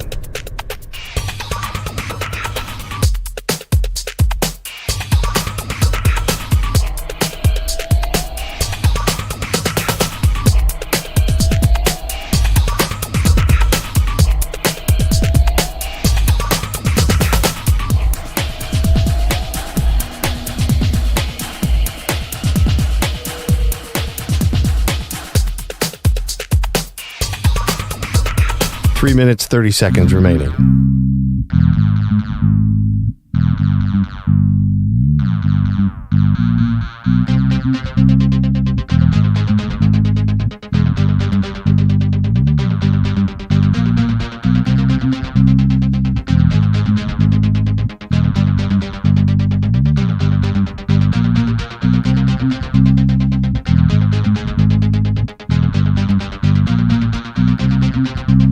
Three minutes remaining.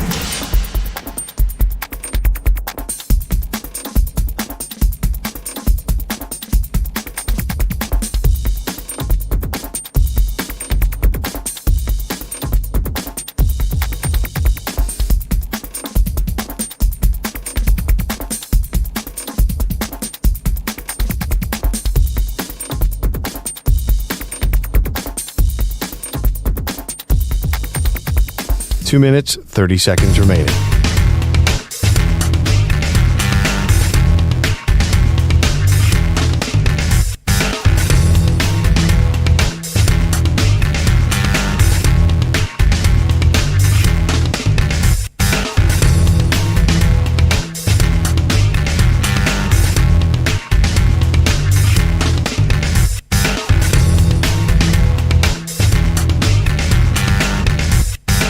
Two minutes remaining.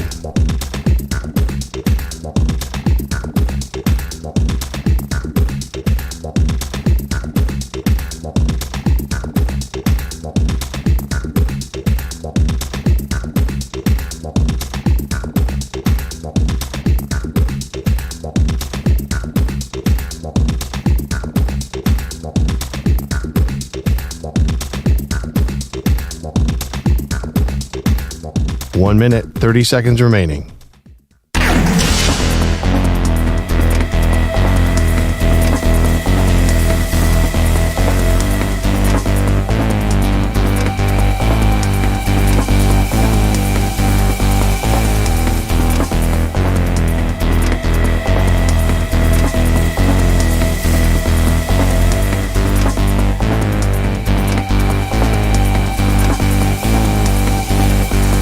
One minute remaining.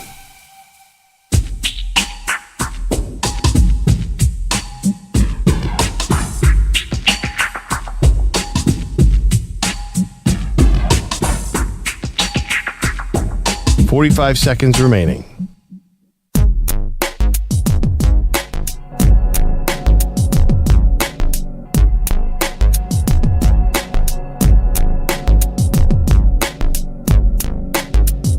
$30 seconds remaining.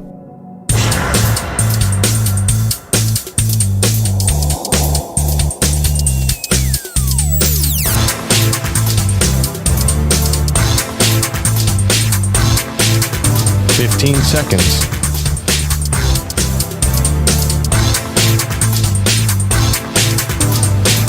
Break ends in 5 seconds.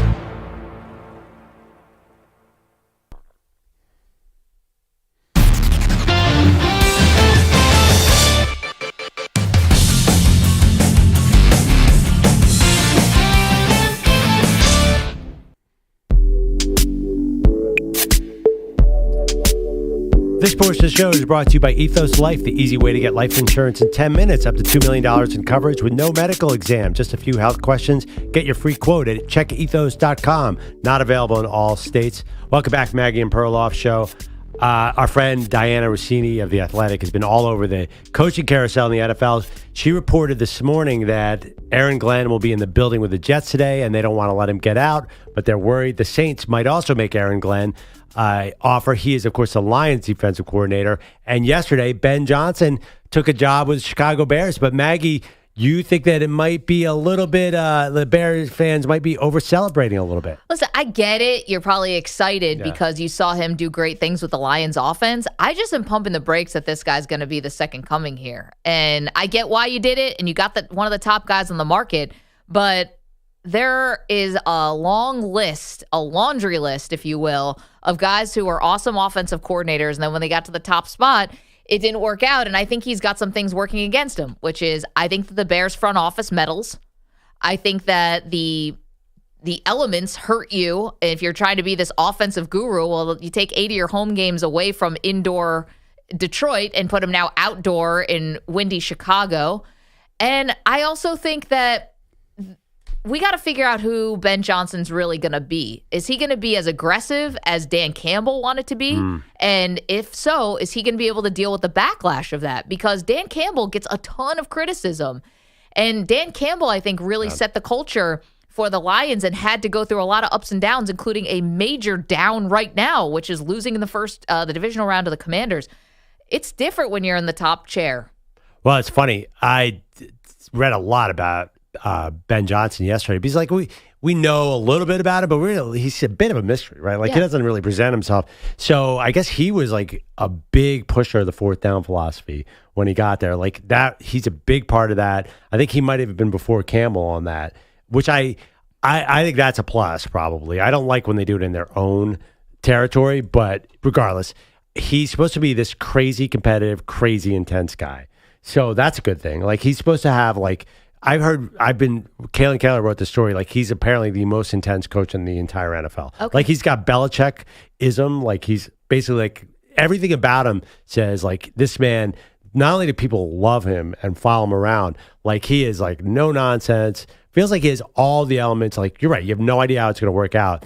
But there really isn't a lot of analyses for this. There's not a lot of guys who stayed and then had this feeding frenzy.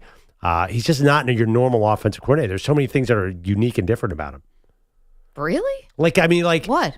Like I can't even think of I'm trying to think of a guy who was super hot, stayed, and then like pretty much every team in the league wanted to offer him. Then he got one of the highest paid salaries in the league without even ever coaching. There's very few hires like that. I can think of two guys who the Chicago Bears have brought in as an offensive genius just in the last decade that Like didn't who? work out. Matt Nagy and Mark Trestman. Oh my God, Mark Trestman! People were shocked when they picked Mark Trestman. He was the hottest thing in the world. No, he was Okay. the opposite. They're like, oh my God, they just took Mark Trestman. Ben Johnson's like everybody knew who he was. Everybody wanted him. It was a feeding frenzy. And what do Mark you- Trestman was like they found him under a rock. What about, but he is he's supposed to be this genius guy Yeah, who was yeah. going to be super creative with the offense. What about Matt Nagy, the offensive Nagy was coordinator? not that hot. He was. Everyone was worried that he was an Andy Reid. I mean, he was. It wasn't like this. It wasn't a feat. Maybe I missed it. It wasn't like 6 teams were competing. Like, oh my God, I got to get Matt Nagy. Okay. And what do you always say? The guy who people fall in love with this time of year, the media, other Usually a bad mistake. teams who Yeah. are looking for coaches, like you're going to trust that the Saints, the Jaguars, the Bears, and the Raiders are fighting over him. Oh my goodness. Yes, the who's who of Wow. awesomely run football programs in the NFL. And all that being said, he's called the Jets and said no, thank you. And even said no thanks to the Jets. Yeah, That might have been a no. smart You're thing. absolutely right, but he's just there. It's a bit of a different case, and also he wasn't coming up from Andy Reid. He wasn't an offensive coordinator with no play calling duties, which I think Nagy was the first time around. It's just very different. All right. Well, you're not just in charge of the offense anymore. Now you're in charge of the whole team. I don't think that's a problem. I think the bigger problem you point to is the structure of the Bears. But here's a bottom. Also, they're not as good as the Lions. Like Yeah. they don't Yeah. have a roster that's as good. Maybe Caleb Williams still has a shot to Yeah. be really good, but Well, they don't that's the have the bottom line. offensive line. Yeah. They don't have the horses. Like it's just not the same. Well, the bottom line is he had Caleb Williams. I think that's why he made the decision. And that being said, like the Lions also have some also-rans on that offense who just like David Montgomery was not like they got him in. Like they don't have a lot of first-round picks on that offense. Like they can, who knows? Like how many of those guys are because of the great system? Like Amon-Ra St. Brown was a 4th-round pick. Laporta was a 2nd-round pick. I guess that's kind of high. Sewell and Gibbs are 1st-round picks, but they have a lot of guys who come in and just fit that system and just go. Some of their 1st-rounders, some are a lot. But yeah, actually, I guess. But Jared Goff was the number 1 overall pick. yeah, but I mean, Jared Goff, for example, like he pulled Jared Goff off the garbage heap and he was supposed to be a bridge quarterback until the next guy. I just think like he could find guys. He'll have more picks. He's got 1st-round picks. Roma Dunze. He's got Caleb Williams. He's got a 1st-round left tackle. I think he's got another 1st-round lineman. Kind of like the Lions. And then, yeah, I think he's got some pieces there. Then he'll bring in the Lions are going to lose some guys. He'll take them. Like he could really build this fast, I think. Especially because Caleb Williams will be going in his 2nd year. I think he could be in the playoffs within his first 2 years for sure. Okay. Yeah. I'm not that like confident that this is going to happen. So were you surprised at the money then? No, I'm not surprised at the money because I think that teams are desperate, and the Bears have to make this Caleb Williams thing work, and that's so important. And I'm just not sure. The Bears. Caleb Williams said the number one thing was strategy, right? That was the number one thing, game strategy. And what happened with Eberflus on Thanksgiving and how embarrassing that was is probably what he's referring to. You have no clue what this guy's like. Not a clue. Which guy? Ben Johnson? Ben Johnson. Strategy-wise, though, you do. Well, but he could be the smartest person on planet Earth. Can he call timeout at the right time? Is he going to do something dumb? You have no clue. And neither do I. Oh, but you know what kind of offense he wants to run. Like that's... Oh, so wait, Caleb Williams was saying game strategy. He was talking about in-game. Yeah, but that's a mistake because the most important thing is run, pass, balance, and things like that. Like there's 70 offensive plays. Like That's where Ben Johnson's going to win or lose. It's not going to be in 2 minutes. 855-212-4227. Bogusch has headlines for us. I'm curious from the Bears fans. How do you think this is going to go? They're probably excited. I would love to know if the Raiders offer him 20, like the rumor out there. Oh, and they turned down Tom Brady. I mean, they don't have a quarterback. And no way to get one. Yeah, no. That's the second issue. Like, the Caleb Williams, at least they have Caleb Williams. Aiden O'Connell is not a reason to leave Detroit. I also think it's hilarious that the Bears, I guess, did what they said, turn over every stone, talk to 17 guys, and then pick the person that we thought they were going to pick before the whole thing started. Yeah. Maybe they were playing negotiations because they thought the Raiders are going to make a big offer. It was like they were just killing time. We can't interview him. There's pockets of time where we can't do it. So in the meantime, we'll talk to everybody else. Yeah, same with Eddie George. That was an interesting Eddie one. George was the Rooney got them Rooney Rule. That was their first minority interview? I think it's 2 interviews now. He was the second one. He satisfied the Rooney Rule to hire Ben Johnson the next day. By the way, that seems disrespectful. The Jets have wanted Aaron Glenn from day one, and they've interviewed a cast of thousands. So what's going on there? I had mine last Thursday. But at I don't least know if you're going to get the job, man. they didn't stand there and tell us they were going to be creative and exhaustive. And you're not going to outside the box. You're not going to. No, they actually you zag like They didn't even go outside the division. They actually did say they were going to be creative and exhaustive. They said we're not going to let the owner's teenage sons make the pick. That's the only public announcment they made. Remember, we're going to get offense, defense, and special teams. And special teams. But no, really just offense. Oh, right. We had a fun hour making fun of that. But mostly offense. College and pro. I know. Ooh. Not all at once, guys. Eddie George, college. That's true. Yeah, Eddie George is outside the box. I'll give you that. Didn't see that one coming. By his standards, it was a relatively quiet night for Ohio State star freshman receiver Jeremiah Smith, but he was on the receiving end of their biggest pass play of the national title game. Howard out of the shotgun, back to pass at his own 25. He'll gun that deep down the right side, and it is caught by Jeremiah Smith at the 30 of Notre Dame. He's taken to the Fighting Irish 10-yard line by cornerback Christian Gray. Paul Keels from Learfield. That was a 56-yard completion on 3rd and 11 with Notre Dame trying to get the ball back and continue their comeback from a 31-7 hole.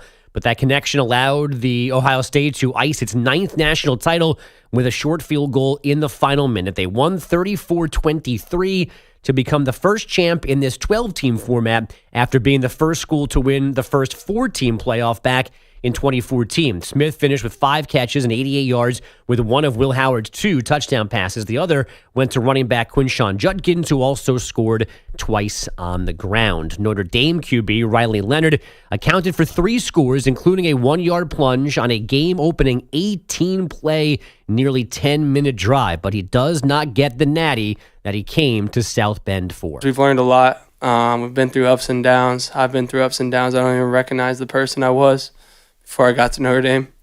And it's all credit to these guys beside me and everybody else in the locker room. Can I ask a question? What was up with the eye black all over one side of his face? Did anyone else notice that? Just me? I tried to figure it out on the internet, and it wasn't giving me anything. So I've noticed that guys wear, especially when they don't need eye black, they wear it on only one cheek, and maybe that just sweat melted down his face. It wasn't supposed to be No, there's the that? Saquon Barkley where he's got under one eye, right? Loser. I think it's I think the hot thing now in the college age kids is Phantom of the Opera, the play. It's making a comeback. I mean, Wicked is the number one movie. Yeah, so Wicked's the number one movie. I These guess. players are we got to tap into the Broadway community here. This is what's going to make us way more. Did you more see after the eyeballs. game when Emeka Ibuka went into memories from Cats? This is a thing now. I'm calling it the Taylor Swift effect. This is. Yes, instead of Jameson Williams humping the air, maybe we can get a 2-step. 2, 3, 4. and 5 and 6 and 7 and 8 and step ball change. So you think Riley Leonard was unrecognizable with the eye black? I think he's unrecognizable because he's been hit so many times. His face has actually moved. Oh my God! I've never seen. They let him out there like a battering ram. Like they don't like him. Like there were plays where he got up. I'm like, I don't even know if he's going to survive to get back to the huddle. And yep, here he is. Draft stock plummeted just now. That first drive is like he's going to be going home in a body bag if they keep doing this. And he needed like 3 drives to recover from that first drive. Meanwhile, now they're down 21-7. Right. It's like that didn't work, guys. Then they're passing the ball like crazy, and they're like, all right, let's mix in a 2-yard run where he's going to be on the ground on all fours crying after the play. No, look back at the photos. For some reason, one side of his face has eye black on. Okay. It's weird. I've never seen this before. It's not like under the his Ultimate eye. Warrior, it's just like all coming down under their eyes and stuff. That I get. He's on TV right now. Yeah, look at the side. It's like his face got bruised. Somebody make it make sense. Anyway. Riley, you don't look cool, man. Don't do that again. I give him a lot of credit. No one's questioning that guy's toughness. No, he's got eye black on the side of his face. Like, yeah, mix it up. Guy has actually dirt on him, and the game was played indoors on turf. That's how tough he was. That's how hard they hit him. He's got dirt on him. They drove him so far in the ground he hit the Earth's core. He's 6 feet under. He somehow got back up. As we were discussing a few minutes ago, former Jet player Aaron Glenn is poised to become the Jets' new head coach. Maybe by the end of today, the Lions D coordinator in Jersey, for his second interview. No other candidate is scheduled to get one, and Glenn reportedly talking to possible assistants yesterday. You all right? I am not. Okay, it's like I ate something. I just ate Riley Leonard's dirt. It's funny. It's like, man, they're gonna hire Aaron Glenn. It's like, yeah, that's really close to all the other people they've hired. Defensive coordinators from good teams. There's 2 things here that are funny. One, that he's the only second interview. Like, if the Saints hire him today, I will laugh so hard. I'm like, oh, no other second interviews. I guess we're going non-coachless next year. But you're right. He is like, they had a defensive coordinator, Rex Ryan, Robert Saleh, and Todd Bowles. They're getting another defensive coordinator. Make it make sense. It doesn't. Or they think Aaron Glenn's the guy. I get that. He's really cool. I love the can't let him out of the building. I've heard this so much. Yeah. Can't let him out of the building. And it always reminds me of when Blake Griffin a long time ago tweeted out a picture of the chair under the door when they were trying to get DeAndre Jordan to re-sign with the Clippers a long time ago. That's funny. It's a little deep cut from the internet, but it's like someone's barring the door. Like all of a sudden, CJ Mosley's in there, like protecting it? I don't know. No, Ulbrich. No, did you see Ulbrich got hired? Falcons defensive coordinator. Oh, I mean Brick Johnson, excuse me. Yeah. Get your bricks right. It's also the Jets. There are probably 3 unlocked doors. Yeah. Like, I'll just go out the side. Yeah. He's like this. He actually walked into some side door. It's pitch black in there. Hey, it's Aaron Rodgers. What's going on, man? That's actually how it plays out. Come on in, sit down, and pass the seat next to him. I'm right over here. You can't see me? Hey. Don't be a freaking weird. Just in here, got some literature about because I'm conspiracy theories. Had a couple really interesting nights on the medicine. Here, drink this tea. I said to use ayahuasca like a. Let's talk about caterpillars turning into butterflies for a couple hours. If Glenn takes the Saints job, the second round of interviews will be in Costa Rica over an ayahuasca ceremony. Like, it's a mess, right? What hit me in the darkness? Come here. Let me paint your face with a little Riley Leonard's eye black. Also, Aaron Glenn has choices. Is this the right one? I know he played there. I mean, the choices are the Jets and the Saints. So yeah. Good luck. Can I close with politics? You guys mind? Yes. All right. I guess it's like a cousin of a mayor misspelling Eagles. C-SPAN yesterday during inauguration coverage was taking phone calls, and it didn't go well. Graham in Jersey City, New Jersey, Democrats line. Hi, I want to wish everyone a happy MLK Day. I hope everyone's staying warm. A bit disappointed how the election turned out. I think it would have been great to see a female president inaugurated today. While I'm disappointed in the American people and their desire to see another 4 years of Trump, I'm a bit more disappointed in the selection committee for not picking Alabama for the college football playoff final. Instead picking inferior teams like SMU and Indiana. Truly dark times in America. Okay. Graham there. We got pictures of more of the president's hopeful cabinet. Oh, my gosh. Let's go, Birds! I mean, if that C-SPAN guy was worth his salt, he would have brought up the Vanderbilt game immediately. How did he not have a counter ready? Yeah. I mean, see Jalen Milroe play against Oklahoma? if Game, Milroe set, could- match, guy. Yeah, if he could see the blindside rusher once all season long, then maybe we have a discussion. But the dude fumbled about it 600 times. I don't understand this question. You were a 20-point favorite on the road. Yeah, I mean, honestly, like, tell that guy, what about South Carolina and Ole Miss? What's What you got to say about them? What's up with that? I feel like the person who's screening calls for C-SPAN on Inauguration Day is as stressed out as Stu Kovacs, who has to work the board for the Jim Rome smack-off. It's like, good luck. He's sweating bullets, just trying not to let a curse word get through. Maggie, you've dealt with many calls trying to dupe you, like, Yes. and I could tell you know the clues. Did you hear it coming there? He's no, a good, wasn't that was he? a good. It was hidden really well. I think now you basically just challenged the audience. Thanks, Perloff, that I can sniff out fake Well, if calls. it's going to be that good, then please bring it on. Bogusch, thanks a lot. All right, coming up, we have our big, bold prediction. What's going to happen by the end of today? We'll tell you next. You're in a 5-minute break.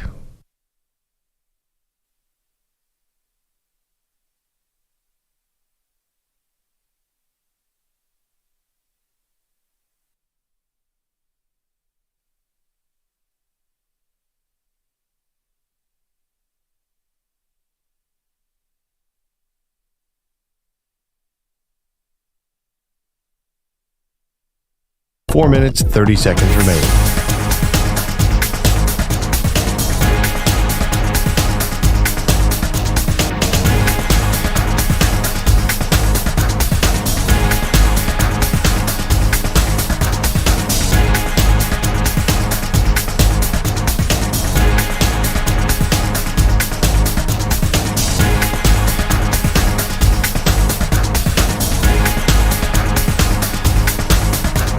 Four minutes remaining.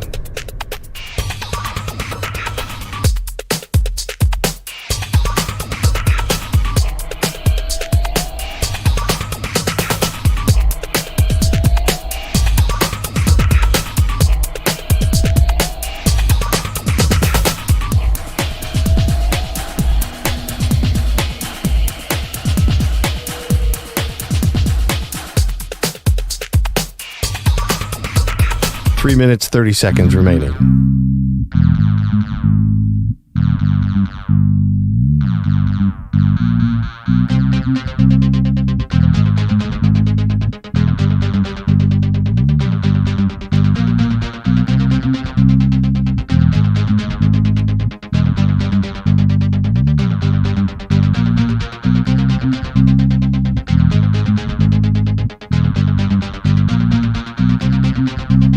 Three minutes remaining.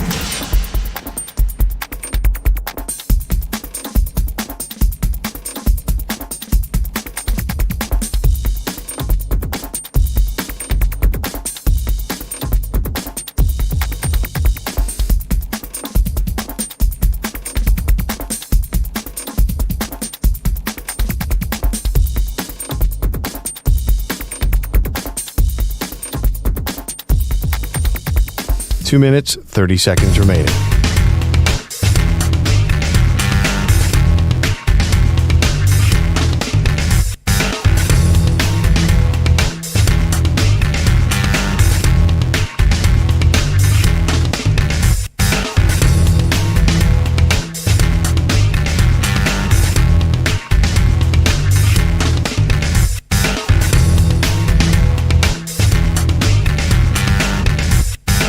Two minutes remaining.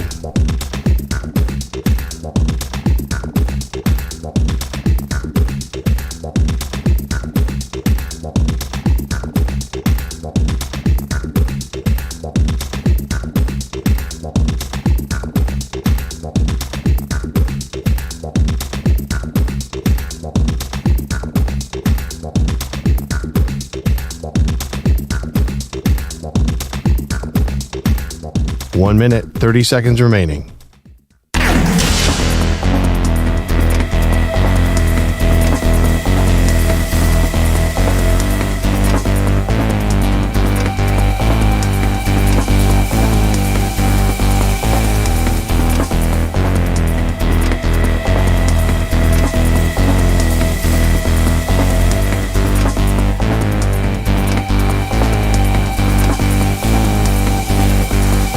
1 minute remaining.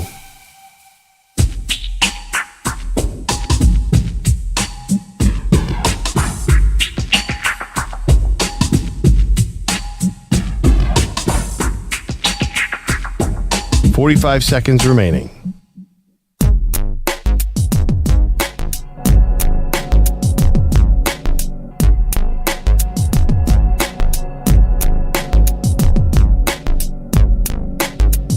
.30 seconds remaining.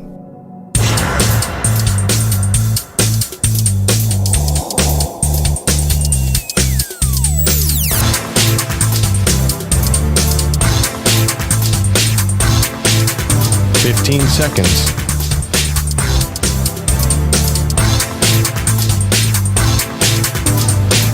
Break ends in 5 seconds.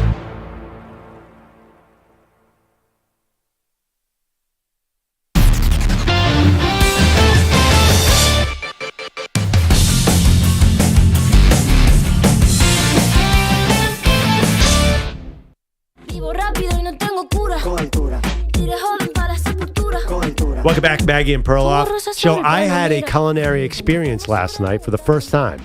That sounds weird. Yeah, that sounded really like yeah, highfalutin. Yeah. Cooked for the first time? Or it sounded slightly erotic. Yeah. What's up? Yeah, who else was there? It was like 5 friends, so it was not, well, now it even sounds even kinkier. Yeah, where are you going with this? I did It's like 9.5 weeks or something? I did Korean hot pot for the first time. I've walked by this place a million times and always wanted to go in there, but was intimidated by it. I had no idea what it was. Not the slightest idea. I know you know what it is, Maggie. Do you guys know what Korean hot pot is? A vague idea. So it's basically you get a boiling vat of soup that you put on an oven in front of you, and then you cook things right in front of you, stick them into the soup. Like thin slices of meat, vegetables, stuff like that. And So it I've cooks been- on the table. I've been to Korean barbecue. That's not what this is. Well, it's you could also do Korean barbecue where you cook the meat in front of you. Yeah. That I've been to many times. Benihana. But the thing about this is, Yeah, that's different. That's not Korean. Some Not table Korean said, barbecue, Yeah. What? That's not Korean barbecue. Oh, yeah. That's Japanese. Yeah, right. It's Okay. hibachi, but yeah, anyway. I always said in Korea, someone told me there that you cook live animals in the soup, and that's like a big deal. Like the shrimp are alive, and they're as fresh as possible, or the fish are alive, and you stick them into the soup. Oh, like And you could do that in New York City, apparently, too, they said. So you could eat live hot pots. That's more traditional. Who's in? But you want to do the one where we're killing shrimp on our own? Yes. The But shrimp are why? alive. It's a family of chicken killers. Right. He That's the talked about freshest dropping possible Hermes. fish. He talked about dropping Hermes from a building. Of course, he had no problem His pet eating tortoise. live Well, I mean, fish. you could throw some tortoise meat into a hot pot. That'd be Aw. good. But Come on. so he was saying like it's a big deal to take the shrimp it's just a shrimp, and they're sort of squiggling a little bit. You stick them in the hot pot, and 3 minutes later. Have you ever killed a lobster in a pot? Yes, exactly. It's the same exact. They scream. process. Yeah, same thing. We do that, and nobody blinks. I also screamed after the Commanders and the Eagles both clinched the spot. In the Yeah, like a lobster, like- Want us to dip you in a vat of boiling soup? It's more like a low pitched squeak. Yeah, that's exactly the sound that it Yeah, is as well. they're not like screaming in pain. It's just the life escaping them. That's what it sounded like. Anyway, I want to go to authentic hot pot where we kill animals. Yeah, let's do it. So I'm in because Korean barbecue is delicious, except for the fact that you smell like the meat for days after because you're sitting at the Yeah. grill. So this probably takes that off the table. Well, no, because they also had a Korean barbecue right in front of us too. So people were cooking meat and doing hot pot. Yeah. It's very spicy. That's one. And as you cook it, it gets spicier because the broth cooks off and you have nothing but spices left. So by the end, it's supposed to be really spicy, which is I'm not great with. So I'm not going to go. And here's With the why. live animals? No, not because of that. I'm not a vegetarian or anything, so I'd be a little hypocritical. I would like someone else to kill the food, but I also want someone else to cook the food. You don't like to cook your own food. I got I it. don't like to cook my own food. We'll cook your food. No, I don't trust you guys. I don't trust you. It's not like you, there's just you, no or hangouts you. with this group. They cut it up for you. All you have to do is take a tongs and stick it No, into I've the done soup. it before. I'm the one other person who's done it. That was too much, sticking it into the soup. I want someone else to cook it. I'm going to a restaurant. I cook myself, and for our family, my husband, we both cook. If I'm going out, just put the plate in front of me. No? I hear you. I've seen places where you cook your own steak. I'm like, why would I want to do that? Yeah, we did that makes last no night. We sense. cooked a bunch of steaks. No, like not like a thin steak. Like, do I want it medium rare? I'm like, isn't that y'all's job? What am I doing? I've never heard of that. But Yeah, they have places let me like that ask in you, Denver. A question, do you check yourself out at the grocery store? If there's a line with a clerk and the self-checkout, which one do you go to? Always go to the human. Really? Yes. Whoa. I love All right, the human. Grandma. Well, You're consistent. a little conversation. How about that? How's it going today? No. No, I got the gun. I get to the thing. Beep, beep. I'm out. Yeah, then it says 20 items or less, and I know I have at least 27 in the cart. I'm going for it. By the way, Bogusch meant shopping gun. The scanner. Or did Scanner. Sheesh, folks. EJ Stewart, thank you. Manny Rodriguez, Andrew Bogusch, Andrew Kaplan, Guido's Coffee Drinkers. You guys are awesome on the phones as well. See you tomorrow. ELC! Let's go, Birds!